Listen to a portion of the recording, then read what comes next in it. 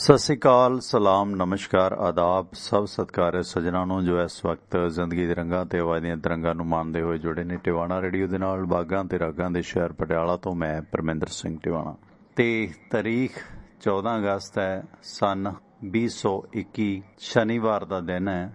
ਇਹ ਦਿਨ ਦਿਹਾੜੇ ਸਾਨੂੰ ਉਹਨਾਂ ਵਾਕਿਆਤਾਂ ਨੂੰ ਯਾਦ ਕਰਾਉਂਦੇ ਨੇ जिस दौरान कुछ अहम घटनावां तवारीख दे विच वापरियां होण। एक पासे सौण हाड़ दे महीने ते दूसरे पासे 47 दियां वंडां बड़ा कुछ चलिया पंजाब ने इन्हां दिनां दे दौरान। एक पासे जिथे खुशियां खेड़े ते दूसरे पासे खुआरियां भी बहुत चलियां साडे पुरखियां ने। उन्हां वाकियातां नूं भी याद करन दी जरूरत है ते लहिंदे ते चढ़दे दी आज़ादी दे जश्नां नूं भी याद करन दी जरूरत है। इस मुतलक जिस तरह साहब भगत सिंह होरां ने भी आख्या सी कि ये जदोजहद जारी रहेगी जिन्नी देर मनुख तो मनुख की लुट नहीं हटेगी। 30 सौण हो चुका है, नानकशाही संमत 553 है।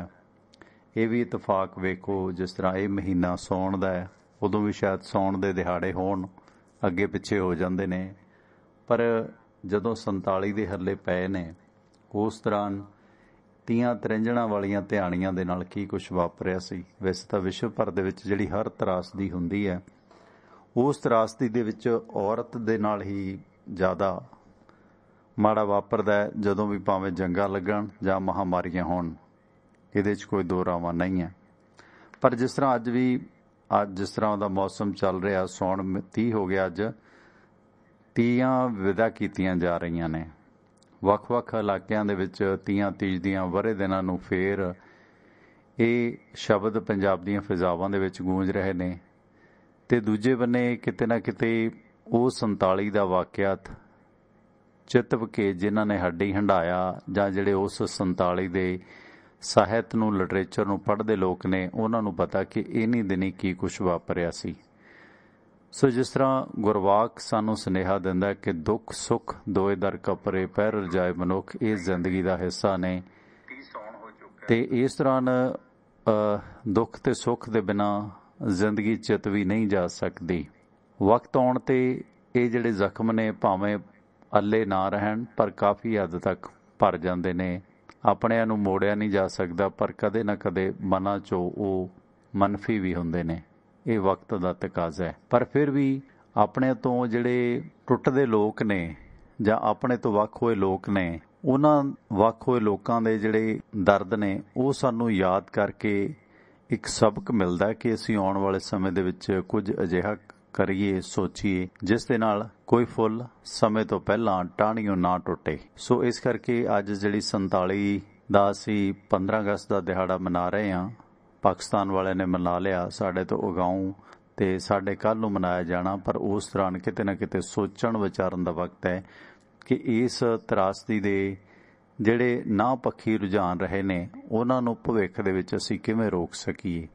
पर अफसोस इस गल दा भी है कि बहुते लोगां ने उस रुझान नूं मुड़ किसी ना किसी रूप दे विच लियाउण दी कोई कसर नहीं छड्डी हुंदी। खास करके मजहबी कट्टर लोकां ने, मंदबुद्धि लोगों ने, जाहल लोगों ने, सियासतदाना ने। पर फिर भी सानू जिहड़े अमन का छिट्टा देण वाले, चानण का छिट्टा देण वाले लोग ने उन्होंने जरूर इन्हां हनेरियां नूं दूर करन दी दिलफुल कोशिश करनी चाहिदी है। अज दे इस प्रोग्राम दे विच वीर सुरेंद्र होरी कुछ देर बाद जुड़नगे ते अज दे इस प्रोग्राम दे विच आपां थोड़ा जिक्र करांगे उन्हां हालातां दा कि किस तरह दे हालात सी 47 तो बाद जिहड़े डाटे अंकड़े मिले ने उन्हां अंकड़ियां दे मुतलक की असीं खट्टिया की गवाया। इस प्रोग्राम के अखीर दे विच एक नज़म भी तुहाडे नाल सांझी करांगे। मेरे पसंदीदा शायर ने उस्ताद चिरागदीन दामन जंगे आज़ादी दे शायर सी।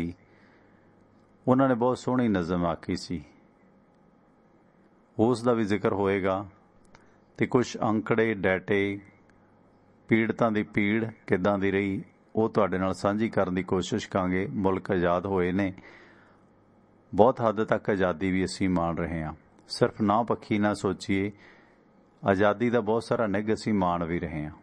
ये ठीक है कि असीं पिछले जुल्मां नूं भुल जाने, बीते दर्दां नूं भुल जाने ते कह दिंदे कि पहले समय चंगे सी। समय पहले भी उन्ने ਚੰਗੇ ਨਹੀਂ ਸੀ ਤੇ ਸਮੇਂ ਹੋਣ ਦੇ ਵੀ ਬਹੁਤੇ ਚੰਗੇ ਨਹੀਂ ਹੁੰਦੇ। ਕਮੀਆਂ ਪੇਸ਼ੀਆਂ ਸਿਸਟਮ ਦੇ ਵਿੱਚ ਰਹਿੰਦੀਆਂ ਆਈਆਂ ਨੇ, ਪਰ ਜੇ ਉਹਨਾਂ ਕਮੀਆਂ ਨੂੰ ਅਸੀਂ ਦੂਰ ਕਰ ਲਈਏ ਤਾਂ ਜ਼ਿੰਦਗੀ ਸੋਹਣੀ ਸੁਨਹਿਰੀ ਬਣ ਸਕਦੀ ਹੈ। ਇਸ ਕਰਕੇ ਸਾਨੂੰ ਕੋਸ਼ਿਸ਼ ਕਰਨੀ ਚਾਹੀਦੀ ਹੈ ਕਿ ਕੀ ਕਾਰਨ ਰਹੇ ਨੇ ਉਹਨਾਂ ਨੂੰ, ਭਾਵੇਂ 84 ਹੋਵੇ, ਭਾਵੇਂ 47 ਹੋਵੇ, ਤੇ ਭਾਵੇਂ ਹਾਲੀਆ ਦੰਗੇ ਫਸਾਦਾਂ ਦਾ ਮਾਹੌਲ ਹੋਵੇ, ਕਿਤੇ ਨਾ ਕਿਤੇ ਉਹਨਾਂ ਦੇ ਬਾਰੇ ਸਾਨੂੰ ਸੋਚਣਾ ਚਾਹੀਦਾ।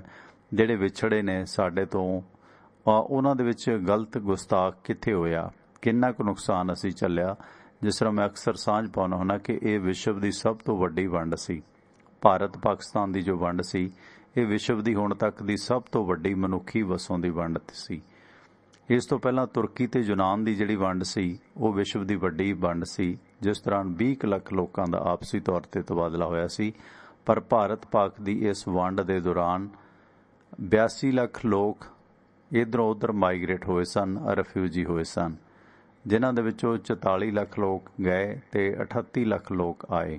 ਸੋ ਇਹ ਜਿਹੜੇ ਤਬਾਦਲੇ ਹੋਏ ਨੇ, ਇਸ ਦੌਰਾਨ ਬਹੁਤ ਸਾਰੀਆਂ ਜ਼ਮੀਨਾਂ ਜਾਇਦਾਦਾਂ ਦੇ ਤਬਾਦਲੇ ਹੋਏ ਨੇ। ਜਿਨ੍ਹਾਂ ਦੇ ਉੱਧਰ 300 ਕਿੱਲਾ ਸੀ, ਉਹਨਾਂ ਨੂੰ ਇੱਧਰ ਆ ਕੇ 100 ਕਿੱਲਾ ਮਿਲਿਆ, ਜਾਣੀ ਕਿ 30% ਮੁਸ਼ਕਲ ਦੇ ਨਾਲ ਮਿਲਿਆ।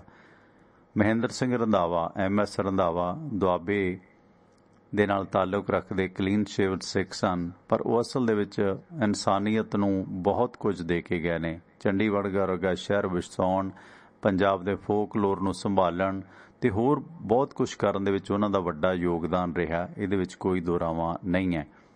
ਮਹਿੰਦਰ ਸਿੰਘ ਰੰਧਾਵਾ ਹੋਰਾਂ ਨੇ ਇਸ ਸਾਰੀ ਵੰਡ ਨੂੰ, ਜੋ ਉਸ ਦੌਰਾਨ ਰਿਫਿਊਜੀ ਆਏ ਤੇ ਗਏ ਇੱਧਰੋਂ ਉੱਧਰੋਂ, ਉਸ ਵੰਡ ਨੂੰ ਉਹਨਾਂ ਨੇ ਆਪਣੇ ਹੱਥੀਂ ਬਹੁਤ ਕੁਝ ਅਜਿਹੇ ਨੋਬਲ ਕਾਰਜ ਕੀਤੇ, ਜਿਹੜੇ ਕਰਕੇ ਉਸ ਦੇ ਦੌਰਾਨ ਉਹ ਰਹਿੰਦੀ ਦੁਨੀਆ ਤੱਕ ਯਾਦ ਕੀਤੇ ਜਾਂਦੇ ਰਹਿਣਗੇ।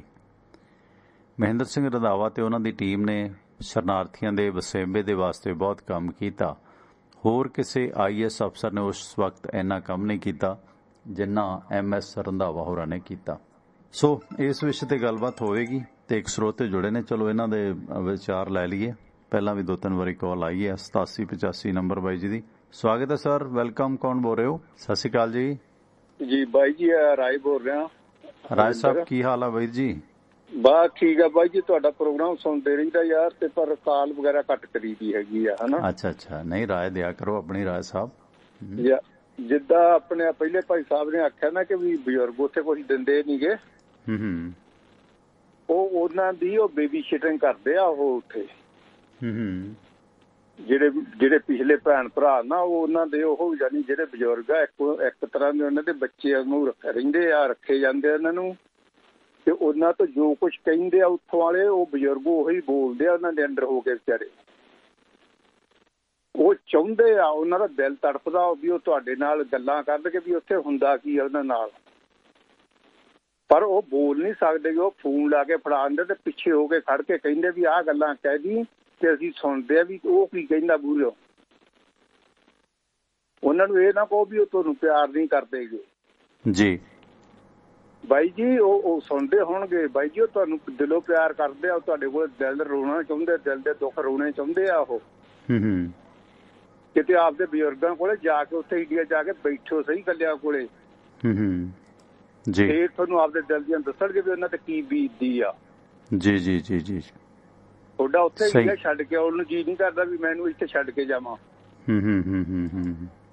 ਹਾਂ, ਉਹਨਾਂ ਦੀ ਅਸਲੀਅਤ ਸੋਚੋ।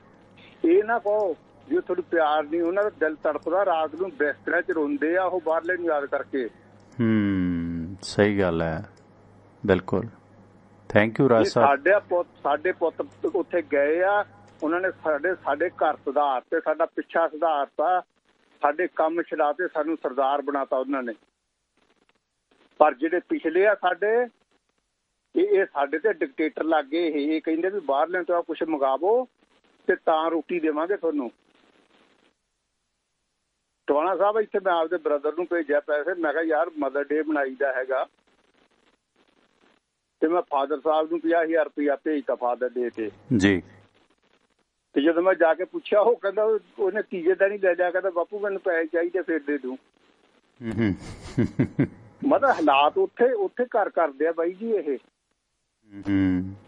ਉਹ ਤੁਹਾਨੂੰ ਦਿਲੋਂ ਮੈਂ ਕਹਿੰਦਾ ਵੀ ਜਦੋਂ ਤੁਸੀਂ ਉੱਥੇ ਜਾ ਕੇ, ਜਦੋਂ ਮੈਂ ਬੈਠਾ ਉਹਨਾਂ ਨੇ ਗੱਲਾਂ ਕੀਤੀਆਂ, ਮਤਲਬ ਉੱਥੋਂ ਆਉਣ ਨੂੰ ਜੀ ਨਹੀਂ ਸੀ ਕਰਦਾਗਾ ਵੀ ਇਹਨਾਂ ਨੂੰ ਛੱਡ ਕੇ ਜਾਈਏ ਬਜ਼ੁਰਗਾਂ। जी राज साहब ਐ ਨਾ बिल्कुल ਕਹੋ ਪਰਦੇਸੀਓ, ਐ ਨਾ ਕਹੋ ਵੀ ਤੁਹਾਨੂੰ ਉਹ ਯਾਦ ਨਹੀਂ ਕਰਦੇ, ਉਹ ਤਾਂ ਵਿੱਚ ਪੈ ਕੇ ਰੋਂਦੇ ਆ ਤੁਹਾਨੂੰ ਯਾਦ ਕਰਕੇ ਕਿ ਪੁੱਤ जी ਤੂੰ ਮੇਰੀ ਜੂਨ ਸੁਧਾਰਤੀ, ਮੈਂ ਇੱਥੇ ਹਲ ਵਾਹੁੰਦਾ ਸੀ, ਤੂੰ ਜਦੋਂ ਦਾ ਬਾਹਰ ਕੈਨੇਡਾ ਅਮਰੀਕਾ ਗਿਆ ਤੂੰ ਸਾਡੇ ਹਲ ਛਡਾਤੇ, ਸਾਡੇ ਅਸੀਂ ਕੰਮ ਹੀ ਨਹੀਂ ਕੀਤਾ, ਉਦੋਂ ਬਾਅਦ ਰਾਜ ਕੀਤਾ ਤੇਰੇ ਸਿਰ ਤੇ, ਪਰ ਪਿਛਲੇ ਜਿਹੜੇ ਸਾਡੀ ਪੇਸ਼ ਨਹੀਂ ਆਉਂਦੇਗੇ ਉੱਥੇ ਜਦੋਂ ਭੈਣ ਭਰਾ ਅੱਡ ਹੁੰਦੇ ਆ ਤੁਹਾਨੂੰ ਚਮਚਾ ਨਹੀਂ ਮਿਲਦਾ ਬਾਹਰ ਲਿਆਉਣ ਨੂੰ, ਚਮਚਾ ਵੀ ਜੇ ਕਿਸੇ ਨੂੰ ਮਿਲਿਆ ਤਾਂ ਦੱਸ ਦਿਓ। जी थैंक यू राज साहब ਤੁਹਾਡੇ ਜਜ਼ਬਾਤ ਸਹੀ ਹੈ ਬਿਲਕੁਲ ਥੈਂਕ ਨਹੀਂ ਟਵਾਣਾ ਸਾਹਿਬ ਬੜੇ ਸਖਤ ਸੀ ਦਿਲੋਂ, ਕਾਮਰੇਡ ਹੀ ਅਸੀਂ ਤੁਹਾਡੇ ਵਰਗੇ, ਪਰ ਉਹਦਾ ਦੱਸ ਰਹੇ ਨਹੀਂ ਕਾਮਰੇਡ ਮੈਂ ਤਾਂ ਕੋਈ ਨਹੀਂ ਹੈ ਥੈਂਕ ਯੂ ਹਾਂਜੀ ਮਿਹਰਬਾਨੀ ਮੈਂ ਤਾਂ ਕਾਮਰੇਡ ਕੋਈ ਨਹੀਂ ਹੈ ਥੈਂਕ ਯੂ ਓਕੇ ਜੀ ਥੈਂਕ ਯੂ ਮਿਹਰਬਾਨੀ। ਸੋ ਇਹ ਪਤਾ ਨਹੀਂ ਕਿਉਂ ਮੈਨੂੰ ਕਾਮਰੇਡ ਕਿਉਂ ਕਹੀ ਜਾਂਦੇ ਰਾਜ ਸਾਹਿਬ। ਸੋ ਕਾਮਰੇਡਾਂ ਦੀ ਆਪਣੀ ਵਿਚਾਰਧਾਰਾ ਤੇ ਖੈਰ ਚਲੋ ਕੋਈ ਨਹੀਂ ਆਪਣੇ ਕੋਈ ਗੱਲ ਨਹੀਂ, ਕਾਮਰੇਡ ਕਹਿਣਾ ਵੀ ਕੋਈ ਮਾੜਾ ਲਫ਼ਜ਼ ਨਹੀਂ ਹੈ, ਪਰ ਜਿਸ ਤਰ੍ਹਾਂ ਕਾਮਰੇਡ ਬਦਨਾਮ ਹੋ ਗਿਆ, ਜਿਵੇਂ ਮਸੰਦ ਬਦਨਾਮ ਹੋ ਗਿਆ, ਅਸੀਂ ਕਾਮਰੇਡ ਬਦਨਾਮ ਹੋ ਗਿਆ, ਅਸੀਂ ਬਹੁਤੇ ਆ ਧਿਰਾਂ ਧੁਰਾਂ ਵਾਲੇ ਵੀ ਬਦਨਾਮ ਹੋ ਗਏ, ਫਲਾਣੀਆਂ ਧਿਰਾਂ ਨਾ ਜ਼ਿਕਰ ਕਰੀ। ਖੈਰ ਸਾਡੇ ਇਹਨਾਂ ਪ੍ਰੋਗਰਾਮਾਂ ਨੂੰ ਸਪੋਰਟ ਕੀਤਾ ਉਹਨਾਂ ਸਪਾਂਸਰ ਸਾਹਿਬ ਦਾ ਜ਼ਿਕਰ ਬਾਈ ਜੀ ਬਲਵੀਰ ਸਿੰਘ ਉਸਮਾਨਪੁਰ ਪਰਿਵਾਰ, ਜਿਨ੍ਹਾਂ ਦੇ ਅਮਰੀਕਾ 'ਚ ਨੇ ਕਈ ਸਾਰੇ ਕਾਰੋਬਾਰ। ਵਾਸ਼ਿੰਗਟਨ ਦੇ ਵਿੱਚ ਹੈ ਉਹਨਾਂ ਦਾ Arlington fuel stop 1801 Pioneer East Highway exit 208 ਤੇ ਪੈਂਦਾ, ਜਿੱਥੇ ਤੁਹਾਨੂੰ ਫ੍ਰੀ ਕਾਫੀ, ਈਮੇਲ, ਫੈਕਸ ਕਰਨ ਦੀ ਸੁਵਿਧਾ ਤੇ ਪਾਰਕਿੰਗ ਮਿਲੇਗੀ ਟਰੱਕਾਂ ਦੀ, ਨਾਲ ਟਰੱਕਾਂ ਦਾ ਸਮਾਨ ਸਮੱਗਰੀ ਇੱਥੋਂ ਖਰੀਦ ਸਕਦੇ ਹੋ। Arlington fuel stop 1801 Pioneer East Highway exit 208 ਤੇ। ਦੂਜੀ ਲੋਕੇਸ਼ਨ ਹੈ ਇਹਨਾਂ ਦੀ ਕੈਲੀਫੋਰਨੀਆ ਦੇ ਵਿੱਚ ਲੌਸਟਲ ਟਰੈਵਲ ਸੈਂਟਰ 14814 ਅਲੋਮਾ ਸਟਰੀਟ ਲੌਸਟਲ ਐਗਜ਼ਿਟ 278 ਤੇ। ਇੱਥੇ ਤੁਸੀਂ ਫ੍ਰੀ ਚਾਹ, ਸ਼ਾਵਰ, ਲਾਂਡਰੀ ਤੇ ਟਰੱਕ ਪਾਰਕਿੰਗ ਫ੍ਰੀ ਲੈ ਸਕਦੇ ਹੋ। ਇਸ ਤੋਂ ਇਲਾਵਾ ਉੱਥੇ ਤੁਹਾਨੂੰ ਜਿਹੜਾ ਹੈਗਾ ਲਿਕਰ ਸ਼ਾਪ ਮਿਲੇਗੀ, ਸਦ ਉਪਯੋਗ ਕਰੋ। ਬਲਵੀਰ ਸਿੰਘ ਉਸਮਾਨਪੁਰ ਹੋਰਾਂ ਦਾ ਫਿਊਲ ਕੰਪਨੀ ਦਾ ਕਾਰੋਬਾਰ ਹੈ। ਡੈਲਟਾ ਫਿਊਲ ਕੰਪਨੀ ਤੇ ਮੋਬਿਲ ਐਕਸ਼ਨ ਮੈਰਾਥਨ ਫਿਊਲ ਕੰਪਨੀਆਂ ਨੇ, ਜਿੱਥੋਂ ਗੈਸ ਸਟੇਸ਼ਨ ਓਨਰ ਆਪਰੇਟਰ ਵੀ ਫਿਊਲ ਤੇ ਫਰੈਂਚਾਈਜ਼ ਲੈ ਸਕਦੇ ਨੇ। ਕੋਈ ਡੀਲ ਬਣਾਉਣੀ ਹੈ ਗੱਲਬਾਤ ਕਰੋ। ਬਲਵੀਰ ਸਿੰਘ ਹੋਰਾਂ ਦੇ ਭਰਾ ਹਰਜਾਪ ਸਿੰਘ ਦਾ ਨੰਬਰ ਨੋਟ ਕਰ ਲਓ 425 232 8413 425 232 8413। ਦੂਸਰੀ ਜਿਹੜੇ ਸਪਾਂਸਰ ਨੇ ਆਪਣੇ ਅੰਟਾਰੀਓ ਪ੍ਰੋਵਿੰਸ ਦੇ ਵਿੱਚ ਹੋਮ ਅਤੇ ਆਟੋ ਇੰਸ਼ੋਰੈਂਸ ਚਾਹੀਦੀ ਹੈ। ਤੁਸੀਂ ਕੈਨੇਡਾ ਦੇ ਵਿੱਚ ਨਵੇਂ ਆਏ ਹੋ ਤੇ ਇਸ ਦੌਰਾਨ ਤੁਸੀਂ ਡਰਾਈਵਰ ਹੋ, ਓਨਰ ਆਪਰੇਟਰ ਹੋ ਜਾਂ ਰਿਨਿਊਵਲ ਹੋਣ ਵਾਲੀ ਆ, ਤਾਂ ਤੁਸੀਂ ਸੰਪਰਕ ਕਰ ਸਕਦੇ ਹੋ ਹੋਮ ਅਤੇ ਆਟੋ ਇੰਸ਼ੋਰੈਂਸ ਦੇ ਵਾਸਤੇ ਭੈਣ ਮਨਦੀਪ ਕੌਰ ਹੋਰਾਂ ਨਾਲ। ਨੰਬਰ ਹੈ 647 615 5000 647 615 5000। ਹੋਮ ਅਤੇ ਆਟੋ ਇੰਸ਼ੋਰੈਂਸ ਲਈ ਹਮੇਸ਼ਾ ਯਾਦ ਰੱਖੋ। ਸਿਆਟਲ ਇਲਾਕੇ 'ਚ ਲੋਕਲ ਲੋਡ ਚਾਹੁੰਦੇ ਹੋ, ਕਿਉਂਕਿ ਘਰੇ ਰਹਿਣਾ ਸਭ ਨੂੰ ਬਹੁਤ ਅੱਛਾ ਲੱਗਦਾ, ਕਿਉਂਕਿ ਘਰ ਵਾਲੇ ਨਾਲ ਹੀ ਘਰ ਹੁੰਦਾ, ਘਰ ਵਾਲੀ ਨਾਲ ਹੀ ਘਰ ਹੁੰਦਾ, ਉਦਾਂ ਤੇ ਮਕਾਨ ਹੀ ਹੁੰਦੇ ਨੇ, ਪਰ ਫਿਰ ਵੀ ਮਜਬੂਰੀਆਂ ਹੁੰਦੀਆਂ ਨੇ। ਚਲੋ ਜੇ ਕਿਤੇ ਲੋਕਲ ਜੌਬ ਦੀ ਜ਼ਰੂਰਤ ਮਹਿਸੂਸ ਕਰਦੇ ਹੋ ਤਾਂ ਸੰਪਰਕ ਕਰੋ ਵਾਸ਼ਿੰਗਟਨ ਫਿਟ ਸਰਵਿਸ ਵਾਲਿਆਂ ਨਾਲ, ਜਿਨ੍ਹਾਂ ਤੋਂ ਤੁਸੀਂ ਜਿਹੜਾ ਹੈਗਾ ਸਿਆਟਲ ਇਲਾਕੇ ਦੇ ਲੋਕਲ ਲੋਡ ਚੁੱਕ ਸਕਦੇ ਹੋ। ਵਾਧੂ ਲੋਡ ਸਿਆਟਲ ਦੇ ਮਿਲਣਗੇ। ਤੁਹਾਡੀ ਸਹੂਲਤ ਵਾਸਤੇ ਡਿਸਪੈਚ ਵੀ ਪੰਜਾਬੀ ਅੰਗਰੇਜ਼ੀ ਭਾਸ਼ਾ 'ਚ ਦਿੰਦੇ ਨੇ ਤੇ ਤੁਸੀਂ ਕਾਲ ਕਰਨੀ ਹੈ। ਜਗਦੇਵ ਸਿੰਘ ਸੰਧੂ ਹੋਰਾਂ ਦਾ ਨੰਬਰ ਹੈ 253 266 6924 253 266 6924। ਗੁਰਵਿੰਦਰ ਸਿੰਘ ਗੈਰੀ ਧਾਲੀਵਾਲ ਦਾ ਨੰਬਰ ਹੈ 206 354 4060 206 354 4060।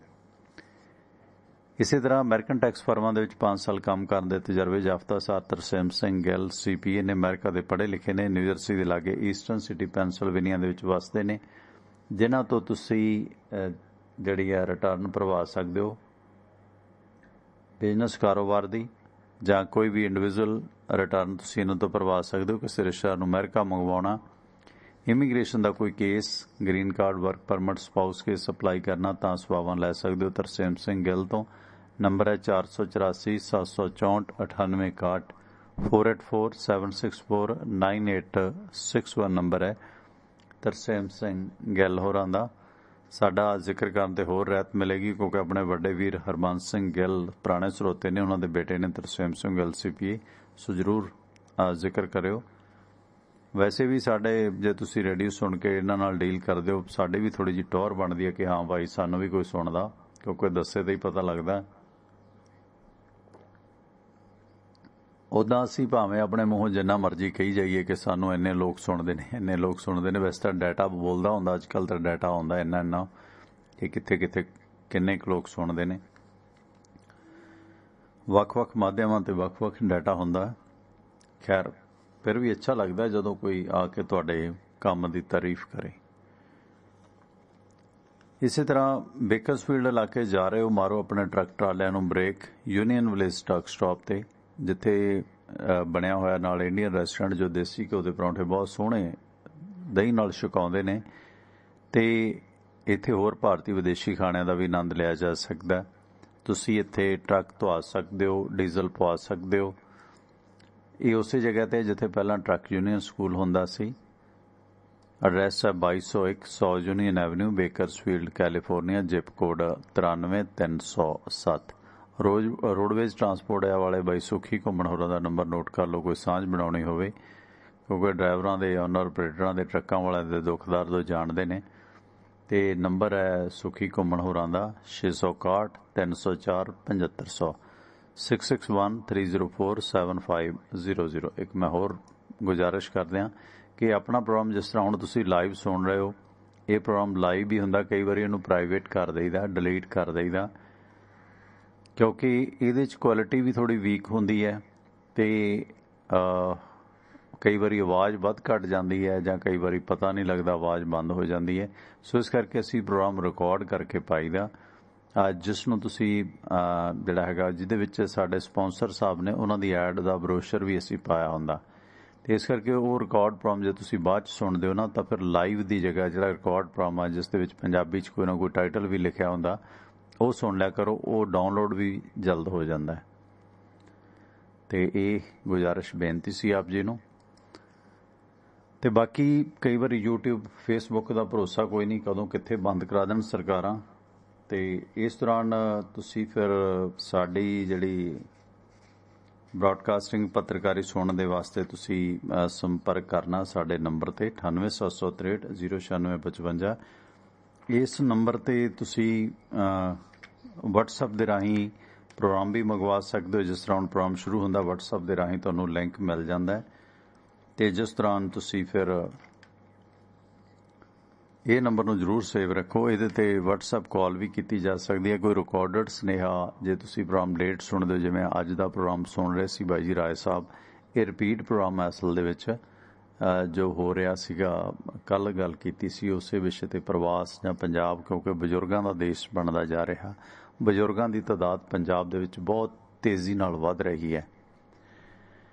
ਤੇ ਜਿਸ ਦੌਰਾਨ ਉਸ ਵਿਸ਼ੇ ਤੇ ਗੱਲ ਹੋਈ ਸੀ, ਸੋ ਰਿਪੀਟ ਪ੍ਰੋਗਰਾਮ ਵੀ ਤੁਸੀਂ ਸੁਣ ਸਕਦੇ ਹੋ। ਸਾਡੀ ਵੈਬਸਾਈਟ ਹੈ tiwanaradio.com। ਇੱਥੇ ਤੁਹਾਨੂੰ ਆਈਫੋਨ ਦੇ ਐਂਡਰਾਇਡ ਐਪਸ ਮਿਲ ਗਈਆਂ, ਉਹ ਐਪਸ ਇੰਸਟਾਲ ਕਰੋ, ਉਹਨਾਂ ਤੇ ਵੀ ਕੁਆਲਿਟੀ ਬਹੁਤ ਬਿਹਤਰ ਹੈ ਪ੍ਰੋਗਰਾਮ ਸੁਣਨ ਦੇ ਵਾਸਤੇ। ਤੇ ਉੱਥੇ ਹੀ ਤੁਹਾਨੂੰ ਸਾਡੇ ਵੱਖ-ਵੱਖ ਲਿੰਕ ਮਿਲਣਗੇ। tiwanaradio.com ਵੈਬਸਾਈਟ ਹੈ, ਤੇ ਉੱਥੇ ਜਿਹੜਾ ਅਮਰੀਕਾ ਦੇ ਵਿੱਚ ਕਾਲ ਟੂ ਲਿਸਨ ਨੰਬਰ ਹੈ ਫੋਨ ਦੇ ਜ਼ਰੀਏ ਸੁਣਨ ਦਾ, ਉਹ ਹੈ 667 930 9260 667 930 9260। ਉਹ ਨੰਬਰ ਹੈ, ਤੁਸੀਂ ਉਹ ਵੀ ਸੁਣ ਸਕਦੇ ਹੋ, ਉਸ ਨੰਬਰ ਤੇ ਡਾਇਲ ਕਰਕੇ ਪ੍ਰੋਗਰਾਮ ਸੁਣ ਸਕਦੇ ਹੋ। ਖੈਰ 1947 ਦੇ ਵਿੱਚ ਭਾਰਤ ਪਾਕਿਸਤਾਨ ਆਜ਼ਾਦ ਮੁਲਕ ਹੋ ਗਏ। ਦੇਸ਼ ਦੋ ਭਾਗਾਂ ਦੇ ਵਿੱਚ ਵੰਡਿਆ ਗਿਆ, ਭਾਰਤ ਤੇ ਪਾਕਿਸਤਾਨ। ਇਸ ਬਟਵਾਰੇ ਤੋਂ ਬਾਅਦ ਲਹਿੰਦਾ ਪੰਜਾਬ ਪੱਛਮੀ ਪਾਕਿਸਤਾਨ ਹੋ ਗਿਆ, ਤੇ ਚੜ੍ਹਦਾ ਪੰਜਾਬ ਜੋ ਪੂਰਬ ਵਾਲੇ ਪਾਸੇ ਸੀਗਾ ਉਹ ਪੂਰਬੀ ਪੰਜਾਬ ਹੋ ਗਿਆ, ਜਿਹਨੂੰ ਚੜ੍ਹਦਾ ਪੰਜਾਬ ਕਿਹਾ ਜਾਂਦਾ ਹੈ। ਪਰ ਇਸ ਦੌਰਾਨ ਜਿਹੜਾ ਚੜ੍ਹਦਾ ਤੇ ਲਹਿੰਦਾ ਪੰਜਾਬ ਹੈ, ਇਹਨੇ ਬੜਾ ਕੁਛ ਗਵਾਇਆ। ਸਭ ਤੋਂ ਵੱਧ ਤਰਾਸਦੀ ਹੈ ਜਿਹੜੀ, ਇਸ ਤੋਂ ਪਹਿਲਾਂ ਭਾਵੇਂ ਬੰਗਾਲ ਦੀ ਵੰਡ ਵੀ ਹੋਈ ਸੀ, ਉਦੋਂ ਇੰਨੀ ਕਤਲੋਗਾਰਤ ਨਹੀਂ ਸੀ ਜਿੰਨੀ 47 'ਚ ਹੋਈ ਹੈ। ਕਾਰਨ ਕੀ ਸੀ ਇਹਦੇ ਵਿੱਚ? ਕਿਉਂਕਿ ਜਿਹੜੀ ਸਾਡੇ ਮਨਾਂ 'ਚ ਕਿਤੇ ਨਾ ਕਿਤੇ ਰੰਜ ਸੀ ਹਿੰਦੂ ਮੁਸਲਿਮ ਸਿੱਖ ਦੀ, ਉਸ ਨੇ ਬਹੁਤ ਤਰਾਸਦੀ। ਕੁਛ ਅਫਵਾਹਾਂ ਨੇ ਬਹੁਤ ਵੱਡਾ ਰੋਲ ਨਿਭਾਇਆ। ਇਹਨਾਂ ਸਾਰੇ ਸ਼ਰਨਾਰਥੀਆਂ ਨੂੰ, ਰਿਫਿਊਜੀਆਂ ਨੂੰ, ਜੋ ਮੁਹਾਜਰ ਕਹਿੰਦੇ ਨੇ ਪਾਕਿਸਤਾਨ 'ਚ ਉਜੜ ਕੇ ਆਏ ਸੀ, ਜੋ ਉਹਨਾਂ ਨੂੰ ਵਸਾਉਣ ਦੇ ਵਾਸਤੇ ਡਿਪਾਰਟਮੈਂਟ ਆਫ ਰੀਹੈਬਲੀਟੇਸ਼ਨ ਦੀ ਸਥਾਪਨਾ ਕਰਨੀ ਪਈ ਤੇ ਕਰੋੜਾਂ ਰੁਪਏ ਖਰਚ ਹੋਏ ਸਨ। ਪੰਜਾਬ ਦੀ ਇਸ ਵੰਡ ਦੇ ਦੌਰਾਨ ਜਿਹੜਾ ਅਕਾਲੀ ਪਾਰਟੀ ਨੇ ਭਾਸ਼ਾ ਦੇ ਆਧਾਰ ਤੇ ਨਵਾਂ ਪੰਜਾਬੀ ਸੂਬਾ ਕਾਇਮ ਕਰਨ ਦੀ ਵੀ ਮੰਗ ਪੇਸ਼ ਕੀਤੀ ਸੀ, ਜਿਸ ਨੂੰ ਮੰਗਵਾਉਣ ਦੇ ਲਈ ਜ਼ੋਰਦਾਰ ਅੰਦੋਲਨ ਚੱਲਿਆ। ਪੂਰਬੀ ਪੰਜਾਬ ਜਾਣੀ ਕਿ ਅਜੋਕੇ ਹਰਿਆਣੇ ਦੇ ਵਿੱਚ ਕਈ ਸੰਘ ਸੰਸਥਾਵਾਂ ਪੰਜਾਬ ਤੋਂ ਅੱਡ ਹਰਿਆਣਾ ਪ੍ਰਾਂਤ ਬਣਾਉਣ ਦੀ ਜ਼ੋਰ ਮੰਗ ਕਰਨ ਲੱਗੀਆਂ ਤੇ ਬਾਅਦ ਦੇ ਵਿੱਚ ਭਾਵੇਂ 1966 ਦੇ ਵਿੱਚ ਪੰਜਾਬ ਦਾ ਪੁਨਰ ਗਠਨ ਹੋਇਆ। ਸੋ ਸਾਂਝਾ ਪੰਜਾਬ ਸੀ ਜਿਹੜਾ ਸੰਯੁਕਤ ਪੰਜਾਬ, ਉਹਦੇ ਵਿਕਾਸ ਦੇ ਭਾਵੇਂ ਕਾਰਜ ਹੋਏ, ਪਰ ਫਿਰ ਵੀ ਇਸ ਤਰ੍ਹਾਂ ਪੰਜਾਬ ਹਰਿਆਣਾ ਦੀ ਵੰਡ ਹੋਈ। ਇਸ ਦੌਰਾਨ ਬਟਵਾਰੇ ਤੋਂ ਬਾਅਦ ਜਿਹੜਾ ਰੀਹੈਬਲੀਟੇਸ਼ਨ ਐਂਡ ਰੀਸੈਟਲਮੈਂਟ ਸੀਗਾ, ਜਿਹੜਾ ਪਾਰਟੀਸ਼ਨ ਤੋਂ ਬਾਅਦ, ਉਸ ਦੌਰਾਨ ਬਹੁਤ ਕੁਝ ਵਾਪਰਿਆ, ਜਿਸ ਦੌਰਾਨ ਵੱਡੀ ਤਾਦਾਦ ਦੇ ਵਿੱਚ ਜੋ ਪੂਰਬੀ ਪਾਕਿਸਤਾਨ ਸੀਗਾ, ਲਹਿੰਦਾ ਪੰਜਾਬ ਸੀਗਾ, ਉਸ ਤੋਂ ਬਹੁਤ ਸਾਰੇ ਪੱਛਮੀ ਪਾਕਿਸਤਾਨ ਸੀ ਉਸ ਤੋਂ ਬਹੁਤ ਸਾਰੇ ਲੋਕ ਉਜੜ ਕੇ ਹਿਜਰਤ ਕਰਕੇ ਆਏ ਸਨ। ਬਹੁਤ ਸਾਰੀਆਂ ਲਾਸ਼ਾਂ ਵਿਛੀਆਂ ਸਨ। ਕਹਾਣੀਆਂ ਕਦੇ ਸੁਣਾਵਾਂਗੇ, ਅਥਰੂ ਰੁਕਦੇ ਨਹੀਂ ਉਹਨਾਂ ਕਹਾਣੀਆਂ ਨੂੰ ਯਾਦ ਕਰਕੇ। ਅੱਜ ਕੱਲ੍ਹ ਤਾਂ ਫੇਸਬੁੱਕ, ਯੂਟਿਊਬ ਤੇ ਵੀ ਬਹੁਤ ਸਾਰੇ ਲੋਕ ਵੰਡ ਦੇ ਦਰਦ ਦੀ ਵਿਥਿਆ ਸੁਣਾਉਂਦੇ ਨੇ। ਖੈਰ, ਇਸ ਦੌਰਾਨ ਸਭ ਤੋਂ ਪਹਿਲਾਂ ਭਾਰਤ ਦੀ ਸਰਕਾਰ ਨੇ ਪੂਰਬੀ ਪੰਜਾਬ ਦੇ ਸਾਹਮਣੇ ਜਿਹੜੀ ਵੱਡੀ ਸਮੱਸਿਆ ਸੀ ਕਿ ਪੱਛਮੀ ਪਾਕਿਸਤਾਨ ਤੋਂ ਜਿਹੜੇ ਹੱਲਿਆਂ ਦੇ ਪੀੜਤ ਲੋਕ ਸੀ, ਜਿਨ੍ਹਾਂ 'ਚ ਬਹੁਤੀਆਂ ਇਸਤਰੀਆਂ ਤੇ ਬੱਚੇ ਸੀ, ਉਹਨਾਂ ਨੂੰ ਕਿਵੇਂ ਸੁਰੱਖਿਅਤ ਭਾਰਤ ਲਿਆਂਦਾ ਜਾਵੇ। ਇਹ ਇੱਕ ਬਹੁਤ ਵੱਡਾ ਟਾਸਕ ਸੀ, ਸਮੱਸਿਆ ਸੀ, ਕਿਉਂਕਿ ਮੁਸਲਿਮ ਲੀਗ ਦੇ ਨੇਤਾਵਾਂ ਨੇ 15 ਅਗਸਤ 1947 ਤੋਂ ਪਹਿਲਾਂ ਹਿੰਦੂਆਂ ਤੇ ਸਿੱਖਾਂ ਨੂੰ ਪਾਕਿਸਤਾਨ ਜਿਹੜਾ ਹੈਗਾ ਖਾਲੀ ਕਰਨ ਦੇ ਲਈ ਦਬਾਅ ਬਣਾਉਣਾ ਸ਼ੁਰੂ ਕਰ ਦਿੱਤਾ ਸੀ। ਇਹੀ ਹਾਲਾਤ ਇਧਰ ਸਨ। ਸਤਿ ਸ਼੍ਰੀ ਅਕਾਲ ਜੀ, ਤੁਸੀਂ ਆਉਣੇ ਰਹੋ। ਸਤਿ ਸ਼੍ਰੀ ਅਕਾਲ ਜੀ, ਚੌਹਾਨ ਸਾਹਿਬ, ਗਿਆਨ ਸਿੰਘ ਬੋਲਦਾ ਸਰਦੂਲਗੜ੍ਹ ਤੋਂ। ਹਾਂਜੀ, ਗਿਆਨ ਸਿੰਘ ਜੀ, ਕਿਹੜੀ ਜਗ੍ਹਾ ਤੋਂ? ਹਾਂਜੀ, ਆਵਾਜ਼ ਘੱਟ ਆ ਰਹੀ ਹੈ ਤੁਹਾਡੀ। ਕਿੱਥੋਂ ਬੋਲ ਰਹੇ ਹੋ ਗਿਆਨ ਸਿੰਘ ਜੀ? ਸਰਦੂਲਗੜ੍ਹ ਤੋਂ ਬੋਲ ਰਿਹਾ ਜੀ। ਹਾਂਜੀ, ਗਿਆਨ ਸਿੰਘ ਜੀ ਗੱਲ ਕਰੋ ਪਲੀਜ਼। ਮੈਂ ਕਿਹਾ ਜੀ ਤੁਸੀਂ ਆ ਥੋੜਾ ਇਤਿਹਾਸ ਦੇ ਬਾਰੇ ਵੀ ਦੱਸਿਆ ਕਰੋ ਨਾ, ਜਿੱਦਾਂ ਭਗਤ ਸਿੰਘ ਹੋਇਆ, ਕਰਤਾਰ ਸਿੰਘ ਸਰਾਭਾ ਹੋਇਆ, ਜਿੱਦਾਂ ਚੱਲ ਰਹੀ ਹੈ ਸਾਰੀ ਕਿਸੇ ਡਿਬੇਟ ਤੇ। ਆਹ 15 ਅਗਸਤ ਦੇ ਉੱਪਰ ਤੁਸੀਂ ਇਹ ਜੀ ਥੋੜਾ ਜਿਹਾ ਨਾ ਆਪਣੇ ਜਿਹੜੇ ਸਿੱਖ ਸ਼ਹੀਦ ਹੋਏ ਉਹਨਾਂ ਬਾਰੇ ਜੀ ਜ਼ਰੂਰ ਗੱਲ ਕਰਾਂਗੇ। ਜ਼ਰੂਰ ਅੱਜ ਦਾ ਇਤਿਹਾਸ ਸੁਣਿਓ, ਬਹੁਤ ਜਿਹੜੀਆਂ ਨੇ ਗੱਲਾਂ ਦਿਲ ਹਿਲਾਉਣ ਵਾਲੀਆਂ ਨੇ। ਥੈਂਕ ਯੂ, ਮਿਹਰਬਾਨੀ, ਥੈਂਕ ਯੂ। ਵੈਸੇ ਗਿਆਨ ਸਿੰਘ ਜੀ, ਸਾਡੀ ਕੋਸ਼ਿਸ਼ ਹੁੰਦੀ ਹੈ ਕਿ ਹਰ ਦਿਨ ਤਿਥ ਤੇ ਗੱਲਬਾਤ ਕੀਤੀ ਜਾਵੇ। ਤੇ ਇੱਕ ਪਾਸੇ ਜਿੱਥੇ ਅਸੀਂ ਉਤਸ਼ਾਹ ਦੇ ਨਾਲ ਇਹ ਤਿਉਹਾਰ ਮਨਾ ਰਹੇ ਹਾਂ, ਉਹਦੀ ਜਿਹੜੀ ਸਥਾਪਨਾ, ਜਿਸ ਤਰ੍ਹਾਂ ਮੈਂ ਦੱਸਿਆ ਕਿ ਦੁਨੀਆ ਦੀ ਸਭ ਤੋਂ ਵੱਡੀ ਵੰਡ ਸੀ, 82 ਲੱਖ ਲੋਕਾਂ ਦਾ ਇਧਰੋਂ ਉਧਰੋਂ ਤਬਾਦਲਾ। ਤੁਰਕੀ ਤੇ ਯੂਨਾਨ ਦੀ ਜਿਹੜੀ ਵੰਡ ਸੀ, ਉਹ ਤਬਾਦਲਾ 1 ਸਾਲ 'ਚ ਹੋਇਆ ਸੀ 20 ਲੱਖ ਲੋਕਾਂ ਦਾ। ਪਰ ਇਹ ਜਿਹੜੇ 82 ਲੱਖ ਲੋਕ ਕਿੰਨੇ ਦਿਨਾਂ 'ਚ ਬਦਲੇ ਸੀਗੇ ਇੱਧਰ ਉੱਧਰ? ਸਿਰਫ 3 ਮਹੀਨਿਆਂ 'ਚ। ਤੁਸੀਂ ਹਿਸਾਬ ਲਾ ਲਓ ਕਿਸ ਤਰ੍ਹਾਂ ਗੱਡਿਆਂ ਤੇ ਕਾਫਲੇ ਆਏ ਸਨ। ਤੇ ਇਸ ਮੁਤਲਕ ਇੱਕ ਮਜ਼ਹਬੀ ਨਫ਼ਰਤ ਸੀ, ਇੱਕ ਦੂਸਰੇ ਨੂੰ ਵੱਢਣ ਟੋਕਣ ਦੀ। ਚੋਰ, ਲੁਟੇਰੇ, ਇੱਜ਼ਤਾਂ ਦੇ ਡਾਕੂ, ਬਹੁਤ ਕੁਝ ਹੋਇਆ। ਇਸ ਸੰਬੰਧੀ ਭਾਰਤ ਸਰਕਾਰ ਵੱਲੋਂ ਪਾਕਿਸਤਾਨ 'ਚੋਂ ਸ਼ਰਨਾਰਥੀਆਂ ਨੂੰ ਸੁਰੱਖਿਅਤ ਕੱਢਣ ਦੇ ਵਾਸਤੇ ਕੇਂਦਰੀ ਸਰਕਾਰ ਤੇ ਸੂਬਿਆਂ ਦੀਆਂ ਸਰਕਾਰਾਂ ਨੇ ਲੋੜੀਂਦੇ ਪ੍ਰਬੰਧ ਕੀਤੇ। ਭਾਰਤ ਤੇ ਪਾਕਿਸਤਾਨ ਦੀਆਂ ਸਰਕਾਰਾਂ ਦੀਆਂ ਕਾਨਫਰੰਸਾਂ ਹੋਈਆਂ, ਜਿਸ ਦੇ ਵਿੱਚ ਇਸ ਬਟਵਾਰੇ ਦੀ ਸਮੱਸਿਆ 'ਚੋਂ ਉਤਪੰਨ ਜਿਹੜੀਆਂ ਸੀ ਪ੍ਰੋਬਲਮ, ਉਹਨਾਂ ਨੂੰ ਸੁਲਝਾਉਣ ਦੀ ਕੋਸ਼ਿਸ਼ ਕੀਤੀ ਗਈ ਤੇ ਇੱਕ ਬਟਵਾਰਾ ਕੌਂਸਲ ਬਣੀ, ਜਿਸ ਨੇ ਦੋਹਾਂ ਦੇਸ਼ਾਂ ਦੇ ਸ਼ਰਨਾਰਥੀਆਂ ਨੂੰ ਕੱਢਣ ਸੰਬੰਧੀ ਸਾਂਝੀ ਨੀਤੀ ਉਲੀਕੀ ਅਤੇ ਡਿਫੈਂਸ ਕੌਂਸਲ ਨੇ ਸ਼ਰਨਾਰਥੀਆਂ ਦੀ ਸਹਾਇਤਾ ਦੇ ਵਾਸਤੇ ਜਿਹੜੀਆਂ ਮਿਲਟਰੀ ਸੇਵਾਵਾਂ, ਸੈਨਿਕ ਸੇਵਾਵਾਂ ਦੇ ਉਪਯੋਗ ਨਿਯਮ ਬਣਾਏ। ਸੰਯੁਕਤ ਪੁਨਰਵਾਸ ਬੋਰਡ ਸੀ, ਜਿਹੜਾ ਜੁਆਇੰਟ ਰੀਹੈਬਲੀਟੇਸ਼ਨ ਬੋਰਡ ਸੀਗਾ, ਉਸ ਨੇ ਇਹਨਾਂ ਸ਼ਰਨਾਰਥੀਆਂ ਦੇ ਮੁੜ ਵਸੇਵੇਂ ਦੇ ਵਾਸਤੇ ਕੁਝ ਕਾਨੂੰਨ ਬਣਾਏ, ਨੀਤੀਆਂ ਬਣਾਈਆਂ। ਭਾਰਤ ਸਰਕਾਰ ਨੇ ਪੂਰਬੀ ਪੰਜਾਬ ਦੇ ਵਿੱਚ ਲਿਆਜ਼ਾ ਏਜੰਸੀ, ਈਸਟਰਨ ਪੰਜਾਬ ਲਿਜ਼ੀਅਨ ਏਜੰਸੀ ਬਣਾਈ, ਜਿਸ ਦਾ ਕੰਮ ਸੀ ਤਾਲਮੇਲ ਰੱਖਣਾ ਤੇ ਆਪਣੇ ਤਰਫੋਂ ਵਿਸ਼ੇਸ਼ ਲਿਆਜ਼ਾ ਅਫਸਰਾਂ ਦੀ ਨਿਯੁਕਤੀ ਕੀਤੀ ਗਈ। ਪੰਜਾਬ ਸਰਕਾਰ ਵੱਲੋਂ ਵੀ ਲੋੜੀਂਦੇ ਪ੍ਰਬੰਧ ਕੀਤੇ ਗਏ। ਪੰਜਾਬ ਸਰਕਾਰ ਨੇ ਲਗਭਗ ਪ੍ਰਸ਼ਾਸਨਿਕ ਵਿਭਾਗਾਂ ਨੂੰ ਪਾਕਿਸਤਾਨ ਦੇ ਵਿੱਚੋਂ ਸ਼ਰਨਾਰਥੀਆਂ ਨੂੰ ਕੱਢ ਕੇ ਲਿਆਉਣ ਤੇ ਉਹਨਾਂ ਨੂੰ ਮੁੜ ਵਸਾਉਣ ਦਾ ਕੰਮ ਜ਼ੋਰਾਂ ਸ਼ੋਰਾਂ ਤੇ ਸ਼ੁਰੂ ਕੀਤਾ। ਇਸ ਦੌਰਾਨ ਸਾਰਾ ਕੰਮ ਪੰਜਾਬ ਦੇ ਗਵਰਨਰ, ਮੁੱਖ ਮੰਤਰੀ ਤੇ ਮੁੱਖ ਸਕੱਤਰ ਦੀ ਵਿਵਸਥਾ ਕੀਤੀ ਗਈ। ਇਸੇ ਤਰ੍ਹਾਂ ਸਿਵਲ ਸਪਲਾਈ ਵਿਭਾਗ ਜੋ ਸ਼ਰਨਾਰਥੀਆਂ ਨੂੰ ਭੋਜਨ ਮੁਹੱਈਆ ਕਰਾਉਂਦਾ ਸੀ, ਕੱਪੜੇ ਤੇ ਹੋਰ ਜ਼ਰੂਰੀ ਮੈਡੀਕਲ ਸੇਵਾਵਾਂ ਦਿੰਦਾ ਸੀ। ਇਸ ਤਰ੍ਹਾਂ ਇੱਕ ਪਬਲਿਕ ਵਰਕਸ ਡਿਪਾਰਟਮੈਂਟ ਸੀ, ਸਰਵਜਨ ਕਾਰਜ ਵਿਭਾਗ, ਜਿਸ ਨੇ ਸ਼ਰਨਾਰਥੀਆਂ ਦੀ ਕਮੋਡੇਸ਼ਨ ਰਿਹਾਇਸ਼ਾਂ ਦਾ ਪ੍ਰਬੰਧ ਕੀਤਾ। एक पुलिस विभाग ने कानून व्यवस्था बनाई रखनी सी, हैल्थ डिपार्टमेंट सी, सफाई विभाग सी। इस तरह के बहुत सारे विभागों की स्थापना इस हल्लिਆਂ ਦੇ मद्देनज़र हुई। इस तरह इस विभाग का मुखी शरणार्थियों का ਵਿੱਤੀ कमिश्नर ਸੀਗਾ ਜਿਹੜਾ उसकी निगरानी हेठ ਜਿਹੜੀ ਛੱਡੀ ਗਈ ਜਾਇਦਾਦ ਸੀ, जिवें इधर बहुत सारे मुस्लिम वीर छड्ड के गए, उधर सिख ते हिंदू छड्ड के आए, ਉਹਨੂੰ कस्टोडियन कमिश्नर बनाया गया, ਉਹਦੇ वास्ते फाइनेंशियल कमिश्नर रिफ्यूजी बनाया गया ਤੇ ਉਸ ਦੀ ਨਿਗਰਾਨੀ ਹੇਠ ਛੱਡੀ ਗਈ ਜਿਹੜੀ ਜਾਇਦਾਦ ਸੀ, ਜਿਸ ਦਾ ਕਸਟੋਡੀਅਨ ਦਫ਼ਤਰ ਸੀਗਾ, ਉਹ ਖੋਲਿਆ ਗਿਆ ਇਵੈਕੂਏਟ ਨੂੰ ਲੈ ਕੇ, ਜਿਹਨੂੰ ਵਕਫ ਬੋਰਡ ਆਪਾਂ ਕਹਿੰਦੇ ਆ। ਇਸ ਤਰ੍ਹਾਂ ਜਿਹਨਾਂ ਛੱਡੀਆਂ ਗਈਆਂ ਜ਼ਮੀਨਾਂ, ਜਾਇਦਾਦਾਂ, ਮਕਾਨਾਂ, ਦੁਕਾਨਾਂ, ਕਾਰਖਾਨੇ, ਬੈਂਕਾਂ, ਹੋਰ ਸਾਰੀ ਪ੍ਰਾਪਰਟੀ ਦਾ ਇੱਕ ਡਾਟਾ ਬਣਿਆ। ਇਹਨਾਂ ਸ਼ਰਨਾਰਥੀਆਂ ਨੂੰ ਜੋ ਹਿੰਦੂ ਤੇ ਸਿੱਖ ਸੀ, ਉਹਨਾਂ ਨੂੰ ਪਾਕਿਸਤਾਨ ਚੋਂ ਕੱਢ ਕੇ ਲਿਆਉਣ ਦੇ ਵਾਸਤੇ ਲਾਹੌਰ ਦੇ ਵਿੱਚ ਪੂਰਬੀ ਪੰਜਾਬ ਦੀ ਵਿਸ਼ੇਸ਼ ਲਿਆਜ਼ਾ ਏਜੰਸੀ ਦੀ ਸਥਾਪਨਾ ਕੀਤੀ ਗਈ, ਜਿਸ ਦਾ ਮੁੱਖ ਸੀ ਜਿਹੜਾ ਲਿਆਜ਼ਾ ਅਫਸਰ, ਚੀਫ ਲਿਜਨ ਅਫਸਰ ਸੀਗਾ। ਉਸ ਦੇ ਅਧੀਨ ਹੋਰ ਲਿਆਜ਼ਾ ਅਫਸਰ ਸੀ ਜਿਹੜੇ ਡਿਸਟ੍ਰਿਕਟ ਲਿਜਨ ਅਫਸਰ ਬਣਾਏ ਗਏ। ਸੋ ਈਸਟ ਪੰਜਾਬ ਲਿਆਜ਼ਾ ਏਜੰਸੀ ਦੀ ਸਹਾਇਤਾ ਦੇ ਵਾਸਤੇ ਇੱਕ ਵਿਸ਼ੇਸ਼ ਮਿਲਟਰੀ ਆਫਿਸਰ ਵਿਵਸਥਾ ਆਰਗੇਨਾਈਜੇਸ਼ਨ ਵੀ ਕੀਤੀ ਗਈ ਕਿ ਉਹ ਮਿਲਟਰੀ ਦੇ ਟਰੱਕ ਆਉਂਦੇ ਸੀਗੇ ਉਹਨਾਂ ਦੇ ਨਾਲ, ਜਿਹੜਾ ਜਦੋਂ ਕਿਤੇ ਪਤਾ ਲੱਗਦਾ ਸੀ ਕਿ ਇੱਥੇ ਮੁਸਲਿਮ ਲੇਡੀ ਹੈ ਜਾਂ ਹਿੰਦੂ ਸਿੱਖ ਲੇਡੀ ਹੈ, ਜਿੱਥੇ ਕਿਤੇ ਸੂਚਨਾ ਮਿਲਦੇ ਸੀ ਕਿ ਕੋਈ ਸੂਈਏ ਭੇਸ ਬਦਲ ਕੇ ਇਹਨਾਂ ਏਜੰਸੀਆਂ ਦੇ ਜਾਂਦੇ ਸੀ, ਕੋਈ ਕੱਪੜਾ ਵੇਚਣ ਵਾਲਾ, ਕੋਈ ਔਰਤ ਦੇ ਰੂਪ ਦੇ ਵਿੱਚ, ਜਿੱਥੋਂ ਪਤਾ ਲੱਗਦਾ ਸੀ ਕਿ ਇੱਥੇ ਹਿੰਦੂ ਮੁਸਲਿਮ ਜਾਂ ਸਿੱਖ ਔਰਤ ਉਧਾਲ ਕੇ ਅਗਵਾ ਕਰਕੇ ਰੱਖੀ ਹੋਈ ਹੈ, ਤੇ ਉੱਥੋਂ ਫਿਰ ਸੂਚਨਾਵਾਂ ਨਿਕਲਦੀਆਂ ਸੀ ਤੇ ਫਿਰ ਉੱਥੇ ਛਾਪੇ ਪੈਂਦੇ ਸੀ। ਸ਼ਹੀਦੇ ਮੁਹੱਬਤ ਫਿਲਮ ਜਿਹੜੀ ਹੈ, ਗਦਰ ਫਿਲਮ, ਇਸ ਤਰ੍ਹਾਂ ਦੀਆਂ ਫਿਲਮਾਂ ਇਸੇ ਗੱਲ ਦੀ ਕਹਾਣੀ ਕਹਿੰਦੀਆਂ ਨੇ।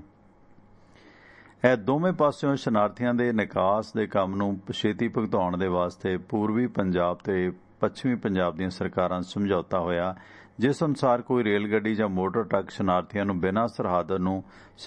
ਤੋਂ ਬਿਨਾਂ ਸਰਹੱਦ ਨੂੰ ਪਾਰ ਨਹੀਂ ਸੀ ਕਰ ਸਕਦਾ। ਜਾਣੀ ਜਿਸ ਅਨੁਸਾਰ ਕੋਈ ਰੇਲ ਗੱਡੀ ਜਾਂ ਮੋਟਰ ਟਰੱਕ ਸ਼ਰਨਾਰਥੀ ਤੋਂ ਬਿਨਾਂ ਸਰਹੱਦ ਨਹੀਂ ਸੀ ਪਾਰ ਕਰ ਸਕਦਾ, ਭਾਵ ਇਹ ਸੀ ਕਿ ਕੋਈ ਵੀ ਭਾਰਤੀ ਰੇਲ ਗੱਡੀ ਜਾਂ ਮੋਟਰ ਟਰੱਕ ਮੁਸਲਮਾਨ ਸ਼ਰਨਾਰਥੀਆਂ ਤੋਂ ਬਿਨਾਂ ਪਾਕਿਸਤਾਨ ਦੇ ਵਿੱਚ ਦਾਖਲ ਨਹੀਂ ਸੀ ਹੋ ਸਕਦਾ। ਇਸੇ ਤਰ੍ਹਾਂ ਕੋਈ ਪਾਕਿਸਤਾਨੀ ਟਰੱਕ ਜਾਂ ਰੇਲ ਗੱਡੀ ਵੀ ਜਿਸ ਤੇ ਸਿੱਖ ਸ਼ਰਨਾਰਥੀ ਜਾਂ ਕੋਈ ਹੋਰ ਲੋਕ ਸੀ, ਉਹਨਾਂ ਤੋਂ ਬਿਨਾਂ ਦਾਖਲ ਨਹੀਂ ਸਨ ਹੋ ਸਕਦੇ। ਸਵਾਗਤ ਹੈ ਜੀ ਤੁਹਾਡਾ, ਸਤਿ ਸ਼੍ਰੀ ਅਕਾਲ। ਹੈਲੋ ਦੋਸਤੋ, ਜੇ ਮੈਂ ਬੇਨਤੀ ਕਰ ਰਿਹਾ ਕਿ ਜੇ ਤੁਸੀਂ ਭਾਰਤ ਪਾਕਿਸਤਾਨ ਦੀ, ਕਿਉਂਕਿ ਪਹਿਲਾਂ ਤੁਸੀਂ ਰਿਪੀਟ ਪ੍ਰੋਗਰਾਮ ਸੁਣਿਆ, ਹੁਣ ਲਾਈਵ ਪ੍ਰੋਗਰਾਮ ਭਾਰਤੀ ਸਮੇਂ ਮੁਤਾਬਕ 6:30 ਵਜੇ ਤੋਂ 8:30 ਵਜੇ ਤੱਕ ਹੁੰਦਾ, ਸੋਮਵਾਰ ਤੋਂ ਸ਼ਨੀਵਾਰ ਸ਼ਾਮ ਨੂੰ, ਤੇ ਸਵੇਰੇ 6 ਤੋਂ 8 ਵਜੇ ਤੱਕ ਹੁੰਦਾ ਹੈ। ਜੇ ਤੁਸੀਂ ਭਾਰਤ ਪਾਕਿਸਤਾਨ ਦੀ ਵੰਡ ਨਾਲ ਸੰਬੰਧਿਤ ਗੱਲ ਕਰਨੀ ਹੈ ਤਾਂ ਕਾਲ ਕਰ ਲਿਓ, ਨਹੀਂ ਤਾਂ ਅਦਰਵਾਈਜ਼ ਆਪਾਂ ਨਾ ਇਸੇ ਵਿਸ਼ੇ ਤੇ ਗੱਲ ਕਰਾਂਗੇ।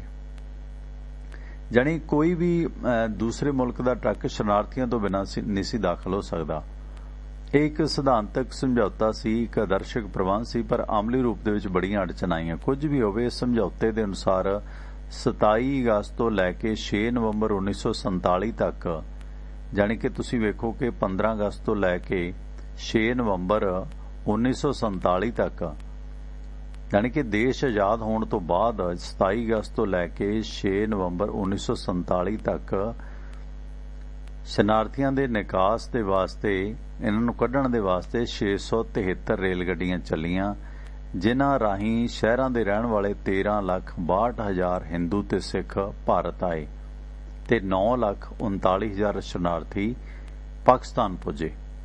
ਇਹ ਸਿਰਫ ਰੇਲ ਗੱਡੀਆਂ ਦੀ ਗਿਣਤੀ ਹੈ ਕਿ 647 ਰੇਲ ਗੱਡੀਆਂ 'ਚ 13,62,000 ਹਿੰਦੂ ਇੰਡੀਆ ਆਏ, ਹਿੰਦੂ ਤੇ ਸਿੱਖ ਪਾਕਿਸਤਾਨ 'ਚੋਂ, ਤੇ ਇਧਰੋਂ 9,39,000 ਸ਼ਰਨਾਰਥੀ ਸੀ ਜਿਹੜੇ ਉਹ ਪਾਕਿਸਤਾਨ ਪੁੱਜੇ। ਜਾਣੀ ਕਿ ਬਹੁਤੀ ਗਿਣਤੀ ਸੀ ਜਿਹੜੀ ਨਾ ਉਹ ਇੱਧਰ ਆਉਣ ਵਾਲਿਆਂ ਦੀ ਸੀ, ਹਿੰਦੂਆਂ ਤੇ ਸਿੱਖਾਂ ਦੀ। ਜਿਸ ਤਰ੍ਹਾਂ ਉਧਰੋਂ ਜਿਹੜੇ ਨੇ ਜ਼ਿਆਦਾ ਹਿੰਦੂ ਤੇ ਸਿੱਖ ਇੱਧਰ ਆਏ। ਇਸੇ ਦੌਰਾਨ ਇਹ ਸਿਰਫ 13 ਤੇ 9 ਤੁਸੀਂ ਹਿਸਾਬ ਲਾ ਲਓ, 21-22 ਲੱਖ ਬਣਦਾ ਇਹ, ਜਿਹੜੇ ਸਿਰਫ ਰੇਲ ਗੱਡੀ ਰਾਹੀਂ ਆਏ। ਕੁਝ ਟਰੱਕਾਂ ਬੱਸਾਂ ਰਾਹੀਂ ਆਏ, ਬਹੁਤੇ ਸੀ ਜਿਹੜੇ ਉਹ ਕਾਫਲੇ ਪੈਦਲ ਸੀ, ਪੈਦਲ ਤੁਰ ਕੇ ਗੱਡਿਆਂ ਦੇ ਰਾਹੀਂ, ਉਹਨਾਂ ਦੇ ਅੱਗੇ ਪਿੱਛੇ ਮਿਲਟਰੀ ਲੱਗੀ ਹੁੰਦੀ ਸੀ, ਉਹਨਾਂ ਦਾ ਵੀ ਬਹੁਤ ਨੁਕਸਾਨ ਹੋਇਆ। ਗੱਡੀਆਂ ਦੀਆਂ ਗੱਡੀਆਂ ਵੱਢੀਆਂ ਗਈਆਂ। ਉਹਦੇ 'ਚ ਕਈ ਵਾਰੀ ਜਿਹੜੇ ਰੇਲਵੇ ਦੇ ਡਰਾਈਵਰ ਹੁੰਦੇ ਸੀ, ਕਿਉਂਕਿ ਉਹ ਇੱਧਰੋਂ ਉੱਧਰੋਂ ਗੱਡੀਆਂ ਜਿਹੜੀਆਂ ਉਹਨਾਂ ਦੇ ਹੁੰਦੇ ਸੀ ਡਰਾਈਵਰ, ਉਹ ਵੀ ਕਈ ਵਾਰੀ ਮਿਲੀ ਭੁਗਤ ਕਰਦੇ ਸੀਗੇ। ਉੱਥੇ ਸਟੇਸ਼ਨਾਂ ਤੇ ਪਾਣੀ ਵੀ ਅੱਗੇ ਭਾਰਤ ਪਾਕਿਸਤਾਨ ਦੀ ਵੰਡ ਤੋਂ ਪਹਿਲਾਂ ਸਟੇਸ਼ਨਾਂ ਤੇ ਪਾਣੀ ਵੀ ਅੱਡ-ਅੱਡ ਹੁੰਦਾ ਸੀਗਾ। ਹਿੰਦੂ ਪਾਣੀ, ਮੁਸਲਿਮ ਪਾਣੀ, ਜਾਣੀ ਪਾਣੀ ਦੇ ਘੜੇ ਵੀ ਅੱਡ-ਅੱਡ ਹੁੰਦੇ ਸੀਗੇ ਰੱਖੇ। ਇੰਨੀ ਨਫ਼ਰਤ ਸੀ। ਇਸ ਦੌਰਾਨ ਮੋਟਰਾਂ ਜਾਂ ਟਰੱਕਾਂ ਦੇ ਵਿੱਚ ਯਾਤਰਾ ਕਰਨ ਵਾਲੇ ਸ਼ਰਧਾਰਥੀਆਂ ਨੂੰ ਬਹੁਤ ਔਕੜਾਂ ਦਾ ਸਾਹਮਣਾ ਕਰਨਾ ਪੈਂਦਾ ਸੀ। ਦਰਿਆ ਰਾਵੀ ਦੇ ਪੁਲ ਤੇ ਟਰੱਕਾਂ ਜਾਂ ਮੋਟਰਾਂ ਨੂੰ ਉਦੋਂ ਤੱਕ ਦਰਿਆ ਪਾਰ ਨਹੀਂ ਸੀ ਕਰਨ ਦਿੱਤਾ ਜਾਂਦਾ ਜਦੋਂ ਤੱਕ ਹਰੇਕ ਮੋਟਰ ਜਾਂ ਟਰੱਕ ਪੂਰੀ ਤਰ੍ਹਾਂ ਭਰਿਆ ਨਾ ਹੋਵੇ। ਜਦੋਂ ਕਿਸੇ ਮੋਟਰ ਜਾਂ ਟਰੱਕ ਦੇ ਵਿੱਚ ਆਸ ਨਾਲੋਂ ਘੱਟ ਗਿਣਤੀ 'ਚ ਸ਼ਰਨਾਰਥੀ ਆਉਂਦੇ ਤਾਂ ਉਹਨਾਂ ਨੂੰ ਮੁਸਾਫਰਾਂ ਨੂੰ ਦੂਜੇ ਟਰੱਕ 'ਚ ਬਦਲ ਦਿੱਤਾ ਜਾਂਦਾ ਸੀ ਤੇ ਖਾਲੀ ਟਰੱਕ ਵਾਪਸ ਭੇਜ ਦਿੱਤਾ ਜਾਂਦਾ ਸੀ। ਭਾਰਤ ਪਹੁੰਚਣ ਤੇ ਇਹਨਾਂ ਮੋਟਰਾਂ ਜਾਂ ਟਰੱਕਾਂ ਨੂੰ ਲੋੜੀਂਦੀ ਕਾਰਵਾਈ ਕਰਨ ਦੇ ਲਈ ਬੜਾ ਸਮਾਂ ਰੋਕਿਆ ਜਾਂਦਾ ਸੀ। ਕਈ ਵਾਰੀ ਟਰੱਕਾਂ ਦੇ ਡਰਾਈਵਰ ਵੀ ਸਾਜ਼ਿਸ਼ਾਂ ਕਰਕੇ ਵਿਰੋਧੀ ਫਿਰਕੇ ਦੇ ਸ਼ਰਨਾਰਥੀਆਂ ਨੂੰ ਮਰਵਾ ਦੇਣ ਦੇ ਵਿੱਚ ਸ਼ਾਮਲ ਹੁੰਦੇ ਸੀ। ਮਸਲਨ ਹੁਣ ਜਿਵੇਂ ਉਧਰੋਂ ਜਿਹੜੇ ਆ ਟ੍ਰੇਨ ਲੈ ਕੇ ਆ ਰਿਹਾ, ਉਹ ਟ੍ਰੇਨ ਪਾਕਿਸਤਾਨ ਦੀ ਸੀ, ਉਹਦਾ ਡਰਾਈਵਰ ਵੀ ਪਾਕਿਸਤਾਨੀ ਹੁੰਦਾ ਸੀ। ਉਹ ਜਾਣਬੁੱਝ ਕੇ ਅਜਿਹੀ ਥਾਂ ਤੇ ਖੜੀ ਕਰ ਦਿੰਦੇ ਜਿੱਥੇ ਜਿਹੜੀ ਇਲਾਕੇ ਦੀ ਵਸੋਂ ਸੀ ਉਹਨਾਂ ਨੂੰ ਵੱਢ ਟੁੱਕ ਕਰ ਦਿੰਦੀ ਸੀ।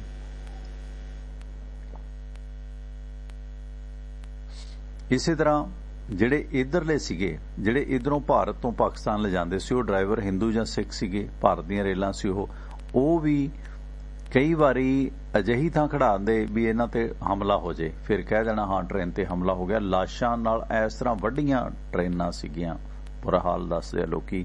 ਬਹੁਤ ਸਾਰੀਆਂ ਤਸਵੀਰਾਂ ਅਜੇ ਵੀ ਮਿਲਦੀਆਂ। ਇਸੇ ਤਰ੍ਹਾਂ ਜਿਹੜੇ ਪੇਂਡੂ ਲੋਕਾਂ ਦੇ ਕਾਫਲੇ ਸੀ, ਪੇਂਡੂ ਲੋਕਾਂ ਨੇ ਜਿਹੜਾ ਪੈਦਲ ਜਾਂ ਆਪਣੇ ਗੱਡਿਆਂ ਰਾਹੀਂ ਜਿਹੜਾ ਹੈਗਾ ਇਹ ਪ੍ਰਵਾਸ ਕੀਤਾ। ਸ਼ਰਨਾਰਥੀ ਜੋ ਕਿ ਕਿਸਾਨ ਸੀ, ਉਹ ਕੁਦਰਤੀ ਤੌਰ ਤੇ ਕਰੜੇ ਸੀ, ਤਕੜੇ ਸੀ, ਉਹ ਪੈਦਲ ਕਾਫਲਿਆਂ ਦੇ ਰਾਹੀਂ ਉਹਨਾਂ ਦਾ ਪ੍ਰਵਾਸ ਵਧੇਰੇ ਪ੍ਰਭਾਵੀ ਸਿੱਧ ਹੋਇਆ। ਜਿਹੜਾ ਮਿਲਟਰੀ ਇਵੈਕੂਏਸ਼ਨ ਆਰਗੇਨਾਈਜੇਸ਼ਨ ਸੀ, ਉਸ ਨੇ ਲਿਹਾਜ਼ਾ ਏਜੰਸੀ ਦੇ ਸਹਿਯੋਗ ਦੇ ਨਾਲ ਪੇਂਡੂ ਕਿਸਾਨਾਂ ਦੇ ਵੱਡੇ ਵੱਡੇ ਕਾਫਲੇ ਇਕੱਠੇ ਕੀਤੇ। ਜਾਣੀ ਕਿ ਹਰੇਕ ਕਾਫਲੇ ਦੇ ਵਿੱਚ 30 ਤੋਂ 40 ਹਜ਼ਾਰ ਤੱਕ ਕਿਸਾਨ ਜਾਂ ਪੇਂਡੂ ਲੋਕ ਸ਼ਾਮਲ ਹੁੰਦੇ ਸੀ। ਕੋਈ ਗੱਡੇ ਤੇ, ਕੋਈ ਰੇੜੇ ਤੇ, ਕੋਈ ਸਾਈਕਲ ਤੇ। ਇਹ ਪੈਦਲ ਮਾਰਚ ਕਰਨ ਵਾਲੇ ਲੋਕ ਸੀਗੇ। ਇਹ ਆਪਣੇ ਕਾਫਲੇ ਦੇ ਵਿੱਚ ਪਸ਼ੂ, ਬੈਲ ਗੱਡੀਆਂ ਤੇ ਘਰ ਦਾ ਸਮਾਨ ਢੋ ਕੇ ਕਾਫਲਾ ਬਣਾ ਕੇ ਚੱਲਦੇ ਸੀ। ਭਾਵੇਂ ਇਹਨਾਂ ਨੂੰ ਕਈ ਦਿਨ ਪਾਣੀ ਨਹੀਂ ਸੀ ਮਿਲਦਾ ਤੇ ਇਹਨਾਂ ਦੇ ਆਲੇ ਦੁਆਲੇ ਮਿਲਟਰੀ ਹੁੰਦੀ ਸੀ, ਪਰ ਫਿਰ ਵੀ ਜਿੱਥੇ ਕਿਤੇ ਹੁਣ ਤੁਸੀਂ ਹਿਸਾਬ ਲਾ ਲਓ ਕਿ 40,000 ਲੋਕਾਂ ਦਾ ਕਾਫਲਾ ਜਾ ਰਿਹਾ ਤੇ ਉਹਦੇ ਆਲੇ ਦੁਆਲੇ ਵੀ ਹਮਲੇ ਹੁੰਦੇ ਸੀ। ਜਿੱਥੇ ਕਿਤੇ ਕੋਈ ਬਸਤੀ ਹੈ, ਕੋਈ ਰਾਤ ਹਨੇਰਾ ਵਾਪਰ ਗਿਆ ਤੇ ਉਹ ਕਾਫਲਾ ਹਮਲੇ ਦਾ ਸ਼ਿਕਾਰ ਹੋ ਜਾਂਦਾ ਸੀ। ਤੇ ਕਈ ਵਾਰੀ ਉਹ ਕਾਫਲੇ ਵਾਲੇ ਵੀ ਜਦੋਂ ਦੇਖਿਆ ਕੋਈ ਸਪੋਜ਼ ਕਰੋ ਉਧਰੋਂ 40,000 ਲੋਕਾਂ ਦਾ ਕਾਫਲਾ ਆ ਰਿਹਾ, ਰਾਹ 'ਚ ਉਹਨਾਂ ਨੇ ਦੇਖਿਆ ਕਿ ਕੋਈ ਮੁਸਲਿਮ ਬਸਤੀ ਹੈ ਛੋਟੀ ਜੀ, ਉਹ ਕਾਫਲੇ ਵਾਲੇ ਵੀ ਆਪਣੇ ਕਾਫਲੇ 'ਚੋਂ ਜਾ ਕੇ ਉਹ ਬਸਤੀ ਵਾਲਿਆਂ ਤੇ ਹਮਲਾ ਕਰਦੇ ਸੀ। ਜਾਣੀ ਦੋਏ ਪਾਸੇ ਸ਼ਰਾਰਤਾਂ ਹੁੰਦੀਆਂ ਸੀ। ਇਸ ਦੌਰਾਨ ਉਹਨਾਂ ਕਾਫਲੇ ਵਾਲਿਆਂ ਨੂੰ ਬਹੁਤ ਮਹਿੰਗਾ ਸਮਾਨ ਵੀ ਜਿਹੜਾ ਹੈਗਾ ਖਰੀਦਣਾ ਪੈਂਦਾ ਸੀ। ਮਸਲਨ ਹੁਣ ਕਾਫਲਾ ਕੋਈ ਜਾ ਰਿਹਾ, ਉਹਨੂੰ ਆਟੇ ਦੀ, ਦਾਲ ਦੀ, ਖੰਡ ਦੀ ਲੋੜ ਪੈ ਗਈ, ਉਹ ਰਾਸ਼ਨ ਨਹੀਂ ਸੀ ਮਿਲਦਾ, ਕੋਈ ਮਰੀਜ਼ ਨੂੰ ਦਵਾਈ ਦੀ ਲੋੜ ਪੈ ਗਈ ਤੇ ਫਿਰ ਨੇੜਲੀਆਂ ਬਸਤੀਆਂ ਦੇ ਲੋਕ ਸੀ, ਭਾਵੇਂ ਇੰਡੀਆ 'ਚ ਸੀ ਭਾਵੇਂ ਪਾਕਿਸਤਾਨ ਸੀ, ਉਹ ਲੋੜੀ ਦੀ ਸਹਾਇਤਾ ਉਹਨਾਂ ਨੂੰ ਮੁਹੱਈਆ ਕਰਾਉਂਦੇ ਸੀ ਟੂਮਾਂ ਦੇ ਬਦਲੇ।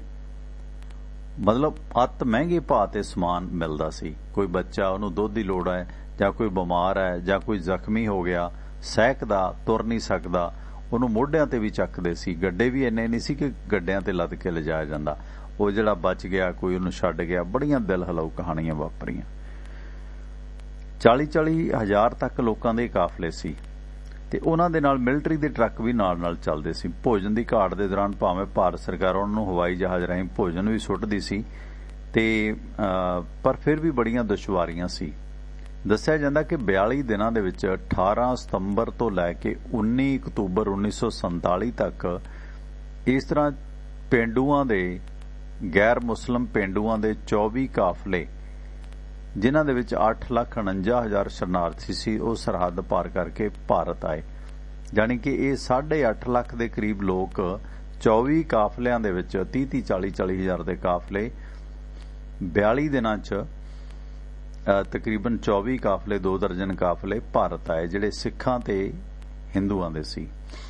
ਪਾਕਿਸਤਾਨ ਤੋਂ ਭਾਰਤ ਆਉਣ ਵਾਲੇ ਇਹਨਾਂ ਸ਼ਰਨਾਰਥੀਆਂ ਦੇ ਵਿੱਚੋਂ ਸਰਕਾਰੀ ਕਰਮਚਾਰੀਆਂ ਨੂੰ ਪਹਿਲ ਦਿੱਤੀ ਜਾਂਦੀ ਸੀ, ਕਿਉਂਕਿ ਪੰਜਾਬ ਆ ਕੇ ਉਹ ਆਪਣੇ ਅਹੁਦੇ ਦੀ, ਡਿਊਟੀ ਦੀ ਸੰਭਾਲਣੀ ਹੁੰਦੀ ਸੀ। ਕੋਈ ਡਾਕਟਰ ਹੈ, ਕਲਰਕ ਹੈ, ਉਹਨਾਂ ਨੂੰ ਛੇਤੀ ਸੈਟਿੰਗ ਮਿਲ ਜਾਂਦੀ ਸੀ। ਉਹਨਾਂ ਨੂੰ ਉਹਨਾਂ ਦੀ ਲੋੜ ਮੁਤਾਬਕ ਡਾਟਾ ਉਹ ਦੇ ਦਿੰਦੇ ਸੀ ਕਿ ਇੰਨਾ ਪੜ੍ਹਿਆ ਲਿਖਿਆ, ਉਹਨਾਂ ਨੂੰ ਉਨੀ ਕੁ ਜੌਬ ਮਿਲ ਜਾਂਦੀ ਸੀ। ਇਸੇ ਤਰ੍ਹਾਂ ਆਪਣੇ ਨਾਲ ਇੱਕ ਸਰੋਤੇ ਜੁੜੇ ਨੇ ਗੁਰਦੇਵ ਸਿੰਘ ਆਸਟ੍ਰੇਲੀਆ ਤੋਂ, ਕਿਉਂਕਿ ਅੱਜ ਵੀ ਕਈ ਲੋਕਾਂ ਨਾਲ ਗੱਲ ਹੋਈ, ਪਰ ਮੈਂ ਫਿਰ ਬਾਹਲਾ ਸੋਚਿਆ ਵੀ ਕਿ ਅੱਜ ਦੇ ਦਿਨ ਤੇ ਬਾਹਲਾ ਜਿਹੜਾ ਡਾਟਾ ਦੇ ਦਈਏ ਆਉਣ ਵਾਲੇ ਦਿਨਾਂ 'ਚ ਇਹਨਾਂ ਪੀੜਤ ਲੋਕਾਂ ਦੀਆਂ ਗਥਾਵਾਂ ਵੀ ਤੁਹਾਨੂੰ ਸੁਣਾਵਾਂਗੇ ਜਿਨ੍ਹਾਂ ਨੇ ਇਹ ਵੰਡ ਹੱਡੀ ਹੰਡਾਈ ਹੈ। ਗੁਰਦੇਵ ਸਿੰਘ, ਸਵਾਗਤ ਹੈ ਆਸਟ੍ਰੇਲੀਆ ਤੋਂ। ਹਾਂਜੀ ਗੁਰਦੇਵ ਸਿੰਘ, ਤੁਹਾਡਾ ਪ੍ਰੋਗਰਾਮ ਸੁਣਦਿਆਂ ਮੈਂ ਤੇ ਮੈਨੂੰ ਬਹੁਤ ਵਧੀਆ ਲੱਗਣ ਡਿਆ।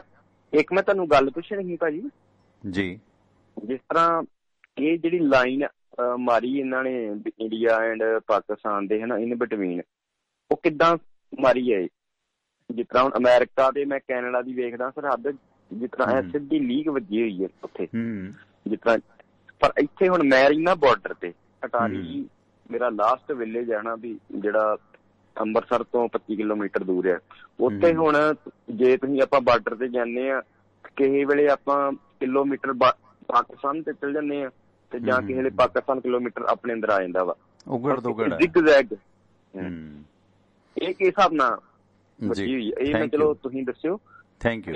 ਮੈਂ ਤੁਹਾਨੂੰ ਸੁਣਦਾ ਵਾਂ। ਮਿਹਰਬਾਨੀ ਗੁਰਦੇਵ ਸਿੰਘ ਜੀ ਆਸਟ੍ਰੇਲੀਆ ਤੋਂ, ਥੈਂਕ ਯੂ। ਇਹ ਅਸਲ ਦੇ ਵਿੱਚ ਮਨੁੱਖੀ ਵਸੋਂ ਦੇ ਆਧਾਰ ਦੇ ਨਾਲ ਕੁਝ ਦਰਿਆਵਾਂ ਦੀ ਵੀ ਰੂਪ ਰੇਖਾ ਸੀ, ਜਿਵੇਂ ਦਰਿਆ ਵਿੱਚ ਆਉਂਦੇ ਸੀ, ਜਾਂ ਜ਼ਮੀਨੀ ਹਕੀਕਤਾਂ ਕੀ ਸੀ, ਪਿੰਡ ਕਈ ਉਜੜੇ, ਉਹਨਾਂ ਪਿੰਡਾਂ ਦੇ ਮੁਤਾਬਕ ਕਿ ਵਸੋਂ ਕਿੰਨੀ ਕਿੱਧਰ ਹੈ। ਇਹ ਰੈੱਡ ਕਲਿਫ ਲਾਈਨ ਸੀ, ਜਿਹਨੂੰ ਲਾਲ ਰੇਖਾ ਵੀ ਕਿਹਾ ਜਾਂਦਾ। ਇਹਦੇ ਤੇ ਇੱਕ ਫਿਲਮ ਵੀ ਬਣੀ ਵੀ ਹੈ, ਵਿਦਿਆ ਬਾਲਨ ਦੀ ਫਿਲਮ ਹੈ, ਬੇਗਮ ਪਤਾ ਨਹੀਂ ਕੀ, ਉਹ ਵੀ ਇਸ ਤਰ੍ਹਾਂ ਦੀ ਕਹਾਣੀ ਦੱਸਦੀ ਹੈ।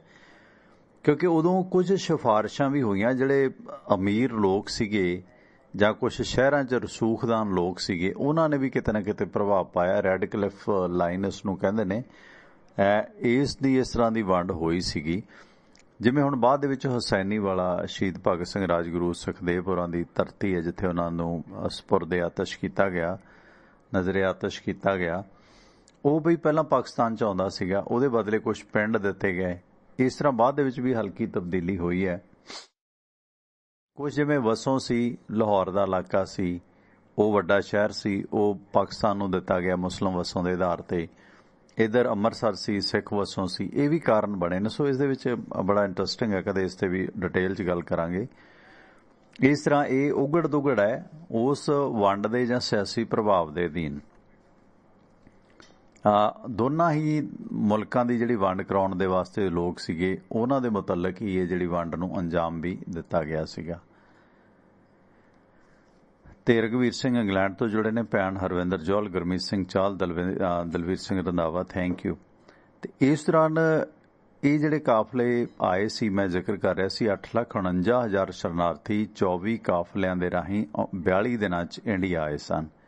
ਪਾਕਿਸਤਾਨ ਤੋਂ ਭਾਰਤ ਆਉਣ ਵਾਲੇ ਸ਼ਰਨਾਰਥੀ ਜਿਹੜੇ ਸੀਗੇ, ਉਹਨਾਂ 'ਚ ਜਿਹੜੇ ਸਰਕਾਰੀ ਕਰਮਚਾਰੀ ਸੀ, ਪੜ੍ਹੇ ਲਿਖੇ ਲੋਕ ਸੀਗੇ, ਉਹਨਾਂ ਨੂੰ ਪਹਿਲ ਦਿੱਤੀ ਗਈ।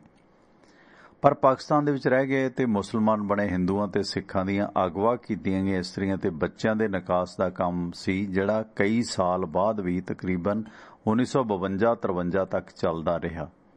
ਉਸ ਦੌਰਾਨ ਹਜ਼ਾਰਾਂ ਇਸਤਰੀਆਂ ਸੀ ਜਿਹੜੀਆਂ ਉਹ ਉੱਥੇ ਵਸ ਵੀ ਗਈਆਂ ਸੀ, ਬੱਚੇ ਵੀ ਜੰਮ ਲਏ ਸੀ ਉਹਨਾਂ ਨੂੰ ਫਿਰ ਕੱਢ ਕੇ ਮਤਲਬ ਕਿ ਸਰਕਾਰ ਦੇ ਰਾਹੀਂ ਉਹਨਾਂ ਨੂੰ ਲਿਆਂਦਾ ਗਿਆ, ਜਿਹੜੀਆਂ ਜਬਰੀ ਲੋਕ ਕੱਢ ਕੇ ਲੈ ਗਏ ਸੀਗੇ। ਪਾਕਿਸਤਾਨ ਦੇ ਵਿੱਚ ਮੁਸਲਮਾਨ ਬਣੇ ਹਿੰਦੂਆਂ ਤੇ ਸਿੱਖਾਂ ਨੂੰ ਕੱਢਣ ਦਾ ਜਿਹੜਾ ਨਿਕਾਸ ਸੀ, ਇਸ ਦੌਰਾਨ ਪੂਰਬੀ ਪੰਜਾਬ ਦੇ ਲਹਿਜ਼ਾ ਦੇ ਸਾਹਮਣੇ ਇਹ ਵੱਡੀ ਸਮੱਸਿਆ ਸੀ ਕਿ ਜਿਨ੍ਹਾਂ ਨੇ ਇਸਲਾਮ ਧਰਮ ਧਾਰਨ ਕਰ ਲਿਆ ਜਾਂ ਜਬਰੀ ਮੁਸਲਮਾਨ ਬਣਾਏ ਗਏ ਹਿੰਦੂ ਤੇ ਸਿੱਖ ਸਨ, ਉਹਨਾਂ ਨੂੰ ਕਿਵੇਂ ਕੱਢਿਆ ਜਾਵੇ।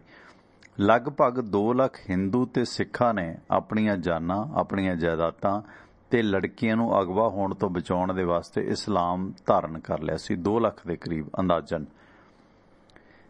ਇਸੇ ਤਰ੍ਹਾਂ ਇੱਧਰ ਵੀ ਬਹੁਤ ਸਾਰੇ ਮੁਸਲਮਾਨ ਸੀ। ਸਾਡੇ ਪਿੰਡ ਸੀਗਾ, ਕਈ ਲੋਕ ਉਹ ਜਿਹੜੇ ਸਿੱਖ ਬਣ ਗਏ ਸੀ ਜਾਂ ਹਿੰਦੂ ਬਣ ਗਏ ਸੀਗੇ, ਇਹ ਇੱਧਰ ਵੀ ਸੀਗਾ।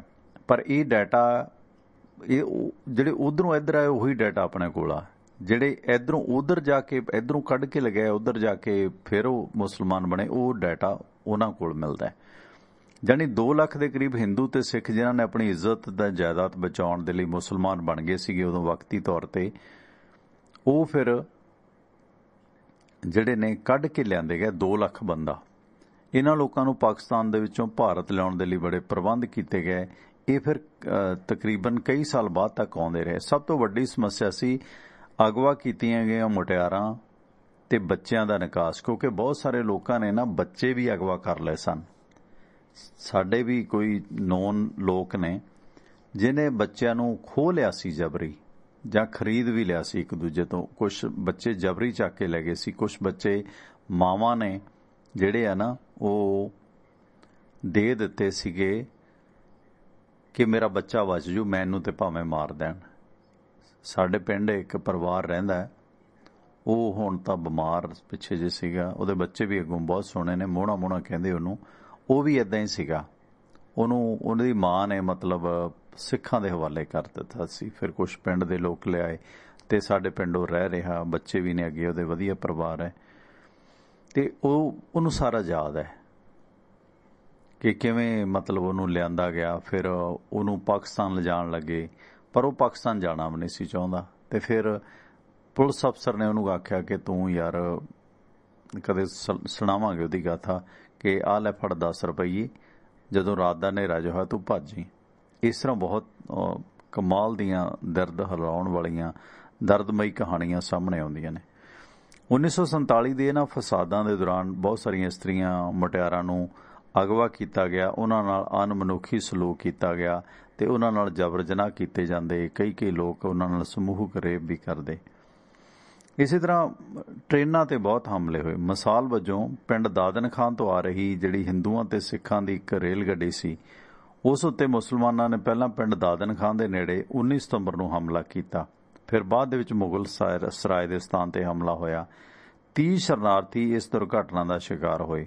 ਕਈ ਰੇਲਵੇ ਕਰਮਚਾਰੀਆਂ ਨੇ ਜਾਣਬੁੱਝ ਕੇ ਵਿਰੋਧੀ ਫਿਰਕੇ ਦੇ ਲੋਕਾਂ ਨੂੰ ਮਰਵਾਉਣ ਦੇ ਵਾਸਤੇ ਰੇਲ ਗੱਡੀਆਂ ਅਜਿਹੀ ਜਗ੍ਹਾ ਰੋਕੀਆਂ ਜਿੱਥੇ ਉਹਨਾਂ ਤੇ ਹਮਲਾ ਹੋ ਜਾਵੇ। ਇਸੇ ਤਰ੍ਹਾਂ ਬਹੁਤ ਸਾਰੇ ਜਿਹੜੇ ਅਜਾਸ਼ ਲੋਕ ਸੀਗੇ, ਪਾਕਿਸਤਾਨ ਦੇ ਵਿੱਚ ਇੱਕ MLA ਵੀ ਅਜਿਹੀਆਂ ਕਾਰਵਾਈਆਂ ਦਾ ਦੋਸ਼ੀ ਪਾਇਆ ਗਿਆ। ਤੇ ਇਸੇ ਤਰ੍ਹਾਂ ਇੱਕ ਪਠਾਨ ਸੀਗਾ, ਪੀਰ ਸੀਗਾ, ਉਹਦਾ ਧਾਰਮਿਕ ਵਿਅਕਤੀ ਸੀ, ਉਸ ਕੋਲੋਂ 30 ਹਿੰਦੂ ਤੇ ਸਿੱਖ ਲੜਕੀਆਂ ਬਰਾਮਦ ਹੋਈਆਂ। ਇੱਕ ਪਾਕਿਸਤਾਨੀ MLA ਕੋਲ 115 ਲੜਕੀਆਂ ਬਰਾਮਦ ਹੋਈਆਂ। ਇਹ ਸਾਰੀਆਂ ਚੀਜ਼ਾਂ ਔਨ ਰਿਕਾਰਡ ਨੇ। 115 ਲੜਕੀਆਂ ਇੱਕ MLA ਕੋਲੋਂ ਜਿਹੜੀਆਂ ਬਰਾਮਦ ਹੋਈਆਂ। ਇਸੇ ਤਰ੍ਹਾਂ ਇੱਕ ਸਾਬਕਾ ਰਜਿਸਟਰਾਰ ਸੀ, ਉਸ ਕੋਲੋਂ 70 ਹਿੰਦੂ ਤੇ ਸਿੱਖ ਕੁੜੀਆਂ ਬਰਾਮਦ ਹੋਈਆਂ। ਇਸੇ ਤਰ੍ਹਾਂ ਬਹੁਤ ਸਾਰੀਆਂ ਜਿਹੜੀਆਂ ਹਿੰਦੂ ਤੇ ਸਿੱਖ ਔਰਤਾਂ ਸੀ, ਉਹਨਾਂ ਨੂੰ ਆਜ਼ਾਦ ਕਸ਼ਮੀਰ ਹੈ ਜਿਹੜਾ, ਜੋ ਪਾਕਿਸਤਾਨ ਦੇ ਕੰਟਰੋਲ ਅਧੀਨ ਹੈ, ਉੱਥੇ ਭੇਜ ਦਿੱਤਾ ਗਿਆ। ਸਰਹੱਦੀ ਇਲਾਕਿਆਂ 'ਚ ਅਫਗਾਨਿਸਤਾਨ ਵੀ ਭੇਜਿਆ ਗਿਆ। 10-10 ਜਾਂ 20-20 ਰੁਪਏ ਨੂੰ ਉਹ ਔਰਤਾਂ ਅੱਗੇ ਵੇਖੀਆਂ, ਤੁਸੀਂ ਹਿਸਾਬ ਲਾ ਲਓ। ਕੁਝ ਦਿਨ ਰੱਖੀਆਂ, ਉਹਨਾਂ ਦਾ ਜਿਸਮਾਨੀ ਸ਼ੋਸ਼ਣ ਹੋਇਆ, ਗੁਲਾਮੀ ਕਰਾਈ ਉਹਨਾਂ ਤੋਂ। ਉਸ ਤੋਂ ਬਾਅਦ ਫਿਰ ਉਹਨਾਂ ਨੂੰ 10-10 ਰੁਪਏ ਦੇ ਵਿੱਚ 20-20 ਰੁਪਏ 'ਚ ਅੱਗੇ ਵੇਚਿਆ ਗਿਆ। ਇਹ ਨਹੀਂ ਕਿ ਹਿੰਦੂਆਂ ਤੇ ਸਿੱਖਾਂ ਨਾਲ ਹੀ ਹੋਇਆ, ਇੱਥੇ ਮੁਸਲਮਾਨ ਔਰਤਾਂ ਨਾਲ ਵੀ ਇਹੀ ਕੁਝ ਹੋਇਆ। ਬਹੁਤ ਸਾਰੇ ਧਾਰਮਿਕ ਕਹਾਉਂਦੇ ਜਿਹੜੇ ਲੋਕ ਸੀ, ਆਪਾਂ ਪਿੱਛੇ ਜੇ ਕਹਾਣੀ ਸੁਣਾਈ ਸੀਗੀ, ਸੰਧੂ ਸਾਹਿਬ ਦੀ ਕਹਾਣੀ ਸੀ, ਉਹਦੇ ਵਿੱਚ ਉਹਨਾਂ ਨੇ ਹੱਡੀ ਹੰਡਾਇਆ ਦਰਦ ਕਿ ਕਿਸ ਤਰ੍ਹਾਂ ਪਹਿਲਾਂ ਉਹਨਾਂ ਦੇ ਪਟਕੇ ਪਵਾਏ ਗਏ, ਫਿਰ ਕੜੇ ਪਵਾਏ ਗਏ। ਗੁਲਜ਼ਾਰ ਸਿੰਘ ਸੰਧੂ ਦੀ ਕਹਾਣੀ ਸੀ, ਉੱਘੇ ਲੇਖਕ ਨੇ, ਪੱਤਰਕਾਰ ਨੇ, ਐਡੀਟਰ ਨੇ। ਉਹਦੇ ਵਿੱਚ ਕਿ ਜਿਹੜੇ ਧਰਮਾਂ ਦੇ ਕੱਟੜ ਲੋਕ ਸੀਗੇ, ਹੁਣ ਆਪਾਂ ਲਵ ਜਹਾਦ ਕਹਿੰਦੇ ਹਾਂ, ਘੱਟ ਸਾਡੇ ਵਾਲਿਆਂ ਨੇ ਵੀ ਨਹੀਂ ਕੀਤਾ। ਇਹ ਦੋਨੇ ਪਾਸੇ ਇਹੀ ਕੁਝ ਹੋਇਆ। ਇਸੇ ਤਰ੍ਹਾਂ 5 ਸਾਲਾਂ ਦੇ ਦੌਰਾਨ 1947 ਤੋਂ ਲੈ ਕੇ 1952 ਤੱਕ, ਇਹ ਮਤਲਬ ਭਾਰਤ ਤੇ ਪਾਕਿਸਤਾਨ ਦੋਨੇ ਪਾਸਿਓਂ ਇਹਨਾਂ ਅਗਵਾ ਹੋਈਆਂ ਔਰਤਾਂ ਨੂੰ ਕੱਢ ਕੇ ਲਿਆਂਦਾ ਜਾਂਦਾ ਰਿਹਾ। ਤੇ ਇਸ ਕਰਕੇ ਟੋਟਲ ਪਾਕਿਸਤਾਨ ਤੋਂ 6733 ਅਗਵਾ ਕੀਤੀਆਂ ਹੋਈਆਂ ਹਿੰਦੂ ਤੇ ਸਿੱਖ ਔਰਤਾਂ ਨੂੰ ਭਾਰਤ ਲਿਆਂਦਾ ਗਿਆ। ਤੁਸੀਂ ਹਿਸਾਬ ਲਾ ਲਓ, 6733 ਔਰਤਾਂ ਜਿਨ੍ਹਾਂ ਨੂੰ ਜਬਰੀ ਉੱਥੇ ਮੁਸਲਿਮ ਬਣਾ ਕੇ ਜਾਂ ਕਬਜ਼ੇ ਦੇ ਵਿੱਚ ਰੱਖਿਆ ਹੋਇਆ ਸੀ। 6733 ਔਰਤਾਂ, 6733 ਔਰਤਾਂ, ਇਹ ਔਨ ਰਿਕਾਰਡ ਹੈ। ਜਿਹੜੀਆਂ ਕੁਝ ਵੈਸੇ ਆਪਣੇ ਤੌਰ ਤੇ ਵੀ ਕਈ ਕੁਝ ਲਿਆਏ ਸੀਗੇ ਜਿਨ੍ਹਾਂ ਦਾ ਜ਼ੋਰ ਸੀ, ਉਹ ਰਿਕਾਰਡ 'ਚ ਨਹੀਂ ਆਇਆ ਕਿਉਂਕਿ ਉਹਨਾਂ ਨੇ ਬਦਨਾਮੀ ਦੇ ਡਰੋਂ ਕਈ ਰਿਕਾਰਡ 'ਚ ਆਉਣ ਨਹੀਂ ਦਿੱਤੇ ਵਰਤਾਰੇ। ਜਾਣੀ ਕਿ 6733 ਔਰਤਾਂ ਪਾਕਿਸਤਾਨ ਤੋਂ ਜੋ ਹਿੰਦੂ ਤੇ ਸਿੱਖ ਸੀ ਉਹ ਭਾਰਤ ਲਿਆਂਦੀਆਂ ਗਈਆਂ। ਇਸੇ ਤਰ੍ਹਾਂ ਭਾਰਤ ਤੋਂ ਵੀ ਬਹੁਤ ਸਾਰੀਆਂ ਮੁਸਲਿਮ ਔਰਤਾਂ, ਜਿਵੇਂ ਉਹ ਸ਼ਹੀਦੇ ਮੁਹੱਬਤ ਬੂਟਾ ਸਿੰਘ ਨਾ ਗੁਰਦਾਸ ਦੀ ਫਿਲਮ, ਉਹ ਵੀ ਇਸੀ ਕਹਾਣੀ ਕਹਿੰਦੀ ਹੈ। ਇਸ ਤਰ੍ਹਾਂ ਲਗਭਗ ਸਾਰੇ ਰਿਸ਼ਤੇਦਾਰਾਂ ਨੇ ਉਹਨਾਂ ਨੂੰ ਖੁਸ਼ੀ ਨਾਲ ਅਪਣਾ ਲਿਆ, ਪਰ ਇਸ ਤੋਂ ਇਲਾਵਾ ਕਈ ਇਸਤਰੀਆਂ ਨੇ ਪਹਿਲਾਂ ਹੀ ਆਤਮ ਹੱਤਿਆ ਕਰ ਲਈ ਸੀ ਜਾਂ ਆਪਣੇ ਆਪ ਨੂੰ ਆਪਣੇ ਪਿਓ ਤੇ ਭਰਾਵਾਂ ਅੱਗੇ ਪੇਸ਼ ਕਰ ਦਿੱਤਾ ਕਿ ਸਾਨੂੰ ਮਾਰ ਦਿਓ। ਬਹੁਤ ਸਾਰੇ ਬਾਬਲਾਂ ਨੇ, ਧਰਮੀ ਬਾਬਲਾਂ ਨੇ ਉਸ ਵਕਤ ਧਰਮ ਕਰਮ ਦੀ ਰੱਖਿਆ ਦੇ ਵਾਸਤੇ ਉਹਨਾਂ ਧੀਆਂ ਨੂੰ ਖੁਦ ਮਾਰਿਆ। ਇਹ ਵਾਪਰਿਆ ਸੀ। ਤੇ ਹਾਲਾਂਕਿ ਇਸ ਦੇ ਵਿੱਚ ਉਹਨਾਂ ਖੁਦ ਮਾਰੀਆਂ ਗਈਆਂ ਧੀਆਂ ਦਾ ਕੋਈ ਰਿਕਾਰਡ ਨਹੀਂ ਹੈ। ਬਹੁਤ ਕੁਝ ਚੱਲਿਆ ਇਸ ਵੰਡ ਨੇ, ਪਰ ਅਫਸੋਸ ਕਿ ਅਸੀਂ ਅਜੇ ਵੀ ਨਹੀਂ ਸਿੱਖ ਰਹੇ ਕਿ ਅਸੀਂ ਇਸ ਤੋਂ ਸਬਕ ਸਿੱਖ ਲਈਏ।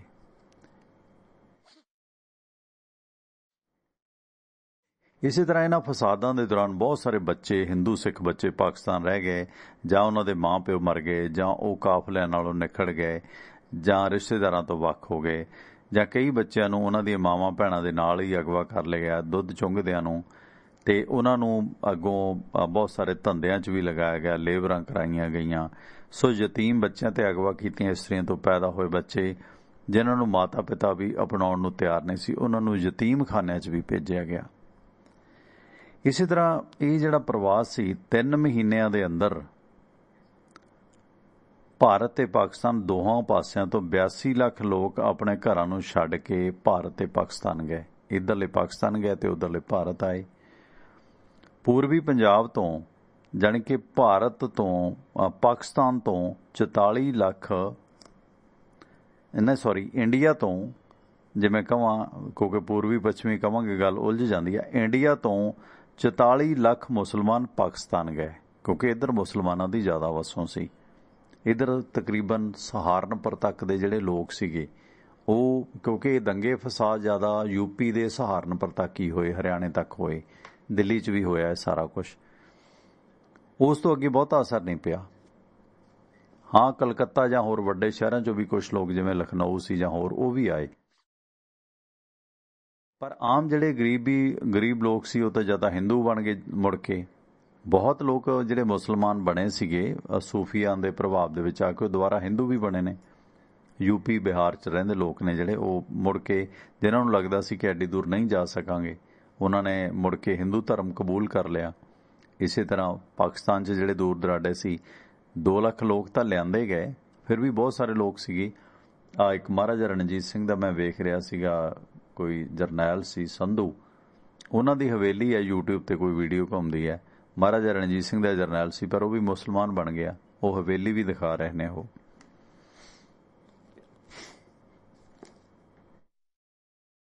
ਇਸੇ ਤਰ੍ਹਾਂ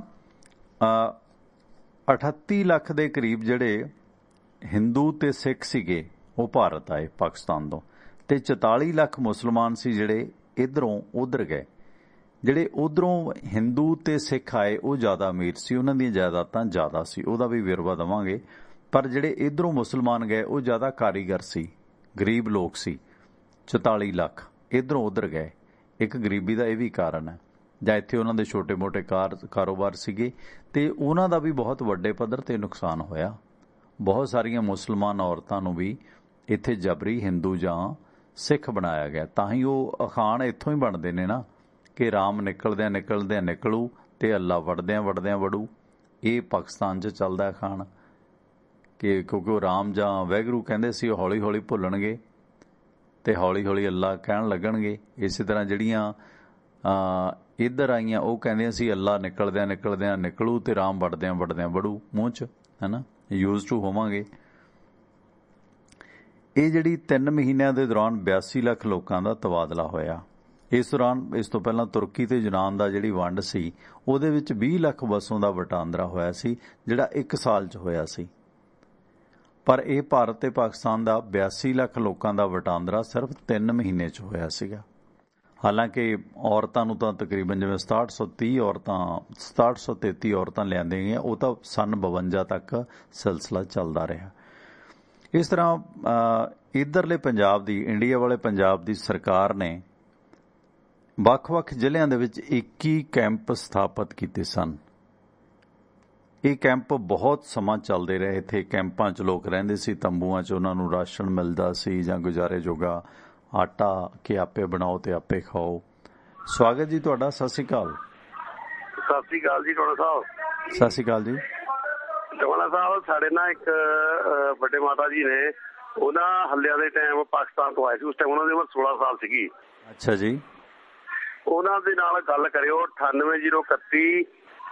ਇਸ ਵਕਤ ਤਾਂ ਨਹੀਂ, ਮੇਰਾ ਖਿਆਲ ਆਪਾਂ ਕੱਲ ਕਰ ਲਈਏ। ਤੁਸੀਂ ਮੈਨੂੰ ਭਾਜੀ ਨੰਬਰ ਸੈਂਡ ਕਰ ਦਿਓ। ਮੈਂ ਉਹਨਾਂ ਦੀ ਕਾਲ ਮਿਲਾਉਂਦਾ ਤੁਹਾਨੂੰ। ਉਹ ਸਾਰਾ ਕੁਝ ਦੱਸਣਗੇ। ਸਾਨੂੰ ਦੱਸਦੇ ਨੇ ਵੀ ਕਿਵੇਂ ਲੋਕ ਵੱਡੇ ਪਏ ਸੀ, ਕਿਵੇਂ ਸਾਨੂੰ ਕੁੜੀਆਂ ਨੂੰ 2-2 ਸੂਟ ਪਵਾ ਕੇ ਲਿਆਏ ਮਾਂ ਬਾਪ। ਉਹ ਤੁਹਾਨੂੰ ਸਾਰਾ ਕੁਝ ਦੱਸਣਗੇ। ਮੈਂ ਤੁਹਾਡੀ ਕੋਈ ਨਹੀਂ, ਤੁਸੀਂ 2 ਮਿੰਟ 'ਚ ਉਹਨਾਂ ਨੂੰ ਕਾਲ ਮਿਲਾ ਕੇ ਨਾ ਮੈਨੂੰ ਕਾਲ ਦੁਬਾਰਾ ਕਰ ਲਿਓ, ਠੀਕ ਹੈ? ਚਾਹੇ ਮੇਰੇ ਇਸ ਨੰਬਰ ਤੇ ਕਰ ਲਿਓ, ਚਾਹੇ ਦੂਸਰੇ। ਉਹਨਾਂ ਨੂੰ ਦੱਸ ਦਿਓ, ਗੱਲ ਕਰ ਲੈਂਦੇ ਨੇ ਵਧੀਆ ਤਰੀਕੇ ਨਾਲ ਉਹ। ਹਾਂ, ਬਹੁਤ ਵਧੀਆ ਗੱਲ ਕਰਦੇ ਨੇ। ਓਕੇ, ਕੋਈ ਨਹੀਂ, ਠੀਕ ਹੈ, ਥੈਂਕ ਯੂ। ਹਾਂ, ਮੈਂ ਉਡੀਕ ਕਰਾਂਗਾ, ਤੁਸੀਂ ਕਾਲ ਕਰ ਲਿਓ। ਅੱਜ ਮੈਂ ਵੈਸੇ ਸਾਹ ਗੁਰਬਚਨ ਸਿੰਘ ਨੇ, ਪੁਰਾਣੇ ਸਰੋਤੇ ਵੀ ਨੇ ਆਪਣੇ, ਉਹਨਾਂ ਨਾਲ ਗੱਲ ਕਰਨੀ ਸੀ। ਉਹ ਬਿਜੀ ਸੀਗੇ, ਇਸ ਕਰਕੇ ਮੈਂ ਸ਼ਡਿਊਲ ਦੇ ਵਿੱਚ ਕਿਸੇ ਗੈਸਟ ਨੂੰ ਨਹੀਂ ਲਿਆ। ਜਿਹੜੇ ਇਸ ਤਰ੍ਹਾਂ ਮਤਲਬ ਹਜ਼ਾਰਾਂ ਲੋਕ ਨੇ ਜਿਹੜੇ ਪੀੜਤ ਨੇ, ਜਿਹੜੇ ਉਸ ਵੰਡ ਦੇ ਗਵਾਹ ਨੇ, ਹੱਡ ਬੀਤੀਆਂ ਨੇ ਜਿਨ੍ਹਾਂ ਤੇ ਚੀਜ਼ਾਂ। ਇਸ ਤਰ੍ਹਾਂ ਇਹਨਾਂ ਲੋਕਾਂ ਨੂੰ ਫਿਰ ਇੱਥੇ ਰੀਹੈਬਲੀਟੇਸ਼ਨ ਵਾਸਤੇ 21 ਕੈਂਪ ਸਥਾਪਿਤ ਕੀਤੇ ਗਏ ਪੰਜਾਬ ਦੇ ਵੱਖ-ਵੱਖ ਜ਼ਿਲ੍ਹਿਆਂ 'ਚ। ਮਹਾਰਾਜਾ ਪਟਿਆਲਾ ਨੇ ਬਹੁਤ ਸਾਰੇ ਲੋਕ, ਹੁਣ ਜਿੰਨੇ ਪਟਿਆਲੇ 'ਚ ਬਹਾਵਲਪੁਰੀਏ ਨੇ, ਹੋਰ ਕਮਿਊਨਿਟੀ ਦੇ ਲੋਕ ਨੇ, ਹਿੰਦੂ ਨੇ, ਇਹ ਰਾਜਪੁਰੇ 'ਚ ਵਸਾਏ ਗਏ। ਈਵਨ ਇੱਥੇ ਜਿਹੜੇ ਕਈ ਮੁਸਲਮਾਨ ਜਾਣ ਨੂੰ ਤਿਆਰ ਨਹੀਂ ਸੀ। ਸਾਡੇ ਪਟਿਆਲੇ 'ਚ ਇੱਕ ਡਾਕਟਰ ਸੀਗਾ, ਉਹ ਵੀ ਬੜਾ ਦਲੇਰ ਬੰਦਾ ਸੀਗਾ। ਉਹਦੇ ਤੇ ਦੋਸ਼ ਸੀਗਾ ਕਿ ਉਹਨੇ ਜਿਹੜਾ ਟੈਂਕ ਹੈ ਅੰਗਰੇਜ਼ਾਂ ਦੇ ਵਕਤ ਬਣਿਆ ਪਾਣੀ ਵਾਲਾ ਟੈਂਕ ਸੀਗਾ ਉਰੇ, ਕਿ ਉਹਦੇ 'ਚ ਜ਼ਹਿਰ ਪਾਤੀ, ਅਫਵਾਹ ਫੈਲਾ ਦਿੱਤੀ, ਫਿਰ ਉਹ ਮੁਕਾਬਲੇ 'ਚ ਮਾਰ ਦਿੱਤਾ ਗਿਆ ਸੀ। ਇਸ ਤਰ੍ਹਾਂ ਸੁਨਾਮ ਦੇ ਵਿੱਚ ਵੀ ਮੁਸਲਮਾਨ, ਜਿੱਥੇ ਸੁਨਾਮ ਮੁਸਲਮਾਨਾਂ ਦਾ ਸ਼ਹਿਰ ਸੀਗਾ, ਤੇ ਉੱਥੇ ਵੀ ਮਤਲਬ ਪਟਿਆਲਾ ਰਿਆਸਤ ਨੇ ਆਪਣੇ ਟੈਂਕ ਤੱਕ ਭੇਜੇ ਸੀਗੇ ਮੁਸਲਮਾਨਾਂ ਦਾ ਸਫਾਇਆ ਕਰਨ ਵਾਸਤੇ। ਇਸੇ ਕਰਕੇ ਜਿਹੜੀ ਪਟਿਆਲੇ ਦੀ ਵੋਟ ਆ ਨਾ, ਇੱਥੋਂ ਦੀ ਜਿਹੜੀ ਸਿੱਖਾਂ ਦੀ, ਭਾਪੇ ਬਰਦਰੀ ਦੀ, ਰਾਵਲਪਿੰਡੀ ਵਾਲੇ ਜਾਂ ਹੋਰ ਜਿੰਨੇ ਵੀ ਨੇ ਭਾਪਿਆਂ ਦੀ, ਤੇ ਹਿੰਦੂਆਂ ਦੀ ਜਿਹੜੀ ਵੋਟ ਹੈ ਨਾ, ਉਹ ਕੈਪਟਨ ਪਰਿਵਾਰ ਦੀ ਪੱਕੀ ਵੋਟ ਹੈ ਕਿ ਇਹਨਾਂ ਦੇ ਪੁਰਖਿਆਂ ਨੇ ਉਹਨਾਂ ਨੂੰ 1947 'ਚ ਬਹੁਤ ਮਦਦ ਕੀਤੀ ਸੀ। ਇਸ ਤਰ੍ਹਾਂ 21 ਕੈਂਪ ਪੰਜਾਬ ਦੇ ਵੱਖ-ਵੱਖ ਜ਼ਿਲ੍ਹਿਆਂ ਦੇ ਵਿੱਚ ਲੱਗੇ। ਆਰਜੀ ਕੈਂਪ ਸੀਗੇ ਜੋ ਕਿ ਅਟਾਰੀ, ਅੰਮ੍ਰਿਤਸਰ, ਫਿਰੋਜ਼ਪੁਰ, ਫਾਜ਼ਿਲਕਾ, ਖੇਮਕਰਨ, ਡੇਰਾ ਬਾਬਾ ਨਾਨਕ ਦੇ ਵਿੱਚ ਸਥਾਪਿਤ ਕੀਤੇ ਗਏ। ਲੋਕ ਇੱਥੇ ਦਾਖਲ ਹੋ ਕੇ ਪਹਿਲਾਂ ਆਪਣਾ ਨਾਂ ਦਰਜ ਕਰਾਉਂਦੇ, ਫਿਰ ਉਹਨਾਂ ਨੂੰ ਉੱਥੋਂ ਗਿਣਤੀ ਦੇ ਮੁਤਾਬਕ ਵੱਖ-ਵੱਖ ਕੈਂਪਾਂ 'ਚ, ਜਾਂ ਜਿੱਥੇ ਪਤਾ ਲੱਗਦਾ ਸੀ ਕਿ ਤੁਹਾਡੇ ਇਸ ਇਲਾਕੇ ਦੇ ਲੋਕ ਇਸ ਕੈਂਪ 'ਚ ਨੇ, ਤਾਂ ਜੋ ਵਿਛੜੇ ਮਿਲ ਜਾਣ। ਕਿਉਂਕਿ ਕਾਫਲੇ 'ਚ ਕੋਈ ਅੱਗੋਂ ਆਇਆ, ਕੋਈ ਪਿੱਛਦਾ, ਉੱਥੇ ਫਿਰ ਪੁੱਛਦੇ ਵੀ ਅਸੀਂ ਇਸ ਇਲਾਕੇ 'ਚੋਂ ਆਏ ਹਾਂ, ਇਸ ਪਿੰਡ 'ਚੋਂ ਆਏ ਹਾਂ, ਸਾਡੇ ਕੋਈ ਕਾਫਲੇ ਦਾ ਕੋਈ ਵਿਛੜਿਆ ਮੈਂਬਰ ਮਿਲੇ। ਉਸ ਹਿਸਾਬ ਦੇ ਨਾਲ ਉਹ ਮਤਲਬ ਕੈਟਾਗਰੀਜ਼ ਤਰੀਕੇ ਦੇ ਨਾਲ, ਸ਼੍ਰੇਣੀਗਤ ਤਰੀਕੇ ਦੇ ਨਾਲ ਉਹਨਾਂ ਨੂੰ ਉਹਨਾਂ ਕਾਫਲਿਆਂ 'ਚ ਭੇਜਦੇ। ਤੇ ਕਿਉਂਕਿ ਮੀਡੀਆ ਦਾ ਕੋਈ ਸਾਧਨ ਬਹੁਤਾ ਨਹੀਂ ਸੀ, ਰੇਡੀਓ ਤੇ ਮਾੜੀ ਮੋਟੀ ਥੋੜੀ ਬਹੁਤੀ ਸੂਚਨਾ ਹੁੰਦੀ ਸੀਗੀ। ਇਸ ਦੌਰਾਨ ਦਸੰਬਰ 1947 ਤੱਕ ਪੂਰਬੀ ਪੰਜਾਬ ਦੇ ਵੱਖ-ਵੱਖ ਸ਼ਹਿਰਾਂ ਜਿਵੇਂ ਕਿ ਅੰਮ੍ਰਿਤਸਰ, ਗੁਰਦਾਸਪੁਰ, ਜਲੰਧਰ, ਲੁਧਿਆਣਾ, ਅੰਬਾਲਾ, ਕੁਲਛੇਤਰ, ਹਿਸਾਰ ਆਦਿ ਦੇ ਵਿੱਚ 85 ਕੈਂਪ ਲੱਗੇ ਹੋਏ ਸਨ। ਇਹਨਾਂ ਕੈਂਪਾਂ ਦੇ ਵਿੱਚ ਰਹਿ ਰਹੇ ਸ਼ਰਨਾਰਥੀਆਂ ਦੀ ਗਿਣਤੀ 7,21,396 ਸੀ। ਇਹ ਸਾਰਾ ਚੀਜ਼ਾਂ ਔਨ ਰਿਕਾਰਡ ਨੇ, ਯਾਨੀ ਕਿ 7,21,000 ਲੋਕ ਇਹਨਾਂ 85 ਕੈਂਪਾਂ 'ਚ ਰਹਿ ਰਹੇ ਸਨ। ਸਭ ਤੋਂ ਵੱਧ ਜਨਸੰਖਿਆ ਨੂੰ ਮੁੱਖ ਰੱਖਦੇ ਹੋਏ ਭਾਰਤ ਸਰਕਾਰ ਨੇ ਕੁਰੂਕਸ਼ੇਤਰ ਦੇ ਵਿੱਚ ਸਭ ਤੋਂ ਵੱਡਾ ਸ਼ਰਨਾਰਥੀ ਕੈਂਪ ਲਾਇਆ, ਜਿਸ ਦੇ ਵਿੱਚ 5 ਲੱਖ ਸ਼ਰਨਾਰਥੀਆਂ ਦੇ ਪ੍ਰਬੰਧ ਸੀ ਠਹਿਰਨ ਦਾ। ਇਸ ਤੋਂ ਇਲਾਵਾ ਦੂਜੇ ਸ਼ਹਿਰਾਂ ਦੇ ਵਿੱਚ ਵੀ ਸ਼ਰਨਾਰਥੀਆਂ ਦੇ ਕੈਂਪਾਂ ਦੀ ਵਿਵਸਥਾ ਕੀਤੀ ਗਈ। ਇਹਨਾਂ ਕੈਂਪਾਂ ਦੀ ਗਿਣਤੀ 75 ਸੀ। ਤੇ ਉਦਾਹਰਨ ਵਜੋਂ ਦਿੱਲੀ ਦੇ ਵਿੱਚ 1.5 ਲੱਖ ਸ਼ਰਨਾਰਥੀ ਕੈਂਪਾਂ 'ਚ ਰਹਿ ਰਹੇ ਸੀ। ਪੰਜਾਬ ਅਤੇ ਰਾਜਸਥਾਨ ਦੀਆਂ ਰਿਆਸਤਾਂ ਦੇ ਵਿੱਚ 53 ਲੱਖ, ਬੰਬਈ ਦੇ ਵਿੱਚ 13 ਲੱਖ, ਯੂਪੀ ਦੇ ਵਿੱਚ 30 ਲੱਖ ਲੋਕ ਕੈਂਪਾਂ 'ਚ ਰਹਿ ਰਹੇ ਸੀ। ਤੇ ਸੀਪੀ, ਜਿਹਨੂੰ ਐਮਪੀ ਕਹਿ ਦਿੰਦੇ ਆ ਬਾਅਦ 'ਚ, ਸੈਂਟਰਲ ਪ੍ਰਦੇਸ਼, ਉੱਥੇ 1500 ਦੇ ਕਰੀਬ, ਮਦਰਾਸ ਦੇ ਵਿੱਚ 500 ਸ਼ਰਨਾਰਥੀ। ਇਸ ਤਰ੍ਹਾਂ ਪੰਜਾਬ ਦੇ ਕੈਂਪਾਂ ਦੇ ਵਿੱਚ ਜਿਹੜੇ ਤਕਰੀਬਨ ਪੰਜਾਬ 'ਚ ਟੋਟਲ 160 ਕੈਂਪ ਸੀ, ਜਿਨ੍ਹਾਂ 'ਚ 12.5 ਲੱਖ ਸ਼ਰਨਾਰਥੀ ਉਸ ਵਕਤ ਰਹਿ ਰਹੇ ਸਨ। ਹਾਂਜੀ, ਸਵਾਗਤ, ਸਤਿ ਸ਼੍ਰੀ ਅਕਾਲ। ਸਤਿ ਸ਼੍ਰੀ ਅਕਾਲ ਜੀ। ਹਾਂਜੀ, ਕੌਣ ਜੀ?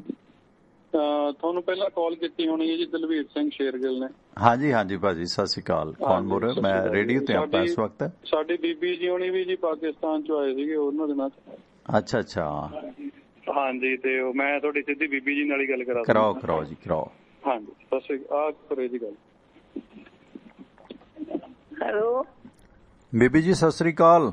ਸਤਿ ਸ੍ਰੀ ਅਕਾਲ ਪੁੱਤ, ਸਤਿ ਸ੍ਰੀ ਅਕਾਲ। ਅੱਛਾ ਬੀਬੀ ਜੀ, ਆਪਾਂ ਇਸ ਵਕਤ ਰੇਡੀਓ ਤੇ ਗੱਲ ਕਰ ਰਹੇ ਹਾਂ। ਮੈਂ ਪਰਮਿੰਦਰ ਸਿੰਘ ਟਿਵਾਣਾ ਬੋਲ ਰਿਹਾ ਪਟਿਆਲਾ ਤੋਂ। ਤੁਹਾਡਾ ਕੀ ਨਾਮ ਮਾਤਾ ਜੀ? ਕੁਲਦੀਪ ਕੌਰ ਜੀ। ਕੁਲਦੀਪ ਕੌਰ। ਹਾਂਜੀ। ਅੱਛਾ, ਕਿੰਨੀ ਉਮਰ ਹੈ ਇਸ ਵਕਤ ਤੁਹਾਡੀ ਮਾਤਾ ਜੀ? ਮੇਰੀ 80 ਤੇ 86 ਸਾਲ। 86 ਸਾਲ। ਉਦੋਂ ਕਿੰਨੀ ਕੁ ਸੋਝੀ ਸੀ ਤੁਹਾਨੂੰ, ਕਿੰਨੀ ਕੁ ਉਮਰ ਸੀ ਤੇ ਪਾਕਿਸਤਾਨ ਦੇ ਕਿਹੜੇ ਇਲਾਕੇ 'ਚ ਸੀਗੇ? 10 ਸਾਲਾਂ ਦੀ ਉਮਰ ਸੀ ਮੇਰੀ। ਅੱਛਾ ਜੀ। ਤੇ ਅਸੀਂ ਸੁਲਤਾਨਪੁਰ ਲੋਧੀ ਨਾ ਸੁਲਤਾਨਪੁਰ ਮੀਆਂ ਮੀਰ ਤੇ ਹਾਂਜੀ ਤੇ 98 ਚੱਕ ਸੀ ਪਿੰਡ ਜਿਹੜਾ ਹੁੰਦਾ। ਅੱਛਾ ਜੀ। ਬੇਟੇ ਨੂੰ ਹਾਂਜੀ। ਅੱਛਾ ਜੀ। ਸਾਨੂੰ ਮਿਲਟਰੀ 'ਚ ਸੀ ਸਾਡਾ ਰਿਸ਼ਤੇਦਾਰ ਇੱਕ। ਅੱਛਾ ਜੀ। ਹਾਂਜੀ ਜਗਰਾਵਾਂ ਤੋਂ। ਅੱਛਾ ਜੀ। ਉਹ ਮਿਲਟਰੀ 'ਚ ਹੋਣ ਕਰਕੇ ਸਾਨੂੰ ਬੱਚਿਆਂ ਨੂੰ ਸਾਰਿਆਂ ਨੂੰ ਜਾਣੀ ਕਿ 8 ਜਣੇ ਸੀ ਅਸੀਂ ਬੱਚੇ। ਅੱਛਾ ਜੀ। ਸਾਡੇ ਮਤਲਬ ਦਾਦਾ ਜੀ ਜਿਹੜੇ ਵਸੀਆਰ ਬਾਪੂ ਜੀ ਸੀ ਸਾਡੇ, ਉਹ ਰਹਿੰਦੇ ਸੀਗੇ ਕਿ ਡੰਗਰ ਪਸ਼ੂ ਘਰ ਦਾ ਸਮਾਨ ਸਾਰਾ ਘਰੇ ਉਕਣੇ ਭਰਿਆ ਭੁੰਨਿਆ ਉਕਣੇ ਪਿਆ ਸੀ ਸਾਰਾ। ਅਸੀਂ 8 ਜਣਿਆਂ ਨੂੰ ਲੈ ਕੇ, ਇੱਕ ਮਾਤਾ ਜੀ ਸਾਡੇ ਸੀ ਉਹਨਾਂ ਨੂੰ ਲੈ ਕੇ ਉਹ ਆਪਣੇ ਟਰੱਕ 'ਚ ਲੈ ਆਏ ਸੀਗੇ ਮਿਲਟਰੀ ਵਾਲੇ ਸੀ। ਅੱਛਾ ਜੀ। ਤੇ ਰਾਹ ਦੇ ਵਿੱਚ ਬੜਾ ਕੁਛ ਹੁੰਦਾ ਦੇਖਿਆ, ਫਿਰ ਇੱਧਰ ਆ ਕੇ ਬੜਾ ਕੁਛ ਦੇਖਿਆ, ਵੱਢ ਟੁੱਕ ਦੇਖੀ। ਅਸੀਂ ਜਗਰਾਮੀ ਫਿਰ ਥੋੜਾ ਜਿਹਾ ਉਹ ਜਿਕਰ ਕਿ ਮੁਸਲਮਾਨ ਉੱਜੜ ਜਾਂਦੇ ਸੀਗੇ, ਉਹਨਾਂ ਦਾ ਘਰ ਹੁੰਦਾ ਸੀਗਾ ਉੱਥੇ। ਫਿਰ ਸਾਨੂੰ ਮਤਲਬ ਸਾਡੇ ਰਿਸ਼ਤੇਦਾਰਾਂ ਨੇ ਰੱਖਿਆ ਕੁਛ ਦਿਨ। ਉੱਥੋਂ ਤੋਂ ਬਾਅਦ ਫਿਰ 2 ਸਾਲ ਉੱਥੇ ਰਹੇ। ਫਿਰ ਜਿਹੜੀਆਂ ਉੱਧਰ ਜ਼ਮੀਨ ਸੀਗੀ ਉਹ ਮਤਲਬ ਲਾਟ ਹੋਣੀ ਸੀ, ਇੱਧਰ ਕਰਦੇ ਸੀ ਲਾਟ ਤੇ ਜਿਹਨੂੰ ਕਹਿੰਦੇ ਹੁੰਦੇ ਨੇ ਵੀ ਉਧਰ ਦਾ ਜਿਹੜਾ ਸੀ ਕਿ ਪ੍ਰਾਪਰਟੀ ਮਿਲੀ ਹੋਈ ਸੀ ਉਧਰ ਦੇਣੀ ਸੀਗੀ। ਤੇ ਉਹ ਸਾਡੇ ਫਿਰ ਜਿਹੜੇ ਬਾਪੂ ਜੀ ਤੇ ਦਾਦਾ ਜੀ ਸੀ ਉਹ ਕੈਂਪ 'ਚ ਲੱਗ ਕੇ ਆਏ 3 ਮਹੀਨੇ ਬਾਅਦ। ਅੱਛਾ ਜੀ। ਹਾਂਜੀ। ਤੇ ਉਹ 3 ਮਹੀਨਿਆਂ ਤੋਂ ਬਾਅਦ ਆਉਣ ਤੇ ਬਾਅਦ ਫਿਰ ਉਹਨਾਂ ਨੇ ਫਿਰ ਤੁਰ ਕੇ ਜਿਹੜੇ ਵੱਡੇ ਸੀਗੇ ਸਾਡੇ ਬੱਚਿਆਂ 'ਚੋਂ ਉਹਨਾਂ ਨੇ ਫਿਰ ਤੁਰ ਕੇ ਉਹ ਸੀਗੇ ਕੋਈ 18-19 ਸਾਲ ਦੇ ਤੇ ਬਾਕੀ ਅਸੀਂ ਸਾਰੇ ਛੋਟੇ ਸੀਗੇ। ਤੇ ਉਦੋਂ ਫਿਰ ਉਹਨਾਂ ਨੇ ਫਿਰ ਤੁਰ ਕੇ ਕਹਿੰਦਾ ਫਿਰ ਇੱਥੇ ਆ ਪੈ ਕੋਟੜੀ ਆ ਜਿਹੜੀ ਬੇਅੰਤਰੀ ਕੋਟੜੀ ਹੁੰਦੀ ਸੀਗੀ। ਹਾਂਜੀ ਹਾਂਜੀ। ਹਾਂਜੀ ਇੱਥੇ ਫਿਰ 200 ਵਿਗੇ ਸਾਡੀ ਜ਼ਮੀਨ ਅਲਾਟ ਹੋਈ ਆ। ਉੱਥੇ ਫਿਰ ਤੁਹਾਡੀ 500-600 ਵਿਗੇ ਹੋਣੀ ਆ ਕਿਉਂਕਿ ਤੀਜਾ ਹਿੱਸਾ ਹੀ ਮਿਲਦਾ ਸੀਗਾ ਮਾਤਾ ਜੀ। ਹਾਂਜੀ ਹਾਂਜੀ ਉੱਥੇ 600 ਵਿਗੇ ਸੀਗੀ। ਹਾਂ ਫਿਰ ਇੱਥੇ ਤੁਹਾਨੂੰ 200 ਵਿਗੇ ਮਿਲੀ ਕੋਟਲੀ। ਹਾਂਜੀ ਇੱਥੇ 200 ਵਿਗੇ ਮਿਲੀ। ਤੇ ਉਦੋਂ ਦੇ ਅਸੀਂ ਇੱਥੇ ਪਿੰਡ ਕੋਟਲੀਓ ਰਹਿੰਦੇ ਆ। ਇੱਥੇ ਡਾਬੇ ਤੋਂ ਗਏ ਹੋਏ ਸੀ ਪਹਿਲਾਂ, ਆਹ ਜਿਹੜਾ ਲੁਧਿਆਣੇ ਦੇ ਵਿੱਚ ਡਾਬਾ ਪਿੰਡ ਪੈਂਦਾ। ਹਾਂਜੀ ਅੱਛਾ ਜੀ। ਸਾਡਾ ਇਹ ਸੀਗਾ। ਅੱਛਾ ਡਾਬੇ ਤੋਂ ਤੁਸੀਂ ਉੱਥੇ ਗਏ ਪਹਿਲਾਂ, ਇੱਥੋਂ ਉੱਥੇ ਗਏ ਤੇ ਉੱਥੋਂ ਬਾਕੀ ਜਿਹੜਾ ਸਮਾਨ ਸੀ ਜਾਂ ਜਿਵੇਂ ਤੁਹਾਨੂੰ ਪੂਰੀ ਸੋਝੀ ਸੀ ਉਹ ਘਰ ਘੁਰ ਕਦੇ ਦੁਬਾਰਾ ਪਾਕਿਸਤਾਨ ਜਾਣ ਦਾ ਮੌਕਾ ਮਿਲਿਆ ਜਾਂ ਕੋਈ? ਗਏ ਹੀ ਨਹੀਂ ਹੈਗੇ, ਚਾਹਿਆ ਹੀ ਨਹੀਂ ਕਿਸੇ ਨੇ ਸਾਡੇ ਚੋਂ। ਮਤਲਬ ਵਿਆਹਾਂ 'ਚ ਪੈ ਗਏ, ਕੋਈ ਮੰਗੇ ਹੋਏ ਸੀਗੇ ਬੱਚੇ ਤੇ ਉਹਨਾਂ ਦੇ ਵਿਆਹਾਂ 'ਚ ਪੈ ਗਏ ਤੇ ਬਾਪੂ ਜੀ ਉਹਨਾਂ ਦੀ ਡੈਥ ਹੋ ਗਈ, ਫਿਰ ਦਾਦਾ ਜੀ ਦੀ ਵੀ ਹੋ ਗਈ। ਉੱਧਰ ਜਾਣ ਦਾ ਮੌਕਾ ਹੀ ਨਹੀਂ ਮਿਲਿਆ ਹੈਗਾ। ਬਸ ਮਾਰ ਕੇ ਉੱਪਰ ਦੇ ਵੱਡੇ ਜਿਹੜੇ ਸੀਗੇ ਉਹਨਾਂ ਨੂੰ ਮਾੜਾ ਮੋਟਾ ਸੀਗਾ ਵੀ ਜਾਈਏ। ਅਸੀਂ ਤਾਂ ਛੋਟੇ ਸੀ ਨਾ, ਸਾਨੂੰ ਤਾਂ ਇੰਨੀ ਫਿਰ ਉਹ ਜਿਹੜੀ ਉਹਨਾਂ ਕੁ ਸੀਨ ਯਾਦ ਆ ਜਿਵੇਂ ਵੱਢ ਟੁੱਕ ਹੋਈ ਆ ਹੋਇਆ ਉਹ ਹੋਇਆ ਤੇ ਜਿਹੜੀ ਆਹ ਨੀ ਹੈਗਾ ਹੁਣ ਵੀ ਉਹ ਉੱਥੇ ਦੀ ਸੀਨਰੀ ਸਾਨੂੰ ਯਾਦ ਹੋਵੇ। ਅੱਛਾ ਜੀ। ਹਾਂ ਘਰ ਦਾ ਨਹੀਂ ਹੋਣਾ ਹੈਗਾ ਸੀਗਾ। ਅੱਛਾ ਬੇਬੇ ਜੀ ਜਿਵੇਂ ਉਦੋਂ ਦੇਸ਼ ਆਜ਼ਾਦ ਹੋਇਆ, ਤੁਸੀਂ 10 ਸਾਲ ਦੇ ਸੀ, ਕੋਈ ਗੱਲਾਂ ਤਾਂ ਸੁਣੀਆਂ ਹੋਣੀਆਂ ਕਿ ਬਹੁਤ ਤਰੱਕੀ ਹੋਊਗੀ, ਬੜੇ ਖੁਸ਼ ਹੋਵਾਂਗੇ, ਪਰ ਜਦੋਂ ਇਹ ਕਤਲੋਗਾਰਤ ਹੋਈ ਬੜਾ ਮਨ ਦੁਖੀ ਹੋਇਆ ਹੋਣਾ? ਪੁੱਛੋ ਹੀ ਨਾ ਕੁਛ। ਆਏ ਹੋ ਜਾਂਦਾ ਸੀ ਵੀ ਬਸ ਹੁਣ ਮਰੇ ਤੇ ਹੁਣ ਮਾਰੇ, ਜਾਂ ਮਾਰ ਦਾਂਗੇ ਜਾਂ ਮਰ ਜਾਗੇ, ਬਸ ਇਸ ਤਰ੍ਹਾਂ ਸੀ। ਅੱਛਾ ਇਹ ਦੱਸੋ ਤੁਹਾਡੇ ਪਿੰਡ 'ਚ 12 'ਚ ਵੈਸੇ ਤਾਂ 12 ਵਸਾਈਆਂ ਸੀ, ਇੱਕੋ ਤਰ੍ਹਾਂ ਦੀ ਵਸੋਂ ਸੀ। ਮੁਸਲਮਾਨ ਸਹੇਲੀਆਂ ਵੀ ਹੋਣੀਆਂ ਤੁਹਾਡੀਆਂ, ਕੁੜੀਆਂ ਇਕੱਠੇ ਪੜ੍ਹਦੇ ਹੋਵੋਗੇ? ਹਾਂਜੀ ਹਾਂਜੀ। ਪਹਿਲਾਂ ਵੀ ਇੰਨੀ ਯਾਦ ਨਹੀਂ ਰਿਹਾ। ਵੱਡਿਆਂ ਦੇ ਯਾਦ ਸੀਗੇ ਜਿਹੜੇ ਵੱਡੇ ਸੀ ਬੱਚੇ ਤੇ ਉਹਨਾਂ ਦੇ ਯਾਦ ਸੀ। ਅਸੀਂ 4-5 ਜਣੇ ਛੋਟੇ ਸੀਗੇ ਤੇ ਛੋਟਿਆਂ ਦੇ ਨਹੀਂ ਇੰਨਾ ਯਾਦ। ਜਿਹੜੇ ਵੱਡੇ ਨੇ ਮਤਲਬ ਉਹਨਾਂ ਦੇ ਹੈ, ਉਹਨਾਂ ਦੇ ਵਿੱਚ 2-3 ਤਾਂ ਮੁੱਕ ਗਏ ਨੇ, 2 ਹੈਗੇ ਨੇ ਜਿਨ੍ਹਾਂ ਦੇ ਯਾਦ ਹੈ ਚੰਗੀ ਤਰ੍ਹਾਂ। ਜਾਣੀ ਕਿ ਮੁੰਡੇ ਨੇ 2, ਹੁਣ ਤਾਂ ਕਾਫੀ ਉਮਰ ਦੇ ਹੋ ਗਏ। ਉਹ ਗੱਲਾਂ ਕਰਦੇ ਹੁੰਦੇ ਨੇ ਨਾ ਬਾਹਰ ਦੀਆਂ ਤੇ ਆਏ ਸੀ ਰਹਿੰਦੇ, ਆਏ ਸੀ ਜਾਂਦੇ, ਆਹ ਸੀ ਉੱਥੇ, ਉਹ ਸੀ ਉੱਥੇ, ਇੰਨੇ ਡੰਗਰ ਹੁੰਦੇ ਸੀ ਆਪਣੇ, ਇੰਨੀਆਂ ਮੱਝਾਂ ਹੁੰਦੀਆਂ ਸੀ, ਉਹ ਗੱਲਾਂ ਕਰਦੇ ਹੁੰਦੇ ਨੇ ਤੇ ਬੋਤੇ ਹੁੰਦੇ ਸੀ ਰੱਖੇ ਹੋਏ, ਇਸ ਤਰ੍ਹਾਂ ਗੱਲਾਂ ਕਰਦੇ ਹੁੰਦੇ ਨੇ। ਸਾਨੂੰ ਜਾਣੀ ਥੋੜੀ ਸੁਰਤ ਇੰਨੀ ਜ਼ਿਆਦਾ ਨਹੀਂ ਹੈਗੀ। ਉਰਦੂ ਦੀ ਪੜ੍ਹਾਈ ਸੀ ਉਦੋਂ। ਹਾਂਜੀ ਉਰਦੂ ਪੜ੍ਹਦੇ ਸੀ ਜਿਹੜੇ ਮਤਲਬ ਪੜ੍ਹਾਈਆਂ। ਜਿਵੇਂ ਚਲੋ ਤਾਂ ਸ਼ੁਕਰ ਹੈ ਕਿ ਉਹ ਤੁਹਾਡੇ ਰਿਸ਼ਤੇਦਾਰ ਮਿਲਟਰੀ 'ਚ ਸੀਗੇ, ਉਸ ਤੋਂ ਬਿਨਾਂ ਤਾਂ ਬਹੁਤ ਮੁਸ਼ਕਲ ਸੀਗਾ ਜਿਹਨਾਂ ਦਾ ਉਹਦੇ ਜਿੰਨੇ ਮਤਲਬ ਆਲੇ ਦੁਆਲੇ ਦੇ ਸੀਗੇ ਨਾ, ਜਿਸ ਤਰ੍ਹਾਂ ਕਿ ਸਾਨੂੰ ਜਾਣਦੇ ਸੀ, ਪਿੰਡ ਦੇ ਵਿੱਚ ਸੀ ਜਿਸ ਤਰ੍ਹਾਂ, ਉਹ ਸਾਰੇ ਮਤਲਬ ਕਹਿੰਦੇ ਹੁੰਦੇ ਨੇ 100 ਚੋਂ 50 ਹੀ ਆਏ ਨੇ, 50 ਤਾਂ ਉੱਥੇ ਖਤਮ ਹੀ ਕਰਤੇ ਉਹਨਾਂ ਨੇ। ਆਈ ਹੁੰਦਾ ਸੀਗਾ ਵੀ ਇੱਥੇ ਟਰੱਕ ਨੂੰ ਖੜਾਓ ਨਾ ਹੁਣ ਰਹਿਆ ਉਹਦਾ ਵੀ ਪਤਾ ਨੀ ਕਿੱਥੇ ਘੇਰ ਲੈਣਾ ਵਾ। ਸਾਹ ਸੁੱਕੇ ਹੋਏ ਹੁੰਦੇ ਸੀ, ਜਦੋਂ ਆਪਣੇ ਹੱਦ ਟੱਪੇ ਆਏ ਉਦੋਂ ਥੋੜਾ ਜਿਹਾ ਸਾਹ ਆਇਆ, ਸਾਰੇ ਚੀਨ ਝਗੜਾ ਪਾਉਂਦੇ ਸੀ ਵਿੱਚ ਵੀ, ਪਤਾ ਨੀ ਕੀ ਹੋ ਜਾਣਾ, ਮਾਤਾ ਜੀ ਸਾਡੇ ਬਿਮਾਰ ਹੋ ਗਏ ਸੀ ਇਸ ਹੌਲ ਨੂੰ ਲੈ ਕੇ, ਇਕੱਲੇ ਰਹਿ ਗਏ ਸੀ। ਕਿਉਂ ਬਾਪੂ ਜੀ ਤੇ ਦਾਦਾ ਜੀ ਤਾਂ ਉਹ ਉੱਥੇ ਹੀ ਰਹਿ ਕੇ ਸੀਗੇ ਨਾ, ਸਾਰੇ ਡੰਗਰ ਪਸ਼ੂ ਛੱਡੇ ਆਏ ਸੀਗੇ। ਕਹੇ ਸੀ ਦੇਖਾਂਗੇ ਵੀ ਕੈਂਪਾਂ 'ਚ ਲੱਗ ਕੇ ਆਵਾਂਗੇ, 3 ਮਹੀਨੇ ਉਹ ਨਾ ਆਏ, ਉਹਨਾਂ ਦਾ ਵੀ ਫਿਰ ਬੜਾ ਫਿਕਰ ਕਰਦੇ ਰਹੇ ਵੀ ਪਤਾ ਨਹੀਂ ਹੈਗੇ ਕਿ ਨਹੀਂ। ਉਦੋਂ ਇੱਕ ਫੋਨ ਹੁੰਦੇ ਸੀ, ਉਹ ਤੇ ਨਾ ਰੇਡੀਓ ਹੁੰਦੇ ਸੀ ਐਸੇ ਆਪਣੇ, ਉਧਰ ਉਧਰ ਹੀ ਕੀ ਪਤਾ ਲੱਗਦਾ ਸੀ, ਇਸ ਤਰ੍ਹਾਂ ਲੱਗਦਾ ਹੀ ਨਹੀਂ ਸੀ ਪਰੇਸ਼ਾਨੀ 'ਚ। ਉਦੋਂ ਤਾਂ ਐਂ ਲੱਗਦਾ, ਹੁਣ ਦੇਖ ਕੇ ਉਹ ਐਂ ਡਰ ਲੱਗਦਾ ਬਈ ਉਹ ਮਾਹੌਲ ਜਿਹੜਾ ਸੀਗਾ ਉਹਦੇ ਵਿੱਚ ਅਸੀਂ ਬਚ ਕਿਵੇਂ ਗਏ ਸੀ। ਹਾਂਜੀ, ਇੱਧਰ ਵੀ ਆ ਕੇ ਉਹੀ ਕੁਛ ਦੇਖਿਆ, ਇੱਧਰ ਆ ਕੇ ਵੀ ਬੜਾ ਕੁਛ ਦੇਖਿਆ। ਜੇ ਕਿਤੇ ਨੂੰ ਜਾਣਾ ਤੇ ਆਏ ਵੱਡੇ ਟੁੱਕੇ ਪਏ ਹੁੰਦੇ ਸੀ ਮੁਸਲਮਾਨ, ਜਿਸ ਤਰ੍ਹਾਂ ਕਿ ਝਾੜੀਆਂ ਝੂੜੀਆਂ ਨਹੀਂ ਸੀ ਹੁੰਦੀਆਂ ਖੇਤਾਂ ਦੇ ਵਿੱਚ, ਉਹ ਝਾੜੀਆਂ 'ਚ ਜਾ ਕੇ ਉਹਨਾਂ ਦੇ ਡੰਗਰਾਂ ਵਾਂਗਣ ਹੱਡ ਪਏ ਦੇਖਣੇ, ਇੱਥੇ ਮਾਰਤੇ ਸੀ ਘੇਰ ਕੇ, ਇੱਥੇ ਮਾਰਤੇ ਸੀ ਘੇਰ ਕੇ, ਤੇ ਬਹੁਤ ਕੁਛ ਹੋਣਾ। ਕੋਠਿਆਂ ਤੇ ਚੜ੍ਹ ਜਾਣਾ, 2-2 ਸੂਟ ਪਾ ਲੈਣੇ, ਵੀ ਪਤਾ ਨੀ ਕਿੱਧਰ ਨੂੰ ਭੱਜਣਾ ਪੈ ਜਾਣਾ। ਮਾਤਾ ਨੇ 2-2 ਪਾ ਲੈਣੇ। ਇੱਧਰ ਆ ਕੇ ਵੀ ਉਹੀ ਕੁਛ ਹੋਇਆ, ਬਹੁਤ ਕੁਛ ਹੋਇਆ। ਹਾਂਜੀ, ਇੱਕ ਮੌਸਮ ਵੀ ਉਦੋਂ ਜਿਵੇਂ ਅੱਜ ਕੱਲ੍ਹ ਭਾਦੋਂ ਸੌਣ ਭਾਦੋਂ ਚੱਲਦੀ ਹੈ, ਮੌਸਮ ਵੀ ਬਹੁਤ ਮਾੜਾ ਸੀ। ਹਾਂ, ਮੌਸਮ ਬਹੁਤ ਗੰਦਾ ਸੀਗਾ, ਤੇ ਉਹ ਜ਼ਿੰਦਗੀ ਤਾਂ ਭੁੱਲਣੀ ਨਹੀਂ ਪੁੱਤ ਮਾਰਦਿਆਂ ਤੱਕ। ਕੋਈ ਜ਼ਿੰਦਗੀ ਇਹੋ ਜਿਹੀ ਸੀ, ਪਰ ਇੰਨਾ ਕੁਛ ਦੇਖ ਕੇ ਵੀ, ਲੜਾਈਆਂ ਦੇਖ ਕੇ ਵੀ, ਇੰਨਾ ਕੁਛ ਦੇਖ ਕੇ ਵੀ, ਆਹ ਕਰੋਨਾ ਨੇ ਤਾਂ ਉਹੀ ਬੰਦ ਕਰਾਤੀ, ਆਹ ਨਹੀਂ ਸੀ ਰਹਿਣੀ। ਇਹ ਕਰੋਨਾ ਜਿਹੜੀ ਹੈਗੀ ਆ ਨਾ, ਇਹਨੇ ਤਾਂ ਜਿਵੇਂ ਕਹਿੰਦੇ ਸਾਨੂੰ ਉਹ ਪਿਛਲਾ ਸੀਨ ਸਾਰਾ ਯਾਦ ਕਰਾਤਾ ਵੀ ਏਦਾਂ ਭੈੜਾ ਸਮਾਂ, ਏਦਾਂ ਹੀ ਭੈੜੀ ਜ਼ਿੰਦਗੀ ਇਹਦੀ ਬਾਕੀ ਰਹਿੰਦੀ ਸੀ। ਹੁਣ ਕਿੱਥੇ ਕੋਟਲੀ ਰਹਿੰਦੇ ਹੋ ਬੇਬੇ ਜੀ, ਕਿੱਥੇ ਰਹਿੰਦੇ ਹੋ ਇਸ ਵਕਤ? ਹਾਂਜੀ, ਕੋਟਲੀ ਰਹਿੰਦੇ ਆ ਅਸੀਂ, ਇੱਥੇ ਡਾਬੇ ਰਹਿੰਦੇ ਆ। ਮੈਂ ਸਾਡੇ ਦੇ ਘਰ ਦੇ ਇੱਥੇ ਨਾ ਡਿਊਟੀ ਕਰਨ ਲੱਗ ਗਏ ਸੀਗੇ, ਤੇ ਫਿਰ ਇਹਨਾਂ ਕਰਕੇ ਫਿਰ ਸਾਨੂੰ ਡਾਬੇ ਪਿੰਡ ਦੇ ਵਿੱਚ ਹੀ ਰਹਿਣਾ ਪਿਆ। ਥੈਂਕ ਯੂ ਬੇਬੇ ਜੀ, ਤੁਸੀਂ ਉਸ ਵਕਤ ਦੀਆਂ ਜਿਹੜੀਆਂ ਨੇ ਗੱਲਾਂ ਯਾਦ ਕੀਤੀਆਂ, ਮਿਹਰਬਾਨੀ। ਬਹੁਤ ਯਾਦ ਕਰਕੇ ਅਸੀਂ ਤਾਂ ਆਪ ਕਹਿੰਦੇ ਆ ਵੀ ਸਾਨੂੰ ਪੁੱਛੇ ਕੋਈ, ਕਹਾ ਬੱਚਿਆਂ ਨੂੰ ਦੱਸੀ ਦੀਆਂ ਨੇ ਵੀ ਦੇਖੋ ਇਹੋ ਜਿਹੇ ਮਾਹੌਲ ਦੇ ਵਿੱਚ ਹੀ ਲੰਘੀ ਆ ਸਾਡੀ ਜ਼ਿੰਦਗੀ, ਤਾਂ ਤੁਸੀਂ ਘਬਰਾਇਆ ਨਾ ਕਰੋ ਵੀ ਇਹ ਜ਼ਿੰਦਗੀ ਹੈ ਜਿਹੜੀ, ਇਹ ਤਾਂ ਕਹਿੰਦੇ ਹੁੰਦੇ ਨੇ ਦੁੱਖਾਂ ਨਾਲ ਭਰੀ ਹੋਈ ਹੁੰਦੀ ਆ, ਇੰਨੇ ਸੁੱਖ ਨਹੀਂ ਹੁੰਦੇ ਜਿੰਨੀ ਜ਼ਿੰਦਗੀ ਦੇ ਵਿੱਚ ਦੁੱਖ ਆ ਜਾਂਦੇ ਨੇ, ਪਰ ਡੋਲਣਾ ਨਹੀਂ ਚਾਹੀਦਾ। ਪਰ ਬੇਬੇ ਜੀ ਜਿਵੇਂ ਥੋੜੇ ਜਿਹੇ ਲੋਕ ਸਿਆਣੇ ਰਹਿਣ, ਇਹ ਮਜ਼ਹਬ ਦੀ, ਹਿੰਦੂ ਸਿੱਖ ਦੀ ਨਫ਼ਰਤ, ਜਿਹੜੀ ਮੁਸਲਮਾਨਾਂ ਦੀ ਨਫ਼ਰਤ, ਜੇ ਅਸੀਂ ਅੱਜ ਵੀ ਭੁੱਲ ਜਾਈਏ ਤਾਂ ਲੋਕ ਅਮਨ ਨਾਲ ਬਚ ਸਕਦੇ ਆ, ਪਰ ਅਸੀਂ ਸਮਝਦੇ ਨਹੀਂ ਨਾ। ਹਾਂਜੀ, ਉਹ ਨਫ਼ਰਤ ਤਾਂ ਵੈਸੇ ਚਾਹੀਦੀ ਨਹੀਂ ਹੈਗੀ, ਪਰ ਉਦੋਂ ਨਫ਼ਰਤ ਤਾਂ ਇੰਨੀ ਭਰੀ ਹੋਈ ਸੀ। ਤੇ ਆਪਣੇ ਗੁਰੂ ਵੀ ਨਾ ਬੀਹਾਂ ਦੇ ਵਿੱਚ ਘੋੜੇ ਦੇ ਪੌੜ ਮਹਿਸੂਸ ਹੁੰਦੇ ਸੀਗੇ ਵੀ ਦਾੜ ਕਰਦੀ, ਕੋਈ ਘੋੜਾ ਆਉਂਦਾ ਭੱਜਿਆ, ਜਿਨ੍ਹਾਂ ਨੂੰ ਦਰਸ਼ਨ ਹੋ ਜਾਂਦੇ ਸੀਗੇ ਉਹ ਕਹਿੰਦੇ ਹੁੰਦੇ ਸੀ ਸ਼ੁਕਰ ਹੈ।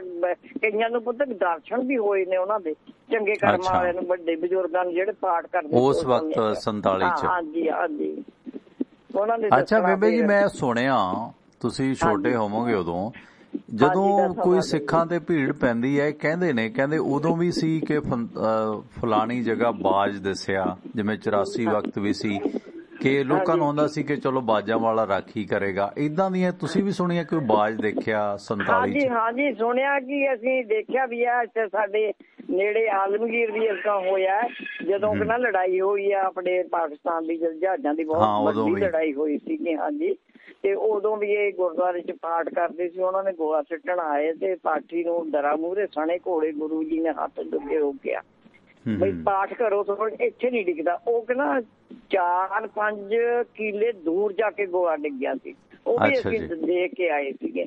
ਫਿਰ ਮਾਛੂ ਵਾਲੇ ਸਿੱਟਣ ਲੱਗੇ, ਉੱਥੇ ਵੀ ਨਹੀਂ ਗਿਰਿਆ ਹੈਗਾ।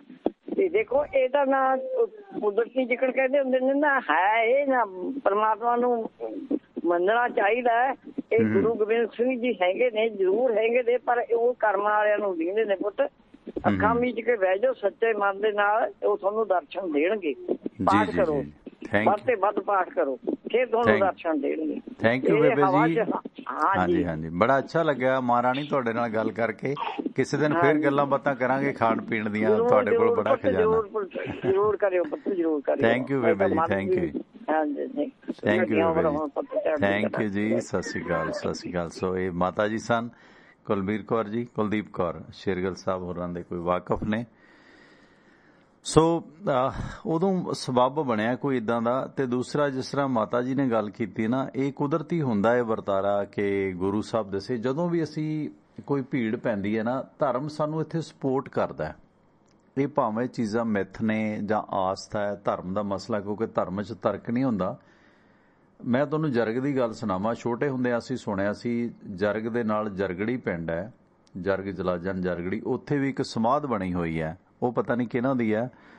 ਪਿਛਲੇ ਦਿਨੀ ਗੱਲਬਾਤ ਹੋਈ ਸਾਡੇ ਪਿੰਡੋਂ ਨਾਨਕਿਆਂ ਤੋਂ, ਮਾਮਾ ਜੀ ਪਾਲ ਸਿੰਘ ਹੋਰਾਂ ਤੋਂ ਮੈਂ ਪੁੱਛੀ ਪੁਰਾਣੀ ਗੱਲ। ਉਹ ਵੀ 80-82 ਸਾਲ ਉਮਰ ਹੈ ਉਹਨਾਂ ਦੀ। ਉਹ ਅਸੀਂ ਸੁਣੀ ਜਦੋਂ ਆ 65-71 ਦੀ ਜੰਗ ਹੋਈ, ਉਦੋਂ ਅਸੀਂ ਨਿਆਣੇ ਸੀ, ਅਸੀਂ ਗੱਲਾਂ ਸੁਣੀਆਂ ਇਹ ਵੀ ਮਤਲਬ ਕੋਈ ਇੱਥੋਂ ਦਾ ਮੁਸਲਮਾਨ ਮੁੰਡਾ ਸੀਗਾ ਵੀ ਉਹਨੂੰ 47 'ਚ ਉਹਦੇ ਮਾਪੇ ਮਾਰਤੇ ਸੀ। ਫਿਰ ਉਹ ਫੌਜ 'ਚ ਪਾਇਲਟ ਹੋ ਗਿਆ। ਫਿਰ ਉਹ ਬਦਲਾ ਲੈਣ ਵਾਸਤੇ ਉਸਨੇ ਜਰਗ ਤੇ ਬੰਬ ਸੁੱਟਣਾ ਸੀ। ਜਰਗ ਵੀ ਮੁਸਲਮਾਨਾਂ ਦੀ ਵੱਡੀ ਵਸੋਂ ਸੀਗੀ।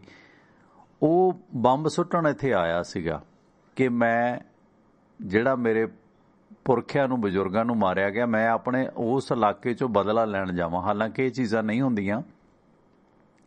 ਉਹ ਫੌਜ ਦਾ ਇੱਕ ਪ੍ਰੋਟੋਕੋਲ ਹੁੰਦਾ ਕਿ ਕਿੱਥੇ ਬੰਬ ਸੁੱਟਣਾ, ਕਿੱਥੇ ਨਹੀਂ ਸੁੱਟਣਾ। ਪਰ ਇਹ ਇੱਕ ਮਿੱਥ ਸੀਗੀ, ਇੱਕ ਕਹਾਣੀ ਬਣੀ ਹੋਈ ਹੈ। ਜਿਵੇਂ ਮਾਤਾ ਜੀ ਨੇ ਆਖਿਆ ਕਿ ਉੱਥੇ ਇੱਕ ਆਲਮਗੀਰ ਬੰਬ ਸੁੱਟਣਾ ਸੀ ਪਰ ਉੱਥੇ ਡਿੱਗਿਆ ਨਹੀਂ। ਪਰ ਮਿਲਟਰੀ ਨੇ ਬਚਾਅ ਕੀਤਾ। ਜੇ ਉਹ ਚਾਹੁੰਦੇ ਤਾਂ ਦਰਬਾਰ ਸਾਹਿਬ ਤੇ ਵੀ ਅਟੈਕ ਕਰਦੇ ਸੀ। ਜੇ ਦਰਬਾਰ ਸਾਹਿਬ ਤੇ ਜਾਂ ਧਾਰਮਿਕ ਸਥਾਨ ਤੇ ਅਟੈਕ ਕਰਦੇ ਤਾਂ ਸਿੱਖਾਂ ਨੇ ਹੋਰ ਅਗਰੈਸਿਵ ਹੋਣਾ ਸੀ ਪਾਕਿਸਤਾਨ ਦੇ ਖਿਲਾਫ। ਇਸ ਕਰਕੇ ਦੋਨੇ ਪਾਸਿਓਂ ਕੋਸ਼ਿਸ਼ ਹੁੰਦੀ ਹੈ ਫੌਜ ਦੀ ਕਿ ਕਿਸੇ ਦੇ ਧਾਰਮਿਕ ਸਥਾਨ ਤੇ ਹਮਲਾ ਨਾ ਕੀਤਾ ਜਾਵੇ। ਕਿਉਂਕਿ ਜੇ ਹੁਣ ਸਪੋਜ਼ ਕਰੋ ਭਾਰਤ ਪਾਕਿਸਤਾਨ ਵੰਡ ਹੁੰਦੀ ਹੈ, ਉੱਥੇ ਪਾਕਿਸਤਾਨੀ ਆਰਮੀ ਕੋਈ ਅਟੈਕ ਕਰ ਜਾਂਦੀ ਹੈ ਦਰਬਾਰ ਸਾਹਿਬ ਤੇ, ਜਾਂ ਇੱਧਰੋਂ ਇੰਡੀਅਨ ਆਰਮੀ ਪਾਕਿਸਤਾਨਾਂ ਦੇ ਮੁਸਲਿਮ ਸਥਾਨ ਤੇ ਕੋਈ ਧਾਰਮਿਕ ਸਥਾਨ ਤੇ ਅਟੈਕ ਕਰਦੀ ਹੈ, ਤਾਂ ਉਹ ਦੋਨੇ ਕੌਮਾਂ ਮਰ ਜਾਣਗੀਆਂ ਬਦਲਾ ਲੈਣ ਦੇ ਵਾਸਤੇ। ਇਸ ਕਰਕੇ ਆਰਮੀ ਬਹੁਤ ਘੱਟ ਇਦਾਂ ਦਾ ਕੰਮ ਕਰਦੀ ਹੈ ਜਿਹਦੇ 'ਚ ਕੋਈ ਟਾਰਗੇਟ ਬਣੇ, ਉਹਨਾਂ ਨੂੰ ਜ਼ਿਆਦਾ ਪਬਲਿਕ ਦਾ ਵਿਰੋਧ ਚੱਲਣਾ ਪਵੇ। ਉਸ ਤੋਂ ਬਾਅਦ ਇਦਾਂ ਦੀਆਂ ਕਹਾਣੀਆਂ ਬਣ ਜਾਂਦੀਆਂ ਨੇ ਧਰਮ ਨਾਲ, ਕਿਉਂਕਿ ਹਰ ਇੱਕ ਨੂੰ ਆਪਣਾ ਧਰਮ, ਆਪਣਾ ਮਜ਼ਹਬ ਵੱਡਾ ਲੱਗਦਾ ਹੁੰਦਾ। ਮਤਲਬ ਸਮਝਣ ਦੀ ਮੇਰੀ ਕੋਸ਼ਿਸ਼ ਕਰੋ। ਜਿਵੇਂ ਆਪਾਂ ਜੋਣੇ ਮੋੜ ਦੀ ਕਹਾਣੀ ਸੁਣਾਉਂਦੇ ਆ ਕਿ ਜੋਣੇ ਮੋੜ ਨੂੰ ਨੈਣਾ ਦੇਵੀ ਨੇ ਆਸ਼ੀਰਵਾਦ ਦਿੱਤਾ ਸੀ ਕਿ ਤੂੰ ਮਰਦਾ ਨਹੀਂ, ਪਿੱਛੇ ਮੁੜ ਕੇ ਨਾ ਵੇਖੀ, ਕਿ ਉਹਨੇ ਪਿੱਛੇ ਮੁੜ ਕੇ ਵੇਖਿਆ ਪਰ ਉਹ ਫਿਰ ਡਿੱਗ ਗਿਆ, ਪਹਾੜ ਤੋਂ ਮਰ ਗਿਆ, ਛਾਲ ਮਾਰੀ। ਹਾਲਾਂਕਿ ਜੋਣੇ ਮੋੜ ਨੂੰ ਤਾਂ ਫਾਂਸੀ ਦਿੱਤੀ ਗਈ ਸੀ, ਉਹ ਫੜਿਆ ਗਿਆ। ਜੇ ਹੁਣ ਕਹਿ ਦਈਏ ਫੜਿਆ ਗਿਆ, ਮਾਤਾ ਦਾ ਆਸ਼ੀਰਵਾਦ ਫਿਰ ਕਿੱਥੇ ਗਿਆ? ਸੋ ਇਸ ਕਰਕੇ ਸਾਡੇ ਰੋਲ ਮਾਡਲ ਜਾਂ ਜਿਹੜੇ ਸਾਡੇ ਧਰਮ ਨੇ ਨਾ, ਅਸੀਂ ਉਹਨਾਂ ਨੂੰ ਵਧਾ ਚੜਾ ਕੇ ਪੇਸ਼ ਕਰਦੇ ਹਾਂ। ਇਹ ਸਾਰੇ ਧਰਮਾਂ 'ਚ ਹੁੰਦਾ, ਸਿੱਖਾਂ 'ਚ ਹੀ ਨਹੀਂ, ਦੁਨੀਆ ਦੇ ਹਰ ਧਰਮ 'ਚ ਇਦਾਂ ਦੀਆਂ ਸਾਖੀਆਂ ਬਣੀਆਂ ਹੋਈਆਂ ਨੇ। ਇਹ ਜਿਹੜਾ ਜਰਗੜੀ ਦੀ ਘਟਨਾ ਸੀ, ਮੈਂ ਮਾਮਾ ਪਾਲ ਸਿੰਘ ਹੋਰਾਂ ਤੋਂ ਪੁੱਛਿਆ, ਉਹਨਾਂ ਨੇ ਵੀ ਦੱਸਿਆ, ਕਹਿੰਦੇ ਹਾਂ ਉਹ ਕਹਿੰਦੇ ਸੀ ਵੀ ਮੁਸਲਮਾਨ ਪਾਇਲਟ ਸੀ, ਉਹ ਬੰਬ ਸਿੱਟਣ ਆਇਆ ਸੀ। ਕਹਿੰਦੇ ਜਦੋਂ ਬੰਬ ਸਿੱਟਣ ਆਇਆ ਤਾਂ ਉਹ ਅੰਨਾ ਹੋ ਗਿਆ, ਉਹਨੂੰ ਦਿਸਿਆ ਹੀ ਨਹੀਂ। ਫਿਰ ਉਹ ਬੰਬ ਸਿੱਟ ਗਿਆ। ਆ 200 ਲੀਟਰ ਦਾ ਜਿਹੜਾ ਡਰਮ ਹੁੰਦਾ ਨਾ, ਕਿ ਐਡਾ ਬੰਬ ਸੀ, ਉਹ ਕਿਸੇ ਨਰਮੇ ਦੇ ਖੇਤ 'ਚੋਂ ਫਿਰ ਲੱਭਿਆ ਸੀ, ਫਿਰ ਉਹਨੂੰ ਡਿਫਿਊਜ਼ ਕੀਤਾ ਸੀਗਾ। ਸੋ ਇਸ ਤਰ੍ਹਾਂ ਦੀਆਂ ਹੋਰ ਬਹੁਤ ਕਹਾਣੀਆਂ ਨੇ ਕਿ ਸ਼ਹੀਦਾਂ ਨੇ ਉਹਨੂੰ ਮਤਲਬ ਦਿਖਣ ਹੀ ਨਹੀਂ ਦਿੱਤਾ, ਉਹਦੇ ਜਹਾਜ਼ ਦੇ ਮੂਹਰੇ ਕੁਛ ਕਰ ਦਿੱਤਾ, ਬਲਾ ਬਲਾ ਇਸ ਤਰ੍ਹਾਂ। ਖੈਰ, ਸੋ ਇਸ ਕਰਕੇ ਇਹ ਆਸਥਾ ਹੈ ਤੁਹਾਡੀ। ਇਹ ਜਿਵੇਂ 84 'ਚ ਤੁਸੀਂ ਵੇਖੋ ਕਿ ਹਰ ਪਿੰਡ 'ਚ ਬਾਜ਼ ਆਉਣ ਲੱਗ ਪਿਆ ਸੀ। ਇੱਥੇ ਪਟਿਆਲੇ ਤਾਂ ਤੁਸੀਂ ਵੇਖਿਆ ਸੀ ਦੁੱਖ ਨਿਵਾਰਨ ਸ਼ਹਿਰੀ ਸਿੱਖਾਂ ਨੇ ਫੋਟੋਆਂ ਖਿੱਚ ਕੇ ਨਾਲ ਗੁਰੂ ਗੋਬਿੰਦ ਸਿੰਘ ਦੀ ਫੋਟੋ ਦੇ ਨਾਲ ਇੱਲ ਜੀ ਦੀ ਫੋਟੋ ਬਣਾ ਕੇ ਤੇ ਇੱਕ ਬਾਜ਼ ਸੀ ਨਾਲ ਉਹਦੀ ਫੋਟੋ ਲਾ ਲਈ। ਜਿਵੇਂ ਹੁਣ ਅੱਜ ਕੱਲ੍ਹ ਇੱਕ ਨਿਹੰਗ ਸਿੰਘ ਉੱਥੇ ਇੱਲ ਰੱਖੀ ਬੈਠਾ ਬਾਰਡਰ ਤੇ ਕਿ ਇਹ ਗੁਰੂ ਸਾਹਿਬ ਦਾ ਬਾਜ਼ ਹੈ, ਉਹ ਇੱਲ ਹੈ ਭਾਈ, ਉਹ ਬਾਜ਼ ਨਹੀਂ ਹੈ।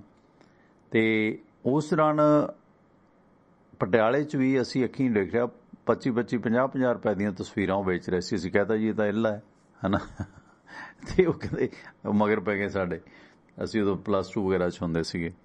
ਖੈਰ, ਸੋ ਇਹ 47 'ਚ ਵੀ ਬਾਜ਼ ਦੀਆਂ ਕਹਾਣੀਆਂ ਸੀ ਕਿ 47 'ਚ ਵੀ ਬਾਜ਼ ਆ ਗਏ, ਬਾਜ਼ਾਂ ਵਾਲੇ, ਕਿਉਂਕਿ ਉਹਦੇ 'ਚ ਇੱਕ ਆਸਥਾ ਹੁੰਦੀ, ਸਾਡੀ ਵਿਲ ਪਾਵਰ ਵੀ ਸਟਰੋਂਗ ਹੁੰਦੀ। ਕੋਈ ਮਾੜਾ ਵੀ ਨਹੀਂ ਮਿੱਥ, ਕਿਸੇ ਨੂੰ ਦਰਸ਼ਨ ਵੀ ਹੋ ਸਕਦੇ ਆ। ਜਿਵੇਂ ਮੈਂ ਆਖਿਆ ਸੀ, ਮੈਨੂੰ ਗੁਰੂ ਗੋਬਿੰਦ ਸਿੰਘ ਇੱਕ ਵਾਰੀ ਦੱਸਿਆ, ਕਿਉਂਕਿ ਜੋ ਤੁਸੀਂ ਸੁਪਨਾ ਆਉਂਦਾ ਦਿਸ ਜਾਂਦਾ ਹੈ ਨਾ।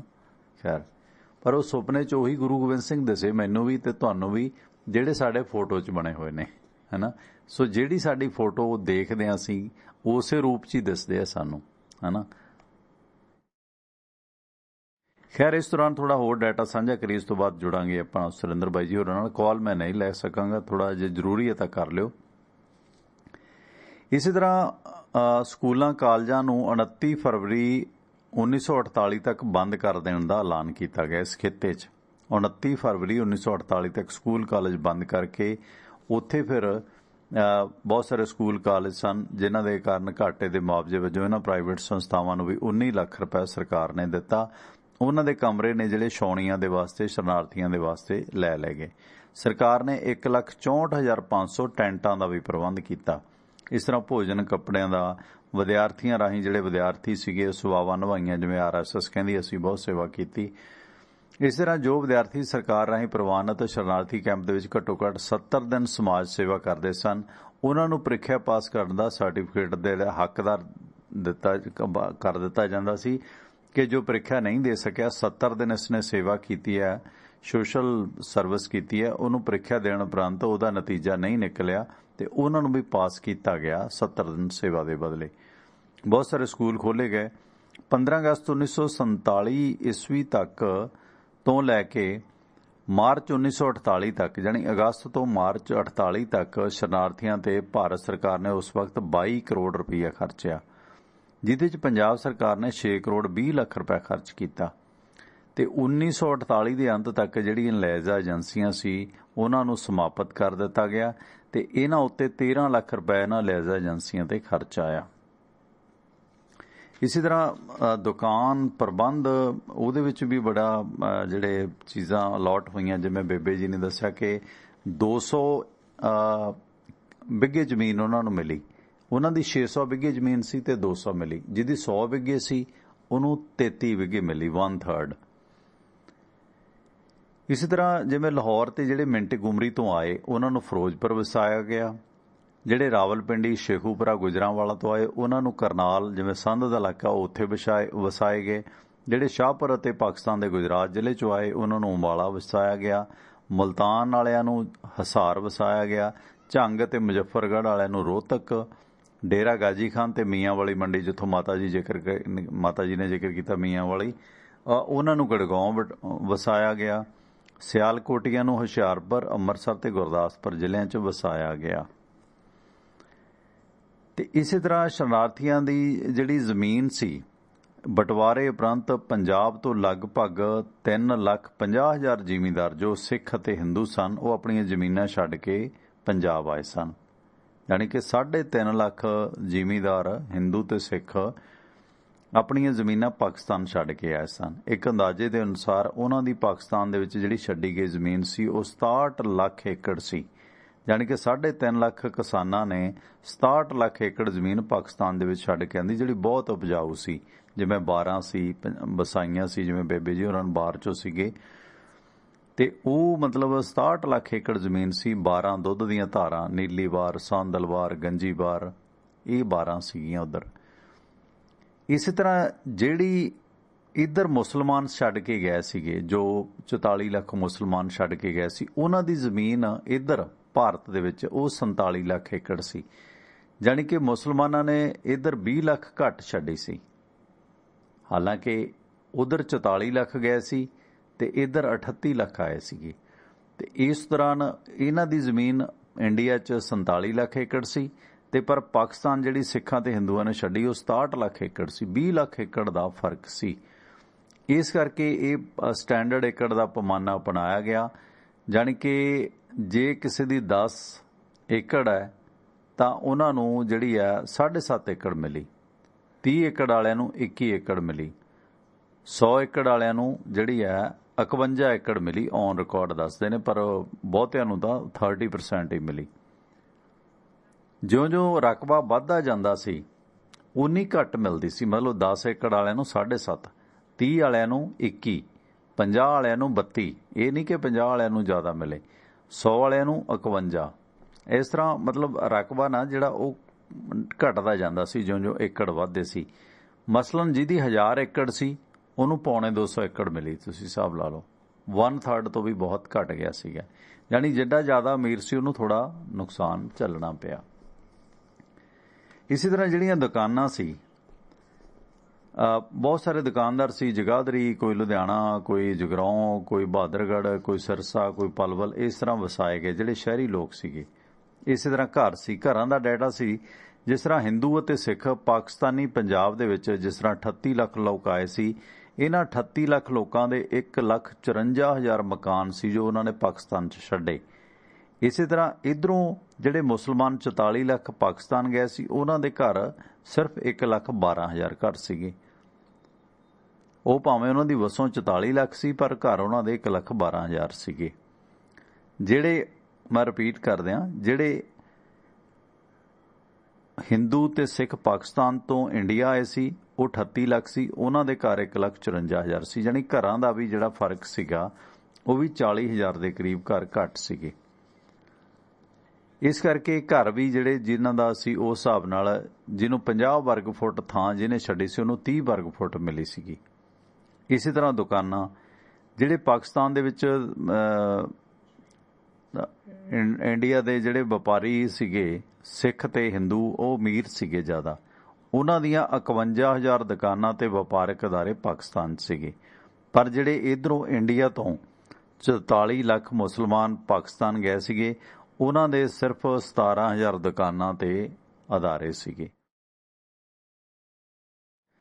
ਇਸੇ ਤਰ੍ਹਾਂ ਮੁਸਲਮਾਨਾਂ ਦੀਆਂ ਦੁਕਾਨਾਂ ਛੋਟੀਆਂ ਹੁੰਦੀਆਂ ਸੀ, ਕੋਈ ਬਹੁਤੇ ਵੱਡੇ ਕਾਰੋਬਾਰ ਨਹੀਂ ਸੀ, ਛੋਟੇ ਛੋਟੇ ਕਿਉਂਕਿ ਬਹੁਤੇ ਕਾਰੀਗਰ ਸੀ, ਉਹ 17,000 ਸੀ। ਤੇ ਇਧਰੋਂ ਜਿਹੜੇ 38 ਲੱਖ ਆਏ ਸੀ, ਉਹਨਾਂ ਦੀਆਂ 51,000 ਦੁਕਾਨਾਂ ਸੀ। ਸਰਕਾਰੀ ਅੰਦਾਜ਼ੇ ਦੇ ਅਨੁਸਾਰ ਟੋਟਲ 44 ਲੱਖ ਮੁਸਲਮਾਨਾਂ ਦੇ ਵਿੱਚੋਂ 18,54,188 ਮੁਸਲਮਾਨ ਕਾਰੀਗਰ ਸਨ ਜੋ 22 ਕਿਸਮ ਦੇ ਵੱਖ-ਵੱਖ ਧੰਦੇ ਕਰਦੇ ਸਨ, ਜੋ ਪਾਕਿਸਤਾਨ ਚਲੇ ਗਏ। ਇਸੇ ਤਰ੍ਹਾਂ ਜੋ ਪਾਕਿਸਤਾਨ ਤੋਂ ਸਿੱਖ ਤੇ ਹਿੰਦੂ ਆਏ, ਉਹਨਾਂ ਦੇ ਵਿੱਚ ਕਾਰੀਗਰਾਂ ਦੀ ਗਿਣਤੀ ਸਿਰਫ 2,52,000 ਸੀ ਜਿਹੜੇ ਕਾਰੀਗਰ ਸੀਗੇ, ਬਾਕੀ ਦੇ ਵਪਾਰੀ ਸੀ ਜਾਂ ਜ਼ਿਮੀਂਦਾਰ ਸੀਗੇ। ਸੋ ਇਸ ਕਰਕੇ ਜਿਹੜੀ ਮੁਸਲਮਾਨ ਵਸੋਂ ਉਹ ਕਾਫੀ ਗਰੀਬ ਸੀਗੀ ਜਾਂ ਛੋਟੇ ਕੰਮਾਂ ਵਾਲੀ ਸੀ।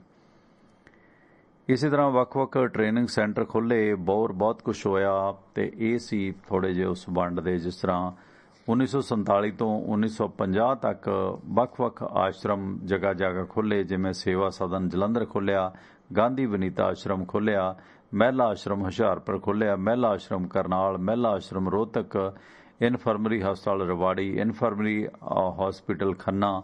ਇਸ ਤਰ੍ਹਾਂ ਛੋਟੇ-ਛੋਟੇ ਹਸਪੀਟਲ ਵੀ ਇਹਨਾਂ ਦੇ ਕਰੀਬ 7 ਦੇ ਕਰੀਬ ਆਸ਼ਰਮ ਸੀ ਜਿਹੜੇ ਉਹ ਵੀ ਸਰਕਾਰ ਤੇ ਲੋਕਾਂ ਦੀ ਸਹਾਇਤਾ ਦੇ ਨਾਲ ਬਣਾਏ ਗਏ। ਇਸੇ ਤਰ੍ਹਾਂ ਜਿਹੜਾ ਮਾਲੀ ਮਦਦ ਸੀ ਉਹ ਵੀ ਬਹੁਤ ਘੱਟ ਮਿਲੀ, ਜਿਹੜਾ ਸ਼ਰਨਾਰਥੀਆਂ ਨੂੰ ਮੁਆਵਜ਼ਾ ਸੀ ਉਹ ਬਹੁਤ ਘੱਟ ਮਿਲਿਆ। ਤੇ ਇਸ ਮੁਤਾਬਕ ਕਿਉਂਕਿ ਭਾਰਤ ਤੇ ਪਾਕਿਸਤਾਨ ਦੀ ਸਰਕਾਰ ਨੇ ਭਾਵੇਂ ਦੋਨੇ ਪਾਸੇ ਅਸਲ ਛੱਡੀ ਗਈ ਜਿਹੜੀ ਜਾਇਦਾਦ ਸੀ ਉਹਨਾਂ ਬਾਰੇ ਕਾਫੀ ਗੱਲਬਾਤ ਕੀਤੀ, ਪਰ ਪਾਕਿਸਤਾਨ ਦੀ ਸਰਕਾਰ ਨੇ ਇਸ ਬਾਰੇ ਬਹੁਤਾ ਸਹਿਯੋਗ ਨਾ ਦਿੱਤਾ ਗਿਆ, ਜਿਸ ਕਾਰਨ ਸ਼ਰਨਾਰਥੀਆਂ ਨੂੰ ਮੁਆਵਜ਼ਾ ਦੇਣ ਦਾ ਕੰਮ ਅੱਗੇ ਪੈਂਦਾ ਗਿਆ। 1955 ਦੇ ਅਖੀਰ ਤੱਕ ਇਸ ਮੁਆਵਜ਼ਾ ਸਕੀਮ ਨੂੰ ਅਮਲੀ ਰੂਪ ਦਿੱਤਾ ਗਿਆ, ਕਿਉਂਕਿ ਉਹ ਡਿਲੇ ਹੋਈ ਗਿਆ। ਕਿਉਂਕਿ ਇਦਾਂ ਨਹੀਂ ਕਿ ਜਿੰਨਾ ਤੁਸੀਂ ਕਲੇਮ ਕਰ ਜੋ ਨਾ ਪੈ ਜਾਓ। ਹਾਂ ਠੀਕ ਹੈ, ਅਪਰੋਚ ਵਾਲੇ ਬੰਦੇ ਕਲੇਮ ਵੱਧ ਪਵਾ ਲੈਂਦੇ ਸੀ, ਪਰ 1955 ਤੱਕ ਇਹ ਮੁਆਵਜ਼ਾ ਸਕੀਮ ਨੇਪਰੇ ਚੜੀ। ਇਸ ਸਕੀਮ ਦੇ ਮੁਤਾਬਕ ਭਾਰਤ ਸਰਕਾਰ ਨੇ ਪੰਜਾਬ ਦੇ ਵਿੱਚ ਮੁਸਲਮਾਨਾਂ ਦੀ ਛੱਡੀ ਗਈ 100 ਕਰੋੜ ਮੁੱਲ ਦੀ ਜਾਇਦਾਦ ਪ੍ਰਾਪਤ ਕਰ ਲਈ ਸੀ, ਜਿਨ੍ਹਾਂ ਦੇ ਵਿੱਚੋਂ 85 ਕਰੋੜ ਦੀ ਜਾਇਦਾਦ ਜੋ ਸ਼ਰਨਾਰਥੀਆਂ ਲਈ ਬਣਾਏ ਗਏ ਮਕਾਨ ਸੀ ਉਹਨਾਂ ਤੇ ਖਰਚ ਕਰ ਦਿੱਤੀ। ਜਾਣੀ ਮੁਸਲਮਾਨਾਂ ਦੀ ਜਿਹੜੀ ਇੱਧਰ ਛੱਡੀ ਜਾਇਦਾਦ ਸੀ ਕੁਛ ਨੇ ਧੱਕੇ ਨਾਲ ਨੱਪ ਲਈ, ਜਦੋਂ ਬਾਅਦ ਚ ਪਤਾ ਲੱਗਿਆ ਉਹਨਾਂ ਤੋਂ ਖਾਲੀ ਕਰਾਈ। ਜਾਣੀ ਕਿ ਉਹ 100 ਕਰੋੜ ਦੀ ਜਾਇਦਾਦ ਚੋਂ 85 ਕਰੋੜ ਦੀ ਜਾਇਦਾਦ ਹੈ ਨਾ ਜਿਹੜੀ, ਉਹ ਸ਼ਰਨਾਰਥੀਆਂ ਤੇ ਖਰਚ ਕਰ ਦਿੱਤੀ ਜਿਹੜੇ ਸਿੱਖ ਤੇ ਹਿੰਦੂ ਇੱਧਰ ਆਏ। ਇਸ ਦੇ ਵਿੱਚੋਂ 4.5 ਲੱਖ ਸ਼ਰਨਾਰਥੀਆਂ ਨੂੰ ਮੁਆਵਜ਼ਾ ਦਿੱਤਾ ਜਾਣਾ ਸੀ। ਸ਼ਰਨਾਰਥੀਆਂ ਨੂੰ ਆਪਣੇ ਮੁਆਵਜ਼ੇ ਦੇ ਵਾਸਤੇ ਜਿਹੜੇ ਕਲੇਮ ਭਰੇ ਗਏ ਉਹਨਾਂ ਕਲੇਮਾਂ ਦੇ ਵਿੱਚ ਮੰਗੀ ਗਈ ਪੂਰੀ ਰਕਮ ਨਹੀਂ ਸੀ ਦਿੱਤੀ ਜਾ ਸਕਦੀ, ਇਸ ਲਈ ਮੰਗੀ ਰਕਮ ਚੋਂ ਕਟੌਤੀ ਦਾ ਫਾਰਮੂਲਾ ਬਣਾਇਆ ਗਿਆ। ਇਸ ਫਾਰਮੂਲੇ ਦੇ ਮੁਤਾਬਕ ਜੇ ਕਿਸੇ ਨੇ 5,000 ਦਾ ਕਲੇਮ ਕੀਤਾ ਸੀ ਤਾਂ ਉਸ ਤੇ 50 ਤੋਂ 56% ਘੱਟ ਲੱਗਦਾ ਸੀ। ਜੇ ਕਿਸੇ ਨੇ 20,000 ਦਾ ਕਲੇਮ ਕੀਤਾ ਸੀ ਤਾਂ ਉਸ ਤੇ 33% ਰਕਮ ਉਸ ਨੂੰ ਮਿਲਦੀ ਸੀ। ਜੇ ਕਿਸੇ ਨੇ 1 ਲੱਖ ਦਾ ਕਲੇਮ ਕੀਤਾ ਸੀ ਤਾਂ ਉਹਨੂੰ ਸਿਰਫ 11,000 ਮਿਲਦਾ ਸੀ। ਜੇ ਕਲੇਮ ਦੀ ਰਕਮ 2 ਲੱਖ ਤੋਂ ਵੱਧ ਸੀ ਤਾਂ ਉਹਦੇ 'ਚ ਸਿਰਫ 10,000 ਕਲੇਮ ਮਿਲਦਾ ਸੀਗਾ। ਸੋ ਇਸ ਕਰਕੇ ਜਾਣੀ ਜਿਉਂ-ਜਿਉਂ ਕਲੇਮ ਵੱਡਾ ਹੁੰਦਾ ਜਾਂਦਾ ਸੀ ਰਾਸ਼ੀ ਉਦੋਂ ਘਟਦੀ ਸੀ, ਗਰੀਬਾਂ ਨੂੰ ਕਲੇਮ ਜ਼ਿਆਦਾ ਮਿਲਦਾ ਸੀ, ਵੱਡਿਆਂ ਨੂੰ ਘੱਟ। ਸਰਕਾਰੀ ਅੰਦਾਜ਼ੇ ਦੇ ਮੁਤਾਬਕ ਦਸੰਬਰ 1956 ਤੱਕ 45 ਕਰੋੜ 65 ਲੱਖ ਰੁਪਈਆ ਨਕਦ ਤੇ 9 ਕਰੋੜ 79 ਲੱਖ ਰੁਪਏ ਦੀ ਜਾਇਦਾਦ ਦੇ ਰੂਪ ਦੇ ਵਿੱਚ ਤੇ 7 ਕਰੋੜ ਰੁਪਈਆ ਜਿਹੜਾ ਸਰਕਾਰ ਵੱਲੋਂ ਕਰਜ਼ੇ ਦੇ ਰੂਪ ਦੇ ਵਿੱਚ ਸ਼ਰਨਾਰਥੀਆਂ ਨੂੰ ਦਿੱਤਾ ਗਿਆ। ਸੋ ਇਸ ਤਰ੍ਹਾਂ ਬਹੁਤ ਤਰਾਸਦੀ ਹੱਡੀ ਹੰਡਾਈ ਹੈ। ਸੋ ਮੌਲਾ ਮਿਹਰ ਕਰੇ ਫਿਰ ਇਸ ਤਰ੍ਹਾਂ ਦੇ ਦੰਗੇ ਫਸਾਦ ਨਾ ਫੈਲਣ। ਤੇ ਇਸ ਸੰਬੰਧੀ ਬਹੁਤ ਸਾਰੇ ਲੋਕਾਂ ਨੇ ਕੰਮ ਵੀ ਕੀਤਾ। ਗੁਰਦੁਆਰਾ ਸੁਧਾਰ ਲਹਿਰ ਨੇ, RSS ਦੀਆਂ ਕੁਝ ਸੰਸਥਾਵਾਂ ਨੇ ਵੀ ਦਾਅਵਾ ਕੀਤਾ ਕਿ ਉਹਨਾਂ ਨੇ ਵੀ ਕੰਮ ਕੀਤਾ। ਨਹਿਰੂ ਕਮੇਟੀ ਦੀਆਂ ਰਿਪੋਰਟਾਂ ਤੇ ਸਿੱਖਾਂ ਦੀ ਪ੍ਰਤੀਕਿਰਿਆ ਵੀ ਆਈ ਤੇ ਉਜਲ ਸਿੰਘ ਸੀ ਜਿਹੜੇ ਉਹਨਾਂ ਨੇ ਪੁਨਰਗਠਨ ਸੰਬੰਧੀ ਇੱਕ ਤਜਵੀਜ਼ ਵੀ ਪੇਸ਼ ਕੀਤੀ ਸੀ। ਇਹ ਵੱਡਾ ਸਾਰਾ ਮਸਲਾ ਕਿ ਕਿੱਦਾਂ ਉਹ ਰੈੱਡ ਕਲਿਫ ਲਾਈਨ ਜਾਂ ਉਹ ਵੰਡਾਂ ਹੋਈਆਂ। ਸੋ ਇਹ ਸੀ ਗੱਲਬਾਤ। ਗੁਰਬੀਰ ਸਿੰਘ ਕੁਐਂਟਰੀ ਤੋਂ 2-3 ਮਿਸ ਕਾਲ ਨੇ, ਜੇ ਕੋਈ ਜ਼ਰੂਰੀ ਹੈ ਬਾਈ ਜੀ ਕਾਲ ਕਰ ਲਓ। ਤੇ ਇਹ ਸੀ ਗੱਲਬਾਤ ਵੰਡ ਦੀ ਦਰਦ ਦੀ ਕਹਾਣੀ। ਤੇ ਹੁਣ ਸਿਆਸੀ ਸਾਰੋਕਾਰਾਂ ਤੇ ਸਮਾਜਿਕ ਸਾਰੋਕਾਰਾਂ ਤੇ ਗੱਲ ਕਰਾਂਗੇ ਬਾਈ ਜੀ ਸੁਰਿੰਦਰ ਸਿੰਘ ਹੋਰਾਂ ਨਾਲ। ਤੁਸੀਂ ਕੋਈ ਕਾਲ ਕਰਨੀ ਹੈ ਤਾਂ ਆਪ ਜੀ ਦਾ ਵੀ ਸਵਾਗਤ। ਇਸ ਵਿਸ਼ੇ ਨਾਲ ਸੰਬੰਧਿਤ ਤੁਸੀਂ ਕੋਈ ਵਿਚਾਰ ਜਿਹੜੇ ਦੇਣੇ ਚਾਹੁੰਦੇ ਹੋ ਤਾਂ ਕਾਲ ਕਰ ਲਓ ਜਦੋਂ ਨੂੰ ਸੁਰਿੰਦਰ ਜੀ ਆਉਂਦੇ ਆ। ਤੇ ਸਾਡੇ ਇਹਨਾਂ ਪ੍ਰੋਗਰਾਮਾਂ ਨੂੰ ਤੁਸੀਂ ਸਾਡੀ ਵੈਬਸਾਈਟ tivanaradio.com ਤੇ ਸੁਣ ਸਕਦੇ ਹੋ ਤੇ ਉਸ ਦੌਰਾਨ ਉੱਥੇ tivanaradio.com ਤੇ ਤੁਹਾਨੂੰ ਆਈਫੋਨ ਤੇ ਐਂਡਰਾਇਡ ਐਪਸ ਦੇ ਲਿੰਕ ਮਿਲਣਗੇ। ਉਹ ਐਪਸ ਨੇ ਜਿਹੜੀਆਂ ਪਲੀਜ਼ ਜ਼ਰੂਰ ਇੰਸਟਾਲ ਕਰੋ। ਇਸ ਤੋਂ ਇਲਾਵਾ ਉੱਥੇ ਤੁਹਾਨੂੰ ਸਾਡਾ ਫੇਸਬੁੱਕ ਤੇ YouTube ਪੇਜ ਦਾ ਲਿੰਕ ਮਿਲੇਗਾ, ਉਹ ਵੀ ਇੰਸਟਾਲ ਕਰ ਸਕਦੇ ਹੋ। ਤੇ ਅਮਰੀਕਾ ਦੇ ਵਿੱਚ ਕਾਲ ਟੂ ਲਿਸਨ ਨੰਬਰ ਹੈ 667 930 9260। ਉਸ ਨੰਬਰ ਤੇ ਡਾਇਲ ਕਰਕੇ ਵੀ ਤੁਸੀਂ ਇਸ ਪ੍ਰੋਗਰਾਮ ਨੂੰ ਸੁਣ ਸਕਦੇ ਹੋ। ਸੋਮਵਾਰ ਤੋਂ ਲੈ ਕੇ ਸ਼ਨੀਵਾਰ ਤੱਕ ਭਾਰਤੀ ਸਮਾਂ ਸਵੇਰੇ 6 ਵਜੇ ਤੋਂ ਲੈ ਕੇ 8 ਵਜੇ ਤੱਕ ਤੇ ਸ਼ਾਮ ਨੂੰ 6:30 ਵਜੇ ਤੋਂ ਲੈ ਕੇ 8:30 ਵਜੇ ਤੱਕ ਪਟਿਆਲਾ ਸਟੂਡੀਓ 'ਚ ਆਪਾਂ ਲਾਈਵ ਹੁੰਦੇ ਹਾਂ। ਰਾਜਨੀਤਿਕ ਚਰਚਾ ਦੇ ਵਾਸਤੇ ਐਡਵੋਕੇਟ ਸੁਰਿੰਦਰ ਸਿੰਘ ਜੁੜਦੇ ਨੇ। ਮੇਰੇ ਨਾਲ ਕੋਈ ਗੱਲ ਕਰਨੀ ਹੈ, ਸਟੂਡੀਓ 'ਚ ਪ੍ਰੋਗਰਾਮ 'ਚ ਗੱਲ ਕਰਨੀ ਹੈ, ਮੇਰਾ ਕੰਟੈਕਟ ਨੰਬਰ ਵੀ ਇਹੀ ਹੈ। ਜੇ ਇਸ ਨੰਬਰ ਤੇ ਤੁਸੀਂ ਜਿਹੜਾ ਪ੍ਰੋਗਰਾਮ ਮੰਗਵਾਉਣਾ, ਲਿੰਕ ਮੰਗਵਾਉਣਾ, ਤਾਂ ਉਹ ਨੰਬਰ ਹੈ 98 763 09655 ਤੇ ਉਹ ਨੰਬਰ ਤੇ ਤੁਸੀਂ ਮੇਰੇ ਨਾਲ ਸੰਪਰਕ ਕਰ ਸਕਦੇ ਹੋ। 98 763 09655। ਹਾਂ, ਤੁਹਾਡੀ ਆਵਾਜ਼ ਰੁਕ ਗਈ ਸੀ, ਮਾਫੀ ਚਾਹੁੰਦਾ, ਸ਼ਾਇਦ ਇਸੇ ਕਰਕੇ ਗੁਰਵੀਰ ਜੀ ਦੀ ਕਾਲ ਹੋਵੇ। ਸੌਰੀ, ਮੈਂ ਦੇਖ ਨਹੀਂ ਸਕਿਆ। ਔਜਲਾ ਸਾਹਿਬ ਸਵਾਗਤ। ਔਜਲਾ ਸਾਹਿਬ ਤੁਹਾਡਾ ਵੈਲਕਮ। ਸਤਿ ਸ੍ਰੀ ਅਕਾਲ ਟੋਣਾ ਬਾਈ ਜੀ ਦੇ ਸਤਿਕਾਰਯੋਗ ਸਰੋਤਿਆਂ ਨੂੰ। ਮਾਤਾ ਜੀ ਦੀਆਂ ਗੱਲਾਂ ਸੁਣ ਕੇ ਬੜਾ, ਜੇ ਤੁਸੀਂ ਇਸ ਦ੍ਰਿਸ਼ ਨੂੰ ਅੱਖਾਂ ਸਾਹਮਣੇ ਅਹਿਸਾਸ ਕਰੋ ਨਾ, ਬਹੁਤ ਵੱਡਾ ਦਰਦ ਹੈ ਜੀ। ਜਿਹੜੇ ਅਸੀਂ ਹੱਸਦਿਆਂ ਨੇ ਘਰ ਛੱਡਿਆ ਤਾਂ ਕੁਛ ਵੀ ਹੈ ਨਹੀਂ ਇਹਦੇ ਸਾਹਮਣੇ, ਜੇ ਸੋਚਿਆ ਜਾਵੇ, ਹਨਾ। ਮੇਰੇ ਨਾ ਤੁਹਾਡੀ ਆ ਸਾਰੀ ਕਹਾਣੀ ਸੁਣਦੇ ਇੱਕ ਵੀਰ ਆਪਣਾ ਬਹੁਤ ਪਿਆਰਾ ਗੀਤਕਾਰ ਧਰਮਵੀਰ ਥਾਂਦੀ, ਜਿਨ੍ਹਾਂ ਨੇ 5 ਬੈਡਰੂਮਾਂ ਦੇ ਘਰ ਦੇ ਵਿੱਚ ਸਾਡਾ ਇੱਕ ਮੰਜਾ ਡਾਹ ਹੋਇਆ, ਤਾਂ ਜਿਹੜਾ ਕਿ ਤੁਹਾਨੂੰ ਮੈਂ ਭੇਜਿਆ ਸੀ, ਵਿੱਚ ਬਰੀਕ ਆ ਕੇ ਬਣ ਗਏ ਜੱਟਾਂ ਦੇ ਪਤਲਾਲੇ। ਉਹਨਾਂ ਨੇ ਇੱਕ ਗੀਤ ਲਿਖਿਆ ਜੀ, ਮੈਨੂੰ 2 ਪੈਰੇ ਉਹਨਾਂ ਦੇ ਯਾਦ ਆਇਆ। ਮੈਂ ਕਾਫੀ ਚਿਰ ਦਾ ਤੁਹਾਡੀਆਂ ਗੱਲਾਂ ਸੁਣਦਾ ਯਾਦ ਕਰਦਾ ਸੀ। ਉਹ ਸੇਮ ਰਿਲੇਟਡ ਆਈ, ਚਾਹੇ ਉਹਨੂੰ ਪਾਕਿਸਤਾਨ ਨਾਲ ਜੋੜ ਲਓ, ਪਰ ਉਹ ਥੱਪੜ ਬਾਹਰਲੇ ਪ੍ਰਦੇਸੀਆਂ ਨੇ ਮਾਰਿਆ ਹੋਇਆ ਸਾਡਿਆਂ ਦੇ। ਉਹ ਵੀ ਪ੍ਰਦੇਸ਼ ਰਹਿੰਦਾ ਅਮਰੀਕਾ ਦੇ ਵਿੱਚ। ਅੱਛਾ ਜੀ। ਉਹ ਕਹਿੰਦਾ, ਜਿੱਥੇ ਜੰਮੇ ਖੇਡੇ ਕੁੱਦੇ, ਪਿੰਡ ਗਰਾਂ ਸਭ ਛੱਡ ਆ ਗਏ, ਗੁਰੂਆਂ ਪੀਰਾਂ ਵਾਲੀ ਅਨਮੁੱਲੀ ਥਾਂ ਛੱਡ ਆ ਗਏ, ਰੁੱਖੀ ਮਿੱਸੀ ਖਾ ਕੇ ਕਿਹੜਾ ਮੰਨਦਾ ਰੱਬ ਦੇ ਭਾਣੇ ਨੂੰ, ਅਸੀਂ ਚਾਈ ਅਨੰਦਪੁਰ ਛੱਡਤਾ, ਇੱਥੇ ਬੈਠੀਏ ਰੋਈ ਜਾਈਏ ਨਨਕਾਣੇ ਨੂੰ। ਬਿਲਕੁਲ, ਦੇਖੋ ਕਿੱਡਾ ਵੱਡੀ ਉਹਨਾਂ ਨੇ ਇਹ ਗੱਲ ਕਹੀ। ਹਾਂ ਬਿਲਕੁਲ। ਅਸੀਂ ਤਾਂ ਚਾਈ ਛੱਡ ਕੇ ਆਏ ਹੋਏ ਨਾ, ਨਨਕਾਣੇ ਨੂੰ ਬੈਠੇ ਰੋਈ ਜਾਂਦੇ ਆ। ਹਾਂਜੀ, ਕਹਿੰਦਾ ਭੋਏ ਤਾਂ ਜੱਟ ਦੀ ਮਾਂ ਹੁੰਦੀ ਹੈ, ਜਾਣਿਓ ਨਾ ਇਹਨੂੰ ਮਿੱਟੀ ਬਈ, ਪਰ ਡਾਲਰ ਹੋ ਗਏ ਮਾਂ ਤੋਂ ਵੱਧ ਕੇ, ਭੋਏ ਨਾ ਮੁੜ ਕੇ ਡਿੱਠੀ ਬਈ। ਬੈਠੇ ਜੱਟ ਅਮਰੀਕਾ ਆਖਣ, ਪਾਣੀ ਦੇਣਾ ਨਹੀਂ ਹਰਿਆਣੇ ਨੂੰ, ਚਾਈ ਅਨੰਦਪੁਰ ਛੱਡ ਆਏ, ਰੋਈ ਜਾਣ ਨਨਕਾਣੇ ਨੂੰ। ਕਹਿੰਦਾ 5 ਘਰ ਕਹਿੰਦਾ ਪੇ ਆਫ ਹੋ ਗਏ, 4 ਨੇ ਖੜੇ ਤਿਆਰ ਨਵੇਂ, 25 ਹੋਰ ਟਰਾਲੇ ਪਾਉਣੇ, ਗੈਸ ਸਟੇਸ਼ਨ 4 ਨਵੇਂ, ਅਜੇ ਵੀ ਅਰਦਾਸਾਂ ਕਰਦਾ, ਰੱਬਾ ਬਖਸ਼ੀ ਹੋਰ ਨਮਾਣੇ ਨੂੰ। ਕਿਆ ਬਾਤ ਹੈ। ਚਾਈ ਅਨੰਦਪੁਰ ਛੱਡਤਾ, ਰੋਈ ਜਾਣ ਨਨਕਾਣੇ ਨੂੰ। ਕਹਿੰਦਾ ਤੂੰ ਵੀ ਕਹਿੰਦਾ ਹੁੰਦਾ ਸੀ, ਨਾਲ ਤਾਂ ਕੁਝ ਵੀ ਜਾਣਾ ਨਹੀਂ, ਆ 5 ਸਾਲ ਅਮਰੀਕਾ ਲਾ ਕੇ ਮੈਂ ਪਿੰਡ ਮੁੜ ਆਣਾ ਹੈ। ਕਹਿੰਦਾ ਦੇਖਾਂਗੇ ਹੁਣ ਤੈਨੂੰ ਥਾਂਦੀ, ਜਦੋਂ ਮੁੜੇਗਾ ਪਿੰਡ ਪਧਿਆਣੇ ਨੂੰ, ਚਾਈ ਅਨੰਦਪੁਰ ਛੱਡਿਆ, ਰੋਈ ਜਾਣ ਨਨਕਾਣੇ ਨੂੰ। ਸੋ ਇਹ ਤਰਾਸਦੀ ਹੈ ਜੀ। ਅੱਛਾ, ਤੁਹਾਡੇ ਨੇੜੇ ਜਰਗੜੀ ਪਿੰਡ ਹੈ, ਅੱਜ ਦੇ ਸਮੇਂ ਨੂੰ ਲੈ ਕੇ ਉਸ ਨੂੰ ਯਾਦ ਕਰਕੇ ਅੱਜ ਦੇ ਸਮੇਂ ਵਾਲੇ ਪ੍ਰਦੇਸੀਆਂ ਦੇ ਇੱਕ ਚਾਂਡਾ ਵੀ ਮੂੰਹ ਤੇ ਜੀ, ਮੈਂ ਵੀ ਉਹਨਾਂ ਦੇ ਵਿੱਚ। ਨਹੀਂ ਔਜਲਾ ਸਾਹਿਬ, ਇੱਕ ਗੱਲ ਹੋਰ ਦੱਸਿਓ, ਤੁਹਾਡੇ ਨੇੜੇ ਜਰਗੜੀ ਕੋਈ ਸਮਾਧ ਹੈ, ਕਾਫੀ ਮਾਨਤਾ ਉਹਦੀ ਲੋਕਾਂ 'ਚ, ਉਹਦੇ ਨਾਲ ਕਹਾਣੀ ਸੀਗੀ ਉੱਥੇ ਵੀ ਬੰਬ ਸਿੱਟਣਾ ਸੀਗਾ ਕਿ ਉਹ ਸ਼ਹੀਦਾਂ ਨੇ ਪਹਿਰਾ ਦਿੱਤਾ ਤੇ ਉਹ ਬੰਬ ਨਹੀਂ ਸਿੱਟਿਆ ਗਿਆ। ਕਿਹਦੀ ਸਮਾਧ ਹੈ ਉਹ ਵੈਸੇ? ਮੈਂ ਤੁਹਾਨੂੰ ਦੱਸਦਾ ਜੀ, ਮੇਰੇ ਨਾ ਤਾਇਆ ਜੀ, ਤੁਹਾਨੂੰ ਮੈਂ ਅੱਗੇ ਵੀ ਦੱਸਿਆ ਜੀ, ਉਹ 95 ਸਾਲ ਦੇ ਹੋ ਕੇ ਪੂਰੇ ਹੋਏ। ਉਹਨਾਂ ਨੇ ਇਹ ਸਾਰਾ ਕੁਝ ਹੱਥੀਂ ਵਰਤਾਰਾ ਦੇਖਿਆ। ਮੈਂ ਇੱਕ ਦਿਨ ਉਹਨਾਂ ਨੂੰ ਪੁੱਛਿਆ ਜੀ 2017 ਚ ਅਸੀਂ ਬੈਠੇ ਘਰੇ, ਮੈਂ ਕਿਹਾ ਤਾਏ ਕੋਈ ਗੱਲ ਸਾਂਝੀ ਸੁਣਾਓ। ਉਹ ਵਿਚਾਰੇ ਬੜੇ ਚਲੋ ਹੈਗੇ ਤਾਂ ਅਨਪੜ੍ਹ ਸੀ, ਪੜ੍ਹੇ ਨਹੀਂ ਸੀਗੇ। ਉਹ ਕਹਿੰਦੇ ਵੀ ਆਪਣੇ ਨਾ, ਮੈਂ ਹੁਣ ਪਿੰਡ ਛੋਟਾ ਜਿਹਾ ਪਿੰਡ ਆ ਜੀ, ਚਕੋਹੀ ਦੇ ਉੱਪਰਲੇ ਪਾਸੇ ਪੈਂਦਾ, ਮੈਨੂੰ ਜ਼ਿਮੀਂਦਾਰਾਂ ਦਾ ਪਿੰਡ ਆ। ਉਹ ਕਹਿੰਦੇ ਵੀ ਉੱਥੇ ਨਾ ਮੁਸਲਮਾਨ ਐਂ ਵੱਢ ਕੇ ਸਿੱਟੇ ਸੀ ਜਿਵੇਂ ਗੰਨੇ ਦੇ ਖੇਤ ਤੇ ਉਹ ਗੰਨਾ ਵੱਢ ਕੇ ਨਹੀਂ ਆਪਾਂ ਢੇਰੀਆਂ ਲਾ ਦਿੰਦੇ। ਬਿਲਕੁਲ ਉਹ ਯਾਰ ਸੀ ਉਹ ਚਕੋਹੀ ਦੇ ਉੱਪਰਲੇ ਪਾਸੇ ਭਮੱਦੀ ਤੋਂ ਇੱਧਰਲੀ ਸਾਈਡ ਨੂੰ ਜੀ। ਉਹ ਅਜੇ ਵੀ ਉੱਥੇ ਬਹੁਤ ਪਿੰਡ ਦੂਰੀਆਂ ਤੇ ਨਹੀਂ ਜੀ, ਉਹ ਪਿੰਡ ਉੱਥੇ ਅਜੇ ਵੀ ਮਤਲਬ ਜਾਇਦਾਦ ਜ਼ਿਆਦਾ ਕਰਕੇ ਲਾ ਲਓ ਜਿੱਦਾਂ ਮਰਜੀ। ਤੇ ਉਹ ਜਿਹੜੀ ਜਰਗੜੀ ਸੀ ਉਹ ਸਮਾਧ ਸੀਗੀ, ਉਹ ਵੀ ਉਹਨਾਂ ਨੇ ਦੱਸੀ ਵੀ ਉੱਥੇ ਵੀ ਇਹ ਮਿੱਥਾਂ ਵੀ ਲਾ ਲਓ, ਜੋ ਮਰਜੀ ਲਾ ਲਓ ਜੀ, ਵੀ ਕਈ ਵਾਰੀ ਹੁੰਦਾ ਫੌਜ ਨੂੰ ਪਿੰਡ ਤੇ ਨਹੀਂ ਸਿੱਟਣਾ ਜਾਂ ਕਿੱਦਾਂ ਵੀ ਆ। ਤੇ ਬਾਕੀ ਸ਼ਰਧਾ ਵੀ ਸੀ ਚਲੋ ਉਦੋਂ। ਫਿਰ ਇਹ ਵੀ ਸੀਗਾ ਜੀ, ਉਦੋਂ ਕਿਹੜਾ ਹੋਰ ਕੋਈ ਜਾਣਕਾਰੀ ਅਸੀਂ ਆਸਥਾ ਹੀ ਹੁੰਦੀ ਸੀ ਪਿੰਡ ਵਾਲੀ ਸਮਾਧ ਤੇ ਮਾੜੀ ਤੇ ਹਨਾ। ਹੁਣ ਜੇ ਕੋਈ ਜਰਗ ਜਾਂਦੇ ਸੀ ਤੇ ਉਹ ਤੇ ਆਸਥਾ ਦੇ ਨਾਲ ਲੋਕ ਜੁੜਦੇ ਸੀ। ਚਲੋ ਪਤਾ ਕਰਕੇ ਦੱਸਿਓ ਕਿ ਉਹ ਕਿਹਨਾਂ ਦੀ ਸਮਾਧ ਹੈ। ਉਹਦੇ ਨਾਲ ਕਈ ਵਾਰੀ ਕਿਉਂਕਿ ਮਾਨਤਾ ਵਧਾਉਣ ਲਈ ਏਦਾਂ ਹੁੰਦਾ ਕਿ ਉੱਥੇ ਵੀ ਬੰਬ ਸਿੱਟਣਾ ਸੀ, ਪਰ ਉਹ ਜਰਗੜੀ ਖੇਤਾਂ 'ਚ ਸੁੱਟਿਆ ਫਿਰ ਉਹਨੇ। ਮੈਂ ਤੁਹਾਨੂੰ ਪਤਾ ਕਰਕੇ ਜੀ ਅੱਜ ਦਾ ਕੱਲ 'ਚ ਮੈਂ ਤੁਹਾਨੂੰ ਦੱਸ ਦੂੰਗਾ ਜੀ। ਧੰਨਵਾਦ, ਥੈਂਕ ਯੂ, ਮਿਹਰਬਾਨੀ, ਥੈਂਕ ਯੂ। ਗੁਰਵੀਰ ਸਿੰਘ ਹੋਰਾਂ ਦੀ ਵੀ ਕਾਲ ਆਈ ਹੈ, ਪਲੀਜ਼ ਕਾਲ ਕਰ ਲਿਓ। ਹੋਰ ਕਿਸੇ ਸੱਜਣ ਨੇ ਵੀ ਕਰਨੀ ਆ। ਇੱਕ ਦੋ ਕਾਲਰ ਹੋਲਡ ਤੇ ਨੇ, ਉਹਨਾਂ ਨਾਲ ਗੱਲਬਾਤ ਕਰ ਲਈਏ। ਸਵਾਗਤ ਹੈ ਜੀ ਤੁਹਾਡਾ, ਵੈਲਕਮ। ਸਤਿ ਸ਼੍ਰੀ ਅਕਾਲ ਜੀ। ਮੈਂ ਪਾਰਟੀਸ਼ਨ ਦੀ ਸੁਣ ਰਿਹਾ ਸੀ ਕਹਾਣੀ ਸਾਰੀ ਜੀ, ਤੇ ਸਾਡੇ ਵੀ ਬਜ਼ੁਰਗ ਉੱਥੋਂ ਹੀ ਆਏ ਸੀਗੇ।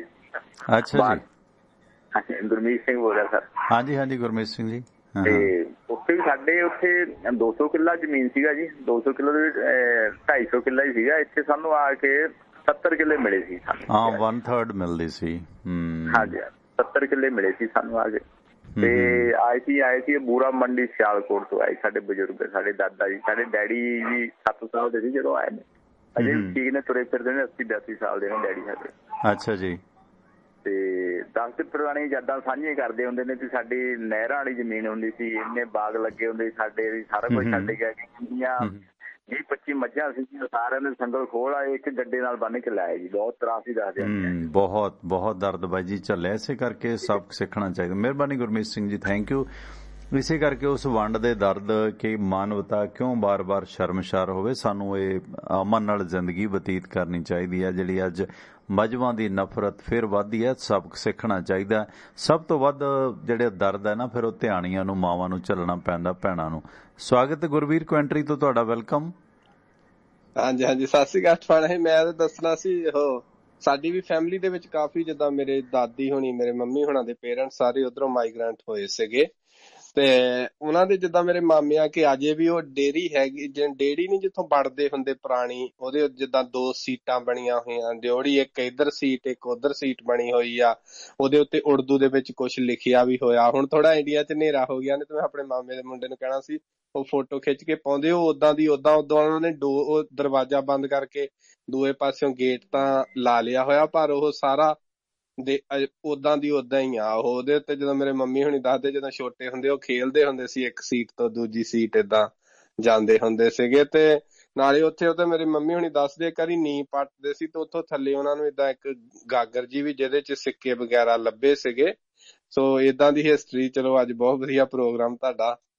ਤੇ ਸਾਡੇ ਵੀ ਓਦਾਂ ਇੱਕ ਰਿਸ਼ਤੇਦਾਰ ਹੈਗੇ, ਉਹ ਅਮਰੀਕਾ ਦੇ ਵਿੱਚ 92-91 ਈਅਰ ਓਲਡ ਆ, ਪਰ ਉਹਨਾਂ ਨੇ ਓਦਾਂ ਪਾਕਿਸਤਾਨ ਦੀ ਵੰਡ ਦੇਖੀ ਹੋਈ ਹੈਗੀ, ਉਹ ਇੰਡੀਆ ਦੇ ਹੀ ਆ। ਤੇ ਹਾਂਜੀ ਤੇ ਬਾਕੀ ਬਹੁਤ ਵਧੀਆ ਪ੍ਰੋਗਰਾਮ ਤੁਹਾਡਾ। Thank you very much. ਮਿਹਰਬਾਨੀ ਗੁਰਵੀਰ ਜੀ, ਥੈਂਕ ਯੂ। ਤੇ ਕੁਛ ਹੋਰ ਕਾਲਸ ਲਵਾਂਗੇ। ਸਵਾਗਤ ਸਰ ਤੁਹਾਡਾ, ਵੈਲਕਮ। 91 ਨੰਬਰ। ਹੈਲੋ, ਹਾਂਜੀ ਸਤਿ ਸ਼੍ਰੀ ਅਕਾਲ ਜੀ। ਹਾਂ ਜੀ, ਮੈਂ ਤਾਂ ਸਰ ਇਹ ਕਹਿਣਾ ਚਾਹੁੰਦਾ, ਨਾ 14 ਅਗਸਤ ਕਾਲਾ ਸੀ, ਨਾ 15 ਅਗਸਤ ਕਾਲਾ ਸੀ। ਇਹਨੂੰ ਕਾਲਾ ਕੀਤਾ ਸਿਆਸਤਦਾਨਾਂ ਨੇ। ਜਿਹੜੇ ਲੋਕ ਵਿਚਾਰੇ ਮਜ਼ਲੂਮ ਆਪਣੀ ਕਮਾ ਕੇ ਖਾਂਦੇ ਸੀਗੇ, ਉਹਨਾਂ ਨੂੰ ਰਾਤਾਂ ਨੂੰ ਘਰੋਂ ਕੱਢ ਦਿੱਤਾ ਗਿਆ। ਉਧਰ ਪਾਕਿਸਤਾਨ ਵਾਲੇ ਪਾਸਿਓਂ, ਉਧਰ ਇੰਡੀਆ ਵਾਲੇ ਪਾਸਿਓਂ। ਉਹਨਾਂ ਦਾ ਕੀ ਕਸੂਰ ਸੀ? ਉਹਨਾਂ ਦੇ ਬੱਚਿਆਂ ਨਾਲ ਸੀ, ਉਹਨਾਂ ਨੂੰ ਮਾਰ ਦਿੱਤਾ ਗਿਆ। ਉਹਨਾਂ ਦੇ ਬੱਚੇ ਮਾਰ ਦਿੱਤੇ ਗਏ। ਸਰ ਮੇਰੇ ਗੁਆਂਢ ਦੇ ਵਿੱਚ ਹੁਣ 90 ਸਾਲ ਦੇ ਹੋ ਕੇ ਮਰੇ ਨੇ ਬਜ਼ੁਰਗ, ਉਹ ਦੱਸਦੇ ਸੀਗੇ, ਕਹਿੰਦੇ ਉਸ ਟਾਈਮ ਅਸੀਂ ਵੀ ਜਾਂਦੇ ਹੁੰਦੇ ਸੀ, ਕਹਿੰਦੇ ਉਸ ਟਾਈਮ ਡੰਡੀਆਂ ਹੁੰਦੀਆਂ ਸੀ, ਹੁਣ ਸੜਕਾਂ ਨੇ, ਉਸ ਟਾਈਮ ਡੰਡੀਆਂ ਹੁੰਦੀਆਂ ਸੀਗੀਆਂ। ਉਹ ਕਹਿੰਦੇ ਬਾਰਿਸ਼ ਪੈ ਰਹੀ ਸੀ, ਅਸੀਂ ਵੀ ਜਾ ਰਹੇ ਸੀਗੇ, ਕਹਿੰਦੇ ਅਸੀਂ ਦੇਖਿਆ ਰਸਤੇ ਦੇ ਵਿੱਚ ਇੱਕ ਲੇਡੀ ਪਈ ਹੈ ਮਰੀ ਵੀ, ਤੇ ਉਹਦਾ ਗਲਾ ਕੱਟਿਆ ਹੋਇਆ, ਉਹਦੇ ਨਾਲ ਇੱਕ ਬੱਚਾ ਪਿਆ ਰੋ ਰਿਹਾ, ਸਵਾ ਸਾਲ ਦਾ ਹੋਊਗਾ। ਕਹਿੰਦੇ ਜਦੋਂ 1 ਘੰਟੇ ਬਾਅਦ ਅਸੀਂ ਵਾਪਸ ਮੁੜ ਕੇ ਆਏ ਤਾਂ ਉਹ ਬੱਚਾ ਵੀ ਕੱਟ ਦਿੱਤਾ ਗਿਆ।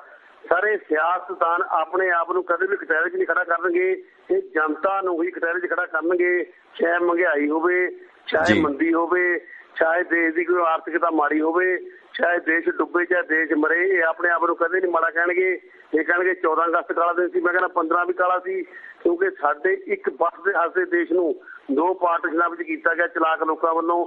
ਤੇ ਉੱਧਰੋਂ ਜਿਹੜੇ ਲੋਕ ਆਏ ਉਹ ਮਾਰੇ ਗਏ ਵਿਚਾਰੇ, ਉਹਨਾਂ ਦੀਆਂ ਧੀਆਂ ਭੈਣਾਂ, ਉਹਨਾਂ ਦੇ ਬੱਚੇ ਮਾਰੇ ਗਏ, ਜਿਹੜੇ ਉਹ ਇੱਧਰ ਉਹਨਾਂ ਦੇ ਮਾਰੇ ਗਏ। ਕਿਸੇ ਦਾ ਕੀ ਕਸੂਰ ਸੀ? ਇਹ ਪੋਲੀਟੀਸ਼ੀਅਨ ਅੱਜ ਤੋਂ ਕਸੂਰਵਾਰ ਹੈ। ਮੈਂ ਇਹਨੂੰ ਕਟਹਿਰੇ 'ਚ ਮੰਨਦਾ, ਪਰ ਇਹ ਮੰਨਣ ਨੂੰ ਤਿਆਰ ਨਹੀਂ ਹੈ। ਜਦ ਤੱਕ ਅਸੀਂ ਚੰਗੇ ਲੋਕਾਂ ਨੂੰ ਵੋਟ ਨਹੀਂ ਪਾਵਾਂਗੇ, ਜਦ ਤੱਕ ਇਹ ਲੋਕ ਕਟਹਿਰੇ 'ਚ ਨਹੀਂ ਆਉਣਗੇ। ਜਿਹੜੇ ਪਦਮ ਸ਼੍ਰੀ ਇਹਨਾਂ ਨੂੰ ਚੋਰਾਂ ਦਿੱਤੇ ਜਾ ਰਹੇ ਨੇ, ਉਹ ਇਸ ਕਰਕੇ ਦਿੱਤੇ ਜਾ ਰਹੇ ਨੇ ਕਿਉਂਕਿ ਜਿਹੜਾ ਸਭ ਤੋਂ ਵੱਧ ਲੋਕਾਂ ਨੂੰ ਮੂਰਖ ਬਣਾਉਂਦਾ, ਸਭ ਤੋਂ ਵੱਧ ਲੋਕਾਂ ਦਾ ਘਾਣ ਕਰਤਾ, ਉਹਨੂੰ ਪਦਮ ਸ਼੍ਰੀ ਦਿੱਤਾ ਜਾਂਦਾ, ਉਹਨੂੰ ਨਵਾਜਿਆ ਜਾਂਦਾ। ਜਿਹੜਾ ਸੱਚ ਬੋਲਦਾ ਉਹਨੂੰ ਫਾਂਸੀ ਚੜਾਇਆ ਜਾਂਦਾ। Thank you sir. ਸ਼ੇਰ ਸਾਹਿਬ ਥੈਂਕ ਯੂ ਤੁਹਾਡਾ ਵਿਸ਼ੇਸ਼ ਥੈਂਕ ਯੂ। ਤੁਸੀਂ ਬੇਬੇ ਜੀ ਨਾਲ ਜਾਣ ਪਛਾਣ ਕਰਾਈ, ਬੜਾ ਉਹਨਾਂ ਨੂੰ ਵੀ ਚੰਗਾ ਲੱਗਾ, ਸਰੋਤਿਆਂ ਨੂੰ ਚੰਗਾ ਲੱਗਾ, ਕਿਉਂਕਿ ਜਦੋਂ ਇਸ ਤਰ੍ਹਾਂ ਦਾ ਦਰਦ ਵੇਖਦੇ ਹਾਂ ਅਸੀਂ ਵੀ ਕਿ ਆਹ ਵਾਪਰਦਾ, ਫਿਰ ਅਸੀਂ ਕਈ ਵਾਰੀ ਆਪਣੇ ਮਨ ਦੀ ਨਫ਼ਰਤ ਨੂੰ ਵੀ ਜਿਹੜਾ ਹੈਗਾ ਘਟਾਉਂਦੇ ਹਾਂ। ਸੋ ਇਹ ਸਾਨੂੰ ਸਮਝਣਾ ਚਾਹੀਦਾ। ਤੇ ਇਸੇ ਤਰ੍ਹਾਂ ਕਈ ਸਾਰੇ ਹੋਰ ਸਰੋਤਿਆਂ ਦੇ ਵੀ ਸੁਨੇਹੇ ਆ ਰਹੇ ਨੇ। ਆਪਣੇ ਸਪਾਂਸਰ ਵੀ ਨੇ ਬਾਈ ਜੀ ਮੰਧੀਰ ਪਿੰਡ ਤੋਂ, ਕੋਟ ਈਸੇ ਖਾਂ ਦੇ ਲਾਗਿਓਂ ਹਰਪ੍ਰੀਤ ਸਿੱਧੂ, ਉਹਨਾਂ ਨੇ ਵੀ ਦੱਸਿਆ ਸੀ ਕਿ ਉਹਨਾਂ ਦਾ ਜਿਹੜਾ ਪਾਕਿਸਤਾਨ 'ਚ ਪਿੰਡ ਹੈ ਨਾ, ਉਹਨਾਂ ਲੋਕਾਂ ਦੇ ਉਹ ਵਿਆਹ ਸ਼ਾਦੀਆਂ 'ਚ ਵੀ ਜਾਂਦੇ ਨੇ। ਉਸ ਦੇ ਪਿੰਡ ਦੇ ਜਿਹੜੇ ਗਰਾਈ ਨੇ ਉਹ ਇੱਥੇ ਲੰਡਨ ਦੇ ਵਿੱਚ ਮੇਅਰ ਬਣੀ ਸੀ ਵੀ ਉਹਨਾਂ ਦੇ ਪਿੰਡ ਦੀ, ਜੋ ਇੱਧਰੋਂ ਗਏ ਸਨ, ਤੇ ਉਹ ਆਪਣੇ ਨਾਂ ਨਾਲ ਵੀ ਮੰਧੀਰ ਲਾਉਂਦੇ ਨੇ, ਮੰਦਿਰ ਹੈ ਨਾ। ਤੇ ਉਹ ਮਤਲਬ ਆਪਸ ਦੇ ਵਿੱਚ ਉਹਨਾਂ ਦੇ ਵਿਆਹ ਸ਼ਾਦੀਆਂ 'ਚ ਵੀ ਇੱਧਰੋਂ ਜਿਵੇਂ ਕਹਿੰਦੇ ਆ ਨਾ ਕਿ ਸ਼ਗਨ ਭੇਜਣਾ ਹੈ ਨਾ, ਨਿਉਂਦਾ ਭੇਜਣਾ, ਉਹ ਆਪਸ ਦੇ ਵਿੱਚ ਹਰਪ੍ਰੀਤ ਸਿੱਧੂ ਬਾਈ ਜੀ ਕਹਿੰਦੇ ਅਸੀਂ ਅਜੇ ਵੀ, ਮਨਦੀਪ ਸਿੱਧੂ ਸੌਰੀ, ਅਜੇ ਵੀ ਕਹਿੰਦੇ ਉਹਨਾਂ ਨਾਲ ਇੰਨਾ ਵਰਤਦੇ, ਆਪਣੇ ਸਪਾਂਸਰ ਵੀ ਨੇ, ਸਬਸਕ੍ਰਾਈਬਰ ਨੇ ਸੌਰੀ, ਕੋਟ ਈਸੇ ਖਾਂ ਤੋਂ ਵੀ ਇੰਨਾ ਸਾਂਝਾ ਅਜੇ ਵੀ ਨੇ। ਆ ਜਿਹੜੀਆਂ ਵੰਡ ਦੀਆਂ ਕਹਾਣੀਆਂ ਨੇ, ਇਹ ਮਤਲਬ ਸਾਡੀ ਉਸ ਨਫ਼ਰਤ ਦੀ ਦੀਵਾਰ ਨੂੰ ਤੋੜਦੀਆਂ ਨੇ। ਭਾਰਤ ਪਾਕਿਸਤਾਨ ਦੇ ਵਿੱਚ ਅਗਰ ਨਫ਼ਰਤ ਖਤਮ ਹੋ ਜਾਵੇ ਜਿਹੜੀ ਸਾਡੇ ਸਿਆਸਤਦਾਨਾਂ ਨੇ ਪੈਦਾ ਕੀਤੀ ਹੈ, ਤਾਂ ਇਹ ਖਿੱਤਾ ਬਹੁਤ ਸ਼ਾਂਤਮਈ ਤੇ ਸਟਰੋਂਗ ਹੋ ਸਕਦਾ ਅਮਰੀਕਾ ਕੈਨੇਡਾ ਦੀ ਤਰ੍ਹਾਂ। ਪਰ ਅਫਸੋਸ ਕਿ ਆਪਸ 'ਚ ਲੜਾ ਕੇ ਹਥਿਆਰ ਵੇਚੇ ਜਾ ਰਹੇ ਨੇ। ਸਵਾਗਤ ਸਰ ਤੁਹਾਡਾ, ਵੈਲਕਮ। ਹੈਲੋ, ਸਤਿ ਸ਼੍ਰੀ ਅਕਾਲ ਜੀ। ਹਾਂਜੀ ਸਰ ਜੀ, ਸਤਿ ਸ਼੍ਰੀ ਅਕਾਲ ਜੀ। ਜੀ ਅੰਸਾਰੀ ਸਾਹਿਬ। ਹਾਂਜੀ ਹਾਂਜੀ ਸਰ, ਸਰ ਤੋਂ ਮੁਹੰਮਦ ਅਨਵਰ ਅੰਸਾਰੀ ਸਰ। ਜੀ ਅੰਸਾਰੀ ਸਾਹਿਬ। ਸਰ ਜੀ ਜਿਸ ਤਰ੍ਹਾਂ ਨਾ ਸਰ, ਇਦੋਂ ਪਹਿਲਾਂ ਇੱਕ ਜਿਹਨੇ ਤੁਸੀਂ ਆਨਲਾਈਨ ਕਿਹਾ ਸੀ, ਬਹੁਤ ਹੀ ਵਧੀਆ ਆਪਣੇ ਉਹ ਵਿਚਾਰ ਦੱਸ ਰਹੇ ਸੀ, ਜੋ ਕਿ ਕੁਝ ਸਾਂਝੇ ਕੀਤੇ ਨੇ ਉਹਨਾਂ ਨੇ। ਸਰ ਉਹ ਸਮੇਂ ਦੀ ਗੱਲ ਕਰੀਏ ਸਰ, ਉਹ ਸਮਾਂ ਹੀ ਇਹੋ ਜਿਹਾ ਸੀਗਾ। ਉਹ ਮਾਰਕ ਜਿਨ੍ਹਾਂ ਨੇ ਦੇਖਿਆ ਉਹਨਾਂ ਨੂੰ ਪਤਾ। ਕਿਸੇ ਨਾਲ ਜਦੋਂ ਸਾਂਝਾ ਕਰਦੇ ਨੇ, ਅਸੀਂ ਵੀ ਆਪਣੇ ਬਜ਼ੁਰਗਾਂ ਕੋਲੇ, ਦਾਦਾ ਦਾਦੀ ਕੋਲੇ ਬੈਠਦੇ। ਮੇਰੇ ਦਾਦਾ ਜੀ ਹੈਗੇ 96-97 ਸਾਲ ਦੀ ਉਮਰ ਦੇ, ਦਾਦੀ ਜੀ ਹੈਗੇ 87-88 ਸਾਲ ਦੇ। ਉਹ ਬਲਾਈਂਡ ਨੇ। ਦਾਦੀ ਤਾਂ ਹੁਣ ਨਿਗਾਹ ਚਲੀ ਗਈ ਸੀ, ਆਵਾਜ਼ ਵਗੈਰਾ ਵੀ ਚਲੋ ਪਛਾਣ ਲੈਂਦੇ ਨੇ। ਉਹਨਾਂ ਨੇ ਵੀ ਹੱਲਾ ਦੇਖਿਆ। ਮੇਰੀ ਦਾਦੀ ਇਹ ਗੱਲ ਦੱਸਦੀ ਹੁੰਦੀ ਸੀ, ਪਿੰਡ ਚ ਨੇਰ ਸੀ ਇਹਨਾਂ ਦਾ ਪਿਛੋਕੜ ਜੀ। ਇਹ ਕਹਿੰਦੇ ਜਦੋਂ ਆਪਣੇ ਆਹ ਦੋਨਾਂ ਕੋਲੇ ਹੁੰਦਾ ਜੀ ਅਲੱਗ, ਆਪਣੇ ਸੰਦੋੜ ਕੋਲੇ, ਉਹ ਕਹਿੰਦੇ ਜੀ ਜਦੋਂ ਅਸੀਂ ਗਏ ਉੱਥੋਂ ਖੱਤਿਆਂ ਦੇ ਵਿੱਚ ਭੱਜ ਗਏ ਕਿ ਜ਼ਿਮੀਦਾਰ ਸਾਰੇ ਇਹੋ ਜਿਹੇ ਮਾੜੇ ਨਹੀਂ ਸੀ ਹੁੰਦੇ, ਕੋਈ ਵੀ, ਚਾਹੇ ਮੁਸਲਮਾਨ ਚਾਹੇ ਸਿੱਖ, ਜਦੋਂ ਮਾਹੌਲ ਹੀ ਇਹੋ ਜਿਹਾ ਸੀਗਾ। ਉਹਨਾਂ ਨੇ ਸਰ ਅਲਮਾਰੀ ਦੇ ਵਿੱਚ, ਜਿਹੜੀ ਆਮ ਘਰ ਦੇ ਵਿੱਚ ਆਪਣੇ ਤੇਗਾ ਲਾ ਕੇ ਅਲਮਾਰੀਆਂ ਲੱਕੜ ਦੀਆਂ ਬਣਾਈਆਂ ਹੁੰਦੀਆਂ ਸੀ, ਟਾਕੀਆਂ ਲਾ ਕੇ, ਉਹਨਾਂ ਦੇ ਵਿੱਚ ਟਾੜਤਾ ਸੀਗਾ ਜੀ। ਜਦੋਂ ਉਹਦੇ ਵਿੱਚ ਤਾੜਿਆ ਜੀ, ਮੇਰੀ ਦਾਦੀ ਕਹਿੰਦੀ ਵੀ ਮੈਂ 12 ਸਾਲ ਦੀ ਸੀਗੀ। ਉਹਦੇ ਸਾਰਾ ਦਿਨ ਉਹ ਟਾਕੇ ਦੇ ਵਿੱਚ, ਅਲਮਾਰੀ ਦੇ ਵਿੱਚ ਇਹਨਾਂ ਨੂੰ 3-4 ਘੰਟੇ ਤਾੜੀ ਰੱਖਿਆ। ਬਾਅਦ ਚੋਂ ਕੱਢਿਆ ਜ਼ਿਮੀਦਾਰਾਂ ਨੇ ਜੀ, ਰੋਟੀ ਪਾਣੀ ਖਵਾ ਕੇ ਫਿਰ ਘਰ ਤੱਕ ਖੱਤਿਆਂ ਵਿੱਚ ਦੀ ਆਪਣਾ ਸਾਈਕਲ ਤੇ ਬਿਠਾ ਕੇ ਛੱਡ ਕੇ ਵੀ ਆਏ। ਉਹ ਵੀ ਇੱਕ ਸਾਂਝ ਭਾਈਚਾਰਕ ਸੀ। ਮੇਰੇ ਦਾਦਾ ਜੀ ਦਾਦੇ ਨੇ, ਜਿਹੜੀ ਆਪਣੇ ਬਠਿੰਡੇ ਸਰਹੰਦ ਵਾਲੀ ਨਹਿਰ ਆ, ਹਿੰਦਗੜ੍ਹ ਤੋਂ ਹੋ ਕੇ ਜਾਂਦੀ ਆ ਸਰ, ਇਹਦੇ ਵਿੱਚ ਜੀ ਲਾਸ਼ਾਂ ਬਹਾਈਆਂ ਜਾਂਦੀਆਂ ਸੀਗੀਆਂ ਜੀ, ਖੂਨ ਹੀ ਖੂਨ ਹੁੰਦਾ ਸੀ। ਸਾਡੇ ਗਮਾਂਡ ਜੀ ਮੁਹੰਮਦ ਜਮੀਲ ਜੀ ਨੇ, ਬਜ਼ੁਰਗ ਹੋ ਗਏ ਬਹੁਤ ਬੁੜੇ, ਉਹਨਾਂ ਨੇ ਜੀ ਹੁਣ ਤੱਕ ਹੋਜਰੀ ਚ ਲੁਧਿਆਣੇ ਕੰਮ ਕਰਿਆ। ਉਹ ਕਹਿੰਦੇ ਵੀ ਮੈਂ ਤੂਤ ਤੇ ਪੈ ਕੇ ਅਮਰੂਦ ਦੇ ਪੱਤੇ ਖਾ ਕੇ ਅਸੀਂ ਰਾਤਾਂ ਕੱਟੀਆਂ ਹੋਈਆਂ ਨੇ। ਉਹ ਸਮਾਂ ਇੰਨਾ ਮਾੜਾ ਸੀ। ਮੇਰੇ ਦਾਦਾ ਜੀ ਨੇ ਸਾਨੂੰ ਫਿਰ ਇੱਕ ਗੱਲ ਦੱਸੀ ਜੀ, ਜਦੋਂ ਕੋਲੇ ਬੈਠੀ ਦਾ ਵਾ, ਉਹ ਕਹਿੰਦੇ ਜਿਹੜੇ ਨਵਾਬ ਦੀ ਰਿਆਸਤ ਸੀ ਮਲੇਰਕੋਟਲਾ ਦੀ, ਉਹਨਾਂ ਨੇ ਜੀ ਐਲਾਨ ਕਰਿਆ ਸੀ, ਅਨਾਉਂਸਮੈਂਟ ਵੀ ਕਰਵਾਈ ਸੀ ਵੀ ਜਿਹੜਾ ਬੰਦਾ ਮੇਰੀ ਹੱਦ 'ਚ ਰਹੂਗਾ ਵੀ ਉਹਨੂੰ ਕੋਈ ਵੀ ਮੈਂ ਤੱਤੀ ਬਾਹ ਨਹੀਂ ਲੱਗਣ ਦਊਗਾ। ਸਾਡਾ ਪਿੰਡ ਪਿਛੋਕੜ ਘਗਰਾਣਾ ਪਿੰਡ ਆ ਜੀ, ਘੁੱਗੂ ਰਾਣਾ ਜਿਹਨੂੰ ਕਹਿੰਦੇ ਨੇ, ਕਹਿੰਦੇ ਪਿੰਡ ਘਗਰਾਣਾ ਜਿੱਥੇ ਜਾਵੇ ਨਾ ਠਾਣਾ। ਉੱਥੇ ਸਰ ਪਿੰਡ ਦੇ ਵਿੱਚ ਜੀ ਮੇਜਰ ਸਰਪੰਚ ਸਾਹਿਬ ਸੀਗੇ ਸਰ। ਸਮਾਂ ਹੀ ਇਹੋ ਜਿਹਾ ਹੁੰਦਾ ਸੀ, ਉਹ ਪਿੰਡ 'ਚ ਜਦੋਂ ਪੁਲਿਸ ਵੜਦੀ ਸੀ ਤਾਂ ਬਹੁਤ ਬੁਰਾ ਮਨਾਉਂਦੇ ਸੀ। ਉਹਨੂੰ ਕਹਿੰਦੇ ਸੀ ਵੀ ਤੂੰ ਹੱਥ ਤੇ ਖੜ, ਵੀ ਮੈਂ ਇੱਥੇ ਆ ਕੇ ਫੈਸਲਾ ਕਰੂੰ। ਪਿੰਡ 'ਚ ਬੁਰਾ ਮਨਾਉਂਦੇ ਸੀ ਵੀ ਪਿੰਡ 'ਚ ਪੁਲਿਸ ਨਾ ਆਵੇ, ਵੀ ਕਿਹਦੇ ਆਜੂ ਮੇਰਾ ਸਿਰ ਨੀਵਾਂ ਹੋਊਗਾ। ਮੇਜਰ ਸਿੰਘ ਸਰਪੰਚ ਜੀ, ਉਹਨਾਂ ਨੇ ਵੀ ਮੇਰੇ ਦਾਦੇ ਨੇ ਗੱਲ ਦੱਸੀ ਵੀ ਉੱਥੋਂ ਜਦੋਂ ਪਿੰਡ ਆਏ ਤਾਂ ਇੱਥੋਂ ਇਹਨਾਂ ਦੇ ਜਿਹੜੇ ਤਾਏ ਦੇ ਲੜਕੇ ਸੀਗੇ ਸੋਹਣੀ ਜੀ, ਉਹ ਪਾਕਿਸਤਾਨ ਚਲੇ ਗਏ ਸੀ। ਇਹ ਇੱਥੇ ਦੇ ਮੇਰੇ ਦਾਦਾ ਜੀ ਘਗਰਾਣੇ ਤੋਂ ਮਲੇਰਕੋਟ ਲਿਆ, ਮਲੇਰਕੋਟ ਤੋਂ ਫਿਰ ਅਹਿਮਦ ਨਵਾਬ ਅਲੀ ਨੇ ਵਸਾਇਆ ਸੀਗਾ ਜੀ। ਆਪਣੇ ਸਾਰੀ ਅਹਿਮਦਗੜ੍ਹ ਦੀ ਹੱਦ ਰਸੂਲਪੁਰ ਤੱਕ ਵੱਸਦੀ ਹੈ ਜੀ। ਇੱਥੇ ਡੰਗਰਾਂ ਦੀ ਮੰਡੀ ਲੱਗਿਆ ਕਰਦੀ ਸੀ। ਅਹਿਮਦ ਅਲੀ ਦੇ ਨਾਂ ਤੇ ਇਹਦਾ ਅਹਿਮਦਗੜ੍ਹ ਮੰਡੀ ਬਣਿਆ ਸੀਗਾ ਇਸਦਾ ਨਾਂ ਸਰ। ਅੱਛਾ ਜੀ। ਹਾਂਜੀ ਜੀ ਅੰਸਾਰੀ ਸਾਹਿਬ, ਬਿਲਕੁਲ ਚੰਗੇ ਵੀ ਬਹੁਤ ਸੀ ਲੋਕ ਉਦੋਂ, ਇਸ ਤਰ੍ਹਾਂ ਦੀ ਗੱਲ ਨਹੀਂ। ਉਹ ਗੱਲ ਇਹ ਹੈ ਨਾ, ਉਸਤਾਦ ਦਾਮਨ ਲਿਖਦੇ ਨੇ ਕਿ ਬੜਾ ਸੋਹਣਾ ਉਹਨਾਂ ਦੀਆਂ ਸਤਰਾਂ ਨੇ ਇਸ ਮੁਤਲਕ ਕਿ ਵਾਘੇ ਨਾਲ ਅਟਾਰੀ ਦੀ ਨਹੀਂ ਟੱਕਰ, ਵਾਘੇ ਨਾਲ ਅਟਾਰੀ ਦੀ ਨਹੀਂ ਟੱਕਰ, ਨਾ ਹੀ ਗੀਤਾ ਦੇ ਨਾਲ ਕੁਰਾਨ ਦੀ ਏ, ਨਹੀਂ ਕੁਫਰ ਇਸਲਾਮ ਦਾ ਕੋਈ ਝਗੜਾ, ਗੱਲ ਸਾਰੀ ਨਫੇ ਨੁਕਸਾਨ ਦੀ ਏ। ਇਹ ਸਾਰੇ ਆਪਸੀ ਨਫੇ ਨੁਕਸਾਨ ਵਾਸਤੇ ਨਫ਼ਰਤਾਂ ਦੇ ਬੀਜ ਬੀਜੇ ਜਾਂਦੇ ਨੇ। ਟਵਾਣਾ ਸਾਹਿਬ, ਸਵਾਗਤ ਹੈ ਤੁਹਾਡਾ, ਵੈਲਕਮ ਬਾਈ ਜੀ। ਸਤਿ ਸ਼੍ਰੀ ਅਕਾਲ। ਸਤਿ ਸ਼੍ਰੀ ਅਕਾਲ ਜੀ। ਕੀ ਕਹਿਣਾ ਚਾਹੁੰਦੇ ਹੋ ਅੱਜ ਉਹਨਾਂ ਵਾਕਿਆਤਾਂ ਨੂੰ ਯਾਦ ਕਰਦੇ? ਸਾਡੇ ਵੀ ਪਰਿਵਾਰ ਨਾਲ ਹੋਇਆ। ਮੇਰੇ ਡੈਡੀ ਦੇ ਵੱਡੇ ਭੂਆ ਜੀ ਸੀਗੇ, ਫਿਰ ਉਹ ਆ ਕੇ ਇੱਧਰ ਆਪਣਾ ਜਮਾਲਪੁਰ ਖਾਸੀ ਇੱਧਰ ਵੀ ਨਾਲ ਨਾਲ ਕਾਫੀ ਮਤਲਬ ਜ਼ਮੀਨਾਂ ਜਮੂਨਾਂ ਅਲਾਟ ਹੋਈਆਂ ਨੇ ਜਦੋਂ ਬਾਅਦ ਚ। ਅੱਛਾ ਜੀ। ਕਿਉਂਕਿ ਮੇਰੇ ਬਾਪੂ ਜੀ ਵੀ ਪਹਿਲਾਂ ਘੁਲਦੇ ਰਹੇ ਨੇ, ਦਾਦਾ ਜੀ, ਤੇ ਉਹ ਸੁਣਾਉਂਦੇ ਹੁੰਦੇ ਸਾਨੂੰ ਪਾਕਿਸਤਾਨ ਦੀਆਂ ਗੱਲਾਂ। ਕਿਉਂਕਿ ਜਿਹੜਾ ਵੀ ਕੋਈ ਤਕੜਾ ਮੁੰਡਾ ਇੱਧਰ ਜਾਂਦਾ ਸੀ, ਉੱਧਰ ਕੁਸ਼ਤੀ ਦਾ ਸ਼ੌਂਕ ਹੁੰਦਾ ਸੀ ਸਾਰੇ ਬੰਦਿਆਂ ਨੂੰ ਨਾ।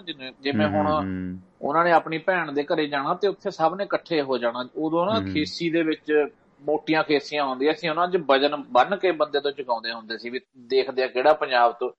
ਉਦੋਂ ਮਤਲਬ ਉਹ ਨਹੀਂ ਸੀਗਾ, ਕੋਈ ਨਫ਼ਰਤ ਨਹੀਂ ਸੀ, ਐ ਚਾਅ ਹੁੰਦਾ ਸੀ ਵੀ ਲਹਿੰਦੇ ਵਾਲੇ ਪਾਸੇ ਤੋਂ ਜਾਂ ਚੜ੍ਹਦੇ ਵਾਲੇ ਪਾਸੇ ਤੋਂ ਕੋਈ ਤਕੜਾ ਮੁੰਡਾ ਆਇਆ, ਚਲੋ ਇਹਦਾ ਜ਼ੋਰ ਦੇਖੀਏ। ਕਿਉਂਕਿ ਇੰਨੇ ਸਾਧਨ ਤਾਂ ਹੁੰਦੇ ਨਹੀਂ ਸੀਗੇ। ਤੇ ਬਾਕੀ ਇੱਕ ਗੱਲ ਹੋਰ ਹੈ, ਜਿਵੇਂ ਮੇਰੇ ਇੱਥੇ ਪਾਕਿਸਤਾਨ ਵੀ ਹੈਗੇ ਨੇ, ਪਾਕਿਸਤਾਨ ਤੋਂ ਕਈ ਬੰਦਿਆਂ ਨਾਲ ਮੈਂ ਗੱਲ ਕਰਦਾ, ਉਹ ਹਲੇ ਅਸੀਂ ਤਾਂ ਭੁੱਲ ਭੱਲ ਗਏ ਆ। ਜਿਵੇਂ ਹੁਣ ਸਾਡੇ ਨਿਆਣਿਆਂ ਨੂੰ ਤਾਂ ਪਤਾ ਹੀ ਨਹੀਂ ਹੋਣਾ ਵੀ ਬਾਰੀਏ ਕੌਣ ਨੇ, ਰਿਫਿਊਜੀ ਕੌਣ ਨੇ, ਹਨਾ। ਤੇ ਉਧਰ ਹਲੇ ਵੀ ਹੈਗਾ ਮੁਹਾਜਰ ਕਹਿੰਦੇ ਨੇ ਉਹ ਨਾ। ਤੇ ਪਾਰਟੀ ਬਣੀ ਹੈ ਉਹਨਾਂ ਨੂੰ ਬੜਾ, ਉਹਨਾਂ ਨਾਲ ਜਿਵੇਂ ਆਪਣੇ ਨਕੌਣ ਦਾ ਪਿੰਡ ਸੀ ਜਾਂ ਆਪਾਂ ਨੂੰ ਟਿਚਰਾਂ ਕਰਦੇ ਸੀ ਆਪਣੇ ਲੋਕ, ਉਹਨਾਂ ਨੂੰ ਆਪਸ ਚ ਬਾਰੀਆਂ ਤੇ ਆਮ ਜੱਟਾਂ ਦੇ ਰਿਸ਼ਤੇ ਨਹੀਂ ਹੁੰਦੇ, ਹੁਣ ਹੋਣ ਲੱਗ ਪਏ ਲਾਹੌਰੀਆਂ ਦੇ ਤੇ ਲੋਕਲ ਜੱਟਾਂ ਦੇ। ਸੋ ਉਹਨਾਂ ਨੂੰ ਮਤਲਬ ਈਵਨ ਹਿੰਦੂਆਂ 'ਚ ਵੀ ਇਹੀ ਹੁੰਦਾ ਸੀ, ਇਸੇ ਕਰਕੇ ਉਹ ਬਲੱਡ ਰਿਲੇਸ਼ਨ 'ਚ ਰਿਸ਼ਤੇ ਹੋਣ ਲੱਗ ਪਏ, ਗੋਤ ਲੋਕੀ ਘਟਾਉਣ ਲੱਗ ਪਏ। ਸੋ ਇਸੇ ਕਰਕੇ ਮੁਹਾਜਰ ਹੋਣ, ਭਾਵੇਂ ਉਧਰੋਂ ਆਏ ਬਾਰੀਏ ਲਾਹੌਰੀਏ ਹੋਣ, ਰਿਫਿਊਜੀ ਹੋਣ, ਉਹਨਾਂ ਨੂੰ ਸਥਾਨਕ ਲੋਕਾਂ ਨੇ ਕੋਈ ਬਹੁਤਾ ਉਹਨਾਂ ਸਤਿਕਾਰ ਨਹੀਂ ਦਿੱਤਾ ਜਿੰਨਾ ਦੇਣਾ ਚਾਹੀਦਾ ਸੀ, ਕਿਉਂਕਿ ਉਹ ਫਾਈਨੈਂਸ਼ੀਅਲੀ ਉਹ ਵੀਕ ਹੋ ਗਏ, ਹੈ ਨਾ। ਤੇ ਇਸ ਕਰਕੇ ਕੁਛ ਉਹਨਾਂ ਦੇ ਉੱਤੇ ਜਿਹੜੀਆਂ ਨੇ ਜਾਤੀਆਂ ਵਾਪਰੀਆਂ, ਹੈ ਨਾ। ਸੋ ਇਸ ਕਰਕੇ ਉਹ ਰਿਸ਼ਤਿਆਂ ਤੋਂ ਨਕਾਰਦੇ ਸੀਗੇ, ਹੁਣ ਹੌਲੀ ਹੌਲੀ ਲੋਕ ਕਰਨ ਲੱਗ ਪਏ ਨੇ ਜੀ। ਹਾਂਜੀ, ਤਾਂ ਹੀ ਮੈਨੂੰ ਲੱਗਦਾ ਫਿਰ ਉਹ ਜਿਵੇਂ ਆਪਾਂ ਕਹਿੰਦੇ ਆ ਵੀ ਮਾਂ ਦਾ ਸੀਰ ਛੱਡ ਕੇ ਆਲੇ ਦੁਆਲੇ ਚਲੋ ਕਰ ਲੈਂਦੇ ਨੇ ਉਹ, ਮਤਲਬ ਇਹ ਵੀ ਕਾਰਨ ਇੱਕ ਹੈਗਾ ਫਿਰ ਜਿਹੜਾ। ਹਾਂ, ਉਹ ਆਪਣੇ ਪਿੰਡੋਂ ਦਾ ਮੈਂ ਜ਼ਿਕਰ ਕੀਤਾ ਸੀ ਮੋਹਣਾ, ਉਹ ਮੈਨੂੰ ਚਲੋ ਕਈ ਗੱਲਾਂ ਨੇ ਕਿ ਪਿੰਡ ਦੇ ਕਈ ਲੋਕਾਂ ਨੇ ਉਹਨਾਂ ਦਾ ਸ਼ੋਸ਼ਣ ਵੀ ਕੀਤਾ, ਫਿਰ ਤੁਹਾਡੇ ਬਜ਼ੁਰਗਾਂ ਨਾਲੋਂ ਬਹੁਤ ਦੇਰ ਰਿਹਾ, ਬੜਾ ਉਹ ਕਦਰ ਕਰਦਾ ਅੱਜ ਵੀ ਤੁਹਾਡੇ ਬਜ਼ੁਰਗਾਂ ਦੀ। ਤੇ ਹਾਲਾਂਕਿ ਯੂਪੀ ਵੀ ਰਿਹਾ ਤੁਹਾਡੇ ਨਾਲ। ਸਾਡੇ ਘਰੇ ਵੀ ਭੜੋਲੀਆਂ ਚ ਪਹਿਲਾਂ ਬੇਬੇ ਹੋਣੀ ਦੱਸਦੀਆਂ ਸੀਗੀਆਂ ਸਾਨੂੰ ਵੀ ਏਦਾਂ ਭੜੋਲੀਆਂ ਚ ਬੰਦੇ, ਕਿਉਂਕਿ ਆਪਣਾ ਨਾਲ ਇੱਕ ਕੋਈ ਸੀਗਾ ਬੰਦਾ, ਉਹਦੀ ਬੜੀ ਸਿਫਤ ਸੁਣਾਉਂਦੇ ਸੀ, ਕਹਿੰਦੇ ਵੀ ਜਿਹੜਾ ਡਕਾਉਂਦੇ ਇੱਕ ਕੋਈ ਸੀਗਾ ਬੰਦਾ ਮੁਸਲਮਾਨ, ਉਹਨੇ ਟੋਕਰਾ ਬੰਨ ਕੇ ਦਰਖਤ ਨਾਲ ਨਾ, ਜਿਵੇਂ ਨਹੀਂ ਕੜਾਹਾ ਹੁੰਦਾ ਸੀ, ਕੜਾਹਾ ਲੋਹੇ ਦਾ ਉਹਨਾਂ ਦਾ, ਕਿਉਂਕਿ ਆਪਣੇ ਜੱਜ ਸਾਹਿਬ ਦੱਸਦੇ ਹੁੰਦੇ ਅੰਕਲ ਜੱਜ ਆਪਣੇ ਅਮਰਜੀਤ ਸਿੰਘ, ਉਹਦਾ ਜਿਹੜਾ ਆਪਣੇ ਮੜੀਆਂ ਤੋਂ ਉੱਪਰ ਨਾ ਬਾਗ, ਉਹਨਾਂ ਜ਼ਮਾਨਿਆਂ 'ਚ ਵੀ ਬਾਗ ਲਾਇਆ ਸੀ। ਬੜਾ ਅਮੀਰਾਂ ਦਾ ਪਿੰਡ ਸੀਗਾ ਡਕਾਉਂਦਾ ਮੁਸਲਮਾਨਾਂ ਦਾ। ਇਹ ਫਿਰ ਸਰਹੰਦ ਕੋਲ ਇਹਨਾਂ ਤੇ ਹਮਲਾ ਹੋਇਆ ਸੀ, ਕਿਉਂਕਿ ਇੱਥੇ ਇਹਨਾਂ ਨੇ ਕਈ ਦਿਨ ਗੋਲੀ ਚਲਾਈ ਸੀ। ਉਹਨਾਂ ਨੇ ਕੜਾਹਾ ਉੱਤੇ ਰੱਖ ਕੇ ਨਾ ਮੋਰਚਾ ਬਣਾਇਆ ਹੋਇਆ ਸੀ, ਫਿਰ ਮਿਲਟਰੀ ਦੇ ਰਾਹੀਂ ਉਹ ਕਿਵੇਂ ਨਾ ਕਿਵੇਂ ਨਿਕਲੇ। ਫਿਰ ਇਹ ਜਿਹੜੇ ਡਕਾਉਂਦੇ ਤੋਂ ਗਏ ਸੀਗੇ ਉਜੜ ਕੇ, ਤੇ ਉਹਨਾਂ ਤੇ ਅਟੈਕ ਹੋ ਗਿਆ ਸੀ। ਉਹ ਵੈਸੇ ਉਹਨਾਂ ਦਾ ਬਹੁਤਾ ਵਜੂਦ ਨਹੀਂ ਮਿਲਦਾ ਕਿ ਉਹ ਡਕਾਉਂਦੇ ਵਾਲੇ ਕਿੱਥੇ ਵਸਦੇ ਆ ਪਾਕਿਸਤਾਨ 'ਚ ਜੀ। ਜੀ, ਬਾਕੀ ਦੂਸਰੀ ਗੱਲ ਇਹੀ ਹੈ ਕਿ ਮੈਂ ਇੱਕ ਗੱਲ ਦੇਖਿਆ ਟਵਾਣਾ ਸਾਹਿਬ, ਜਿਹੜੀ ਇਹ ਵੀ ਨਾ ਇੱਕ ਇਨਫੀਰੀਅਰਿਟੀ ਕੰਪਲੈਕਸ ਲਾ ਸਕਦੀ ਹੈ ਕਿ ਜਿਹੜੀ ਡੀਪ ਮਾਲਵਾ ਬੈਲਟ ਹੈ ਨਾ, ਜਿਹੜੀ ਉਹ ਹਲੇ ਵੀ ਜਿਹੜੇ ਮਝੈਲ ਨੇ ਜਾਂ ਜਿਹੜੇ ਵੀਰ ਇੱਧਰੋਂ ਨੇ, ਉਹਨਾਂ ਨਾਲ ਗੱਲ ਕਰਨ ਤੋਂ ਕਤਰਾਉਂਦੀ ਹੈ, ਜਾਂ ਰਿਸ਼ਤਿਆਂ 'ਚ ਵੀ।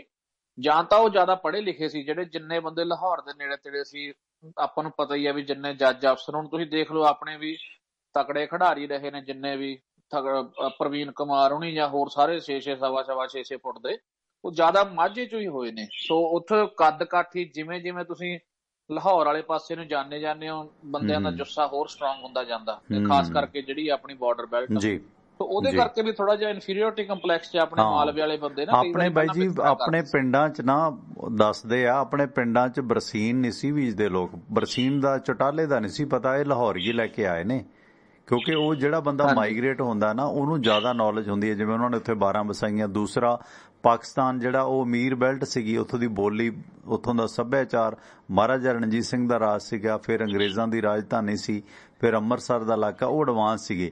ਆਪਣੇ ਜਿਹੜੇ ਇੱਧਰ ਦੇ ਇਲਾਕੇ ਨੇ ਨਾ ਪੰਜਾਬ, ਹਰਿਆਣਾ, ਮਾਲਵਾ, ਇਹ ਤਾਂ ਦੋਹਰੇ ਗੁਲਾਮ ਸੀ, ਇੱਕ ਅੰਗਰੇਜ਼ਾਂ ਦੇ ਤੇ ਦੂਸਰੇ ਰਾਜਿਆਂ ਦੇ। ਇਸੇ ਕਰਕੇ ਜਿਹੜਾ ਉਹ ਕੰਪਲੈਕਸ ਹੈਗਾ ਸੀਗਾ ਇਸ ਖਿੱਤੇ 'ਚ, ਬਹੁਤੇ ਅਮੀਰ ਨਹੀਂ ਸੀਗੇ ਰਾਜਾ, ਜਿਹੜੇ ਸਰਦਾਰ ਸੀ ਚਾਰ ਉਹੀ ਅਮੀਰ ਸੀ, ਬਾਕੀ ਲੋਕਾਂ ਦੇ ਹਾਲਾਤ ਕੋਈ ਬਿਹਤਰ ਨਹੀਂ ਸੀਗੇ ਜੀ। ਹਾਂਜੀ, ਹੁਣ ਵੀ ਬਾਸਮਤੀ ਦਾ ਜਿਹੜਾ ਸਭ ਤੋਂ ਵਧੀਆ ਤਜਰਬਾ ਅਸੀਂ ਤਾਂ ਦੇਖਿਆ ਆਲੇ ਦੁਆਲੇ, ਸਾਡੇ ਵੀ ਹੁਣ ਸਾਧੂ ਹੋਣੀ ਨੇ, ਹਾਂਜੀ, ਬਾਸਮਤੀ ਇਹਨਾਂ ਤੋਂ ਵਧੀਆ ਕੋਈ ਨਹੀਂ, ਪਤਾ ਨਹੀਂ ਕੀ ਚੱਕਰ ਹੈ, ਇਹਨਾਂ ਨੂੰ ਬਖਸ਼ਿਆ। ਲੋਕ ਕੈਂਥਲ ਹਰਿਆਣੇ ਵੀ ਗਏ ਨੇ, ਉੱਥੇ ਵੀ ਇਹ ਬਾਸਮਤੀ ਨਾਲ ਲੈ ਕੇ ਗਏ ਨੇ, ਕੁਰੂਕਸ਼ੇਤਰ ਤੱਕ ਵੀ।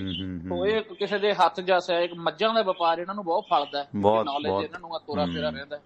ਸੋ ਇਹ ਚੀਜ਼ਾਂ ਨੇ। ਧੰਨਵਾਦ ਬਾਈ ਜੀ, ਮਿਹਰਬਾਨੀ ਮਿਹਰਬਾਨੀ।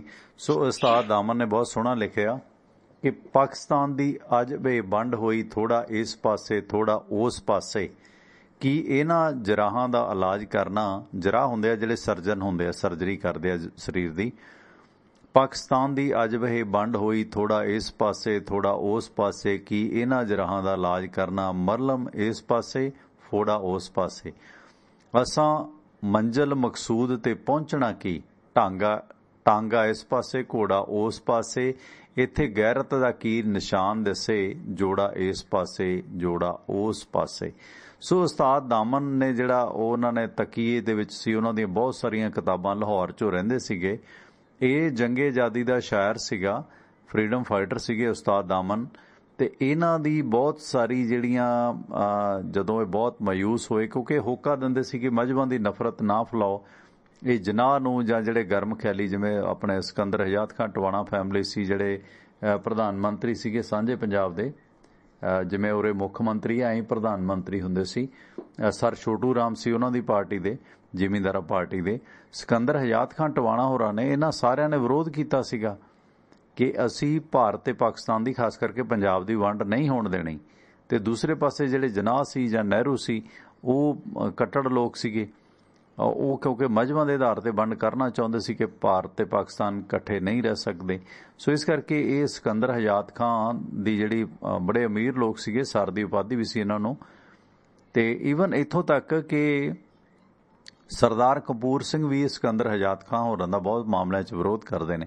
ਉਹ ਇੱਕ ਬੱਕਰੇ ਝਟਕਾਉਣ ਦਾ ਮਸਲਾ ਸੀਗਾ, ਤੇ ਉੱਥੇ ਉਦੋਂ ਵੀ ਉਹਨਾਂ ਨੇ DC ਹੁੰਦਿਆਂ ਸਿਕੰਦਰ ਹਯਾਤ ਖਾਨ ਹੋਰਾਂ ਨਾਲ ਪੰਗਾ ਪਾਇਆ ਸੀਗਾ। ਸੋ ਇਸ ਕਰਕੇ ਇਹ ਵਰਤਾਰਾ ਸੀ। ਤੇ ਇਸ ਤੋਂ ਬਾਅਦ ਫਿਰ ਸਿਕੰਦਰ ਹਯਾਤ ਖਾਨ ਦਾ ਪਰਿਵਾਰ ਵੀ ਇੱਥੋਂ ਬਹੁਤ ਸਾਰੀ ਜ਼ਮੀਨ ਦਾ ਜਾਇਦਾਦ ਛੱਡ ਕੇ ਜਿਹੜਾ ਮਾਈਗ੍ਰੇਟ ਹੋ ਗਏ ਸੀ ਅਮਰੀਕਾ ਨੂੰ, ਉਹ ਲੋਕ ਵੀ। ਖੈਰ, ਆਸਟ੍ਰੇਲੀਆ ਤੋਂ ਗੁਰਦੇਵ ਸਿੰਘ ਜੁੜੇ ਨੇ। ਗੁਰਦੇਵ ਜੀ ਸਵਾਗਤ ਬਾਈ ਜੀ, ਵੈਲਕਮ ਭਾਜੀ, ਸਤਿ ਸ੍ਰੀ ਅਕਾਲ। ਪ੍ਰੋਗਰਾਮ ਬੰਦ ਕਰਨ ਨੂੰ ਜੀ ਨਹੀਂ ਕਰਨ ਦਿਆ, ਸੌਣ ਦਾ ਵਕਤ ਹੋ ਗਿਆ। ਨਹੀਂ ਸੌਂ, ਰਿਪੀਟ ਸੁਣ ਲਿਓ ਪਲੀਜ਼, ਨੀਂਦ ਬਹੁਤ ਜ਼ਰੂਰੀ ਹੈ। ਮੈਂ ਉਹ ਤੁਹਾਨੂੰ ਛੁੱਟੀ ਸਵੇਰੇ ਚਲੋ। ਬਾਕੀ ਨਾ ਜਿਸ ਤਰ੍ਹਾਂ ਦਾਦੀ ਸਾਡੇ ਕਹਿੰਦੇ ਹੁੰਦੇ ਸੀ ਵੀ ਜਦੋਂ ਅਸੀਂ ਉੱਥੋਂ ਨਿਕਲੇ ਪਾਕਿਸਤਾਨ ਤੋਂ, ਅਸੀਂ ਜਿਸ ਤਰ੍ਹਾਂ ਕਿ ਜ਼ਿਆਦਾ ਦੂਰ ਨਹੀਂ ਆਏ ਸੀ ਸਾਡੇ ਦਾਦੀ ਹੁਣੀ, ਇੱਥੇ ਘਰੇਂਡਾ ਥਾਣਾ ਪੈਂਦਾ ਵਾ ਆਪਣੇ ਬਾਰਡਰ ਤੋਂ, ਮੈਨੂੰ ਯਾਦ ਆ ਕਿ 10 ਕਿਲੋਮੀਟਰ ਹੋਊਗਾ, ਬੜਾ ਮਸ਼ਹੂਰ ਹੈ ਥਾਣਾ, ਘਰੇਂਡਾ ਥਾਣਾ। ਉਹ ਪਿੰਡ ਹੀ ਸਾਡਾ ਜਿੱਥੋਂ ਉੱਠ ਕੇ ਆਏ ਸੀ, ਤੇ ਉਹ ਉੱਥੋਂ ਜ਼ੁਲਮ ਪੈਂਦਾ ਲਾਹੌਰ ਤੋਂ ਥੋੜਾ ਜਿਹਾ ਲਾਗੇ, ਉੱਥੋਂ ਉਹ ਉੱਠ ਕੇ ਆਏ ਸੀ। ਤੇ ਉਹ ਗੱਲਾਂ ਦੱਸਦੇ ਹੁੰਦੇ ਵੀ ਰਾਹ ਵਿੱਚ ਇੱਕ ਨਹਿਰ ਪੈਂਦੀ ਹੁੰਦੀ ਸੀ, ਜਿਸ ਤਰ੍ਹਾਂ ਕਿ ਉਹਨਾਂ ਨੇ ਲੋਕਾਂ ਨੇ ਆਪਣੀਆਂ ਧੀਆਂ ਜਿਸ ਤਰ੍ਹਾਂ ਕਿ 14-15 ਸਾਲ ਦੀਆਂ ਕੱਟ ਕੇ ਸੁੱਟ ਦੇਣੀਆਂ ਵੀ ਹਾਂ ਵੀ ਮਾਰ ਦੋ ਇਹਨਾਂ ਨੂੰ, ਕਿਸੇ ਦੇ ਹੱਥੇ ਨਾ ਚੜ ਜਾਣ। ਪਰ ਜਿਸ ਤਰ੍ਹਾਂ ਕਿ ਦਾਦੀ ਸਾਡੀ ਦੱਸਦੀ ਸੀ ਕਿ ਹਾਂ ਨਹੀਂ ਕੋਈ ਨੀ, ਵੀ ਜਿਹੜਾ ਵੀ ਦਾਦੀ ਦਾ ਜਿਹੜਾ ਡੈਡ ਸੀ, ਤੇ ਉਹ ਕਹਿੰਦੇ ਹੁੰਦੇ ਵੀ ਨਹੀਂ ਜੇ ਅਸੀਂ ਬਾਜਾਂਗੇ ਸਾਡੀਆਂ ਕੁੜੀਆਂ ਬਾਜ ਜਾਣਗੀਆਂ, ਵੀ ਛੋਟੀਆਂ ਸੀ ਇਹਦੇ ਉਮਰ 'ਚ 7-8 ਸਾਲ ਦੀਆਂ ਹੋਣਗੀਆਂ, ਜਿਹੜੀਆਂ 12-13 ਸਾਲ ਦੀਆਂ ਕੁੜੀਆਂ ਸੀ ਉਹ ਲੋਕੀ ਵੱਢ ਕੇ ਸੁੱਟ ਦਿੰਦੇ ਹੁੰਦੇ ਸੀ ਉਸ ਸਮੇਂ, ਜਦੋਂ ਇਹ ਬੜਾ ਸੰਤਾਪ ਸੀ ਇਹ। ਤੇ ਬਾਕੀ ਦੂਜੀ ਗੱਲ ਮੈਨੂੰ ਸਕਿਪ ਹੋ ਗਈ ਮੇਰੇ ਮਾਈਂਡ 'ਚੋਂ। ਕੋਈ ਨਹੀਂ, ਥੈਂਕ ਯੂ ਬਾਈ ਜੀ, ਮਿਹਰਬਾਨੀ, thank you, good night, Shaba ਖੈਰ, ਥੈਂਕ ਯੂ।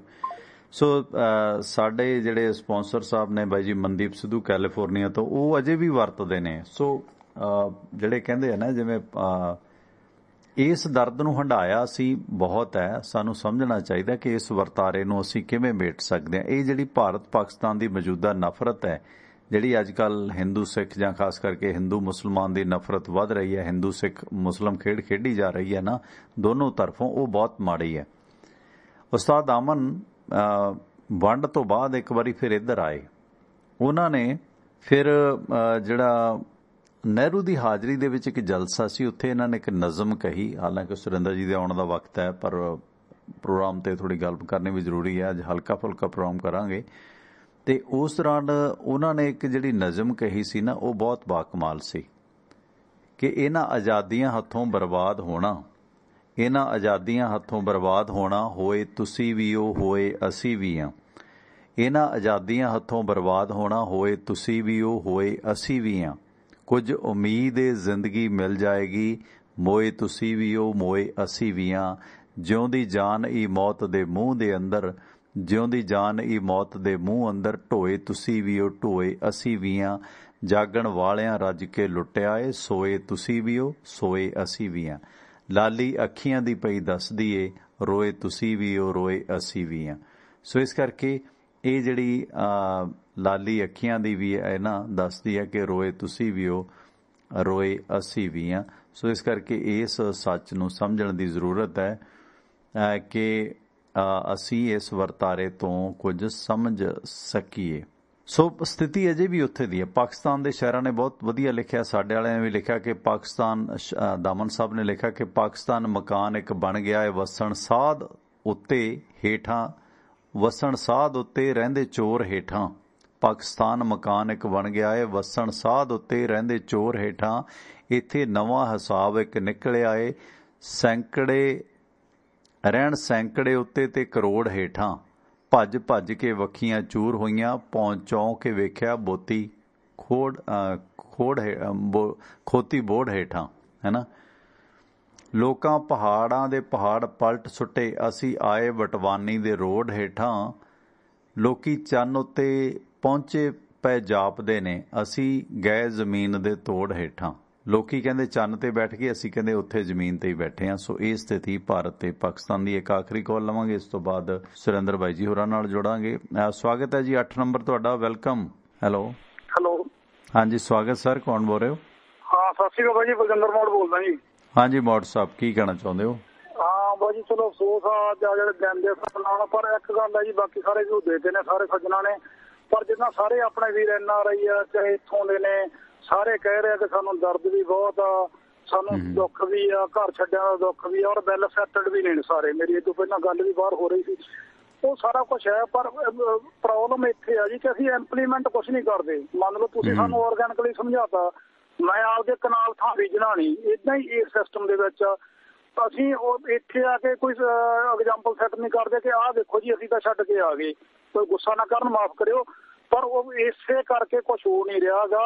ਅਸੀਂ ਵਾਰ-ਵਾਰ, ਹੁਣ ਵਕਤ ਤਾਂ ਮਾੜਾ ਉਦੋਂ ਵੀ ਸੀਗਾ ਜਦੋਂ ਛੋਟੇ ਸਾਹਿਬਜ਼ਾਦਿਆਂ ਨੂੰ ਚਿਣਿਆ ਸੀਗਾ, ਉਦੋਂ ਕਿਹੜਾ ਲੋਕਾਂ ਨੇ ਕਿਹਾ ਉਹ ਵਕਤ ਚੰਗਾ, ਬੜਾ ਕਿਹਾ ਉਹ ਬੜਾ ਵਕਤ ਮਾੜਾ। ਜਦੋਂ ਸਰਾਭਾ ਜੀ ਉੱਥੋਂ ਛੱਡ ਕੇ ਆਏ ਸੀ, ਵਕਤ ਉਦੋਂ ਵੀ ਬੜਾ ਮਾੜਾ ਸੀ, ਉਹ ਵੀ ਬੈਠੇ ਰਹਿੰਦੇ ਉੱਥੇ। ਯਾਨੀ ਕਹਿਣ ਦਾ ਭਾਵ ਆ ਵੀ ਅਸੀਂ ਗੱਲਾਂ ਵੀ ਕਰ ਲੈਂਦੇ ਆ, ਅਸੀਂ ਚਰਚਾ ਵੀ ਕਰ ਲੈਂਦੇ ਆ, ਪਰ ਅਸੀਂ ਇੰਪਲੀਮੈਂਟ ਨਹੀਂ ਕਰਦੇ ਜੀ। Thank you. ਪ੍ਰੋਬਲਮ ਐਕਚੁਅਲੀ ਇੱਥੇ ਆ। ਜਿਵੇਂ ਹੁਣ ਗੱਲ ਮੈਂ ਕਹਿ ਰਿਹਾ, ਮੇਰੇ ਬੇਟਾ ਬੇਟੀ ਆ, ਮੈਨੂੰ ਸਾਰੇ ਸਾਡੇ ਰਿਸ਼ਤੇਦਾਰ ਉੱਥੇ ਨੇ, ਮੈਂ ਉਹ ਆਪ ਵੀ ਜਾ ਕੇ ਆ, ਸਾਰਾ ਟੱਬਰ ਜਾ ਕੇ ਆ, ਸਾਰਿਆਂ ਕੋਲੇ ਬੀਜੇ ਨੇ, ਪਰ ਮੈਂ ਕਹਿੰਦਾ ਵੀ ਨਹੀਂ, ਅਸੀਂ ਨਹੀਂ ਬਾਹਰ ਜਾਣਾ, ਥੋੜੀ ਖਾ ਲਾਂਗੇ, ਘੱਟ ਖਾ ਲਾਂਗੇ, ਮਿਹਨਤ ਕਰ ਲਾਂਗੇ, ਪਰ ਇੱਥੇ ਰਹਿਣਾ। ਪਰ ਉਹ ਕਹਿਣਾ ਤਾਂ ਪਊਗਾ ਨਾ ਜੀ, ਉਹਦਾ ਕਰਕੇ ਤਾਂ ਦਿਖਾਉਣਾ ਪਊਗਾ, ਇਕੱਲੇ ਕਹਿਣ ਨਾਲ ਕੁਛ ਨਹੀਂ ਹੋਣਾ ਸਰ। ਬਿਲਕੁਲ ਬਿਲਕੁਲ ਬਿਲਕੁਲ ਬਿਲਕੁਲ, ਸੋਚਣਾ ਪੈਣਾ ਜੇ ਤੁਸੀਂ ਸਾਰਿਆਂ ਨੂੰ ਵੀ ਥੋੜਾ ਜਿਹਾ ਇਸ ਪਾਸੇ ਧਿਆਨ ਜ਼ਰੂਰ ਦਿੱਤਾ ਹੈ।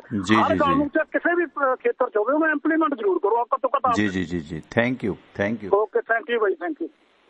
ਉਹ ਵਧੀਆ ਸੀਗਾ ਕਿ ਜ਼ਰੂਰੀ ਨਹੀਂ ਤੁਸੀਂ ਜਿਹੜੀਆਂ ਖਾਦਾਂ ਖੁਰਾਕਾਂ ਨੇ, ਪੰਜਾਬ ਦੀ ਇੰਡਸਟਰੀ ਹੈ, ਆਪਣੇ ਖੇਤ ਨੇ ਜਿਹੜੇ ਇਦਾਂ ਦੇ ਗਰੁੱਪ ਬਣਨ ਕਿ ਇੱਥੇ ਦਾਲਾਂ ਸਬਜ਼ੀਆਂ ਪੈਦਾ ਕੀਤੀਆਂ ਜਾਣ, ਉਹ ਐਕਸਪੋਰਟ ਕੀਤੀਆਂ ਜਾਣ। ਘੱਟੋ ਘੱਟ ਤੁਸੀਂ ਜਿਹੜੀ ਖਾਸ ਕਰਕੇ ਜਿਹੜੀਆਂ ਹਲਦੀ ਜਾਂ ਹੋਰ ਚੀਜ਼ਾਂ ਨੇ, ਲਸਣ, ਸਾਡੇ ਦੋਸਤ ਨੇ ਉਹਨਾਂ ਨੇ ਲਸਣ ਤੇ ਗੰਢਿਆਂ ਦਾ ਪੇਸਟ ਬਣਾਉਂਦੇ ਨੇ, ਉਹ 6-7 ਮਹੀਨੇ ਜਿਹੜਾ ਹੈਗਾ ਉਹਦੀ ਪੈਕੇਜ ਕਰਦੇ ਨੇ, ਉਹ ਯੂਨੀਵਰਸਿਟੀ ਪੜ੍ਹਦੇ ਸੀ ਸਾਡੇ ਨਾਲ। ਸੋ ਉਹ ਲਸਣ ਦੀ ਪੈਕਿੰਗ ਕੀਤੀ ਜਾ ਸਕਦੀ ਹੈ। ਸੋ ਇਦਾਂ ਦੀਆਂ ਚੀਜ਼ਾਂ ਜਿਹੜੀਆਂ ਨੇ, ਮਸਾਲੇ ਨੇ, ਫਰੂਟ ਹੈ, ਇਹ ਚੀਜ਼ਾਂ ਜਿਹੜੀਆਂ ਨੇ ਜੇ ਐਕਸਪੋਰਟ ਕੀਤੀਆਂ ਜਾਣ ਤੇ ਉਹ ਰਾਬਤਾ ਬਿਹਤਰ ਬਣੇ, ਤੁਹਾਡੀਆਂ ਪੰਜਾਬ ਦੀਆਂ ਜ਼ਮੀਨਾਂ ਤੁਹਾਡੇ ਕੋਲ ਰਹਿਣ ਤੇ ਇੱਥੋਂ ਦੀ ਉਹਨਾਂ ਦੀ ਜਿਹੜੀ ਕਾਸ਼ਤ ਹੈ, ਜਰਾਇਤ ਹੈ, ਉਹ ਦੇਸ਼ ਵਿਦੇਸ਼ ਦੇ ਵਿੱਚ ਪੁੱਜੇ। ਉਹ ਤਾਂ ਆਪਾਂ ਕਰ ਸਕਦੇ ਹਾਂ ਨਾ। ਬਰਾੜ ਸਾਹਿਬ, ਸਵਾਗਤ ਹੈ ਤੁਹਾਡਾ। ਸਤਿ ਸ਼੍ਰੀ ਅਕਾਲ ਸਰ ਜੀ। ਜੀ ਸਤਿ ਸ਼੍ਰੀ ਅਕਾਲ।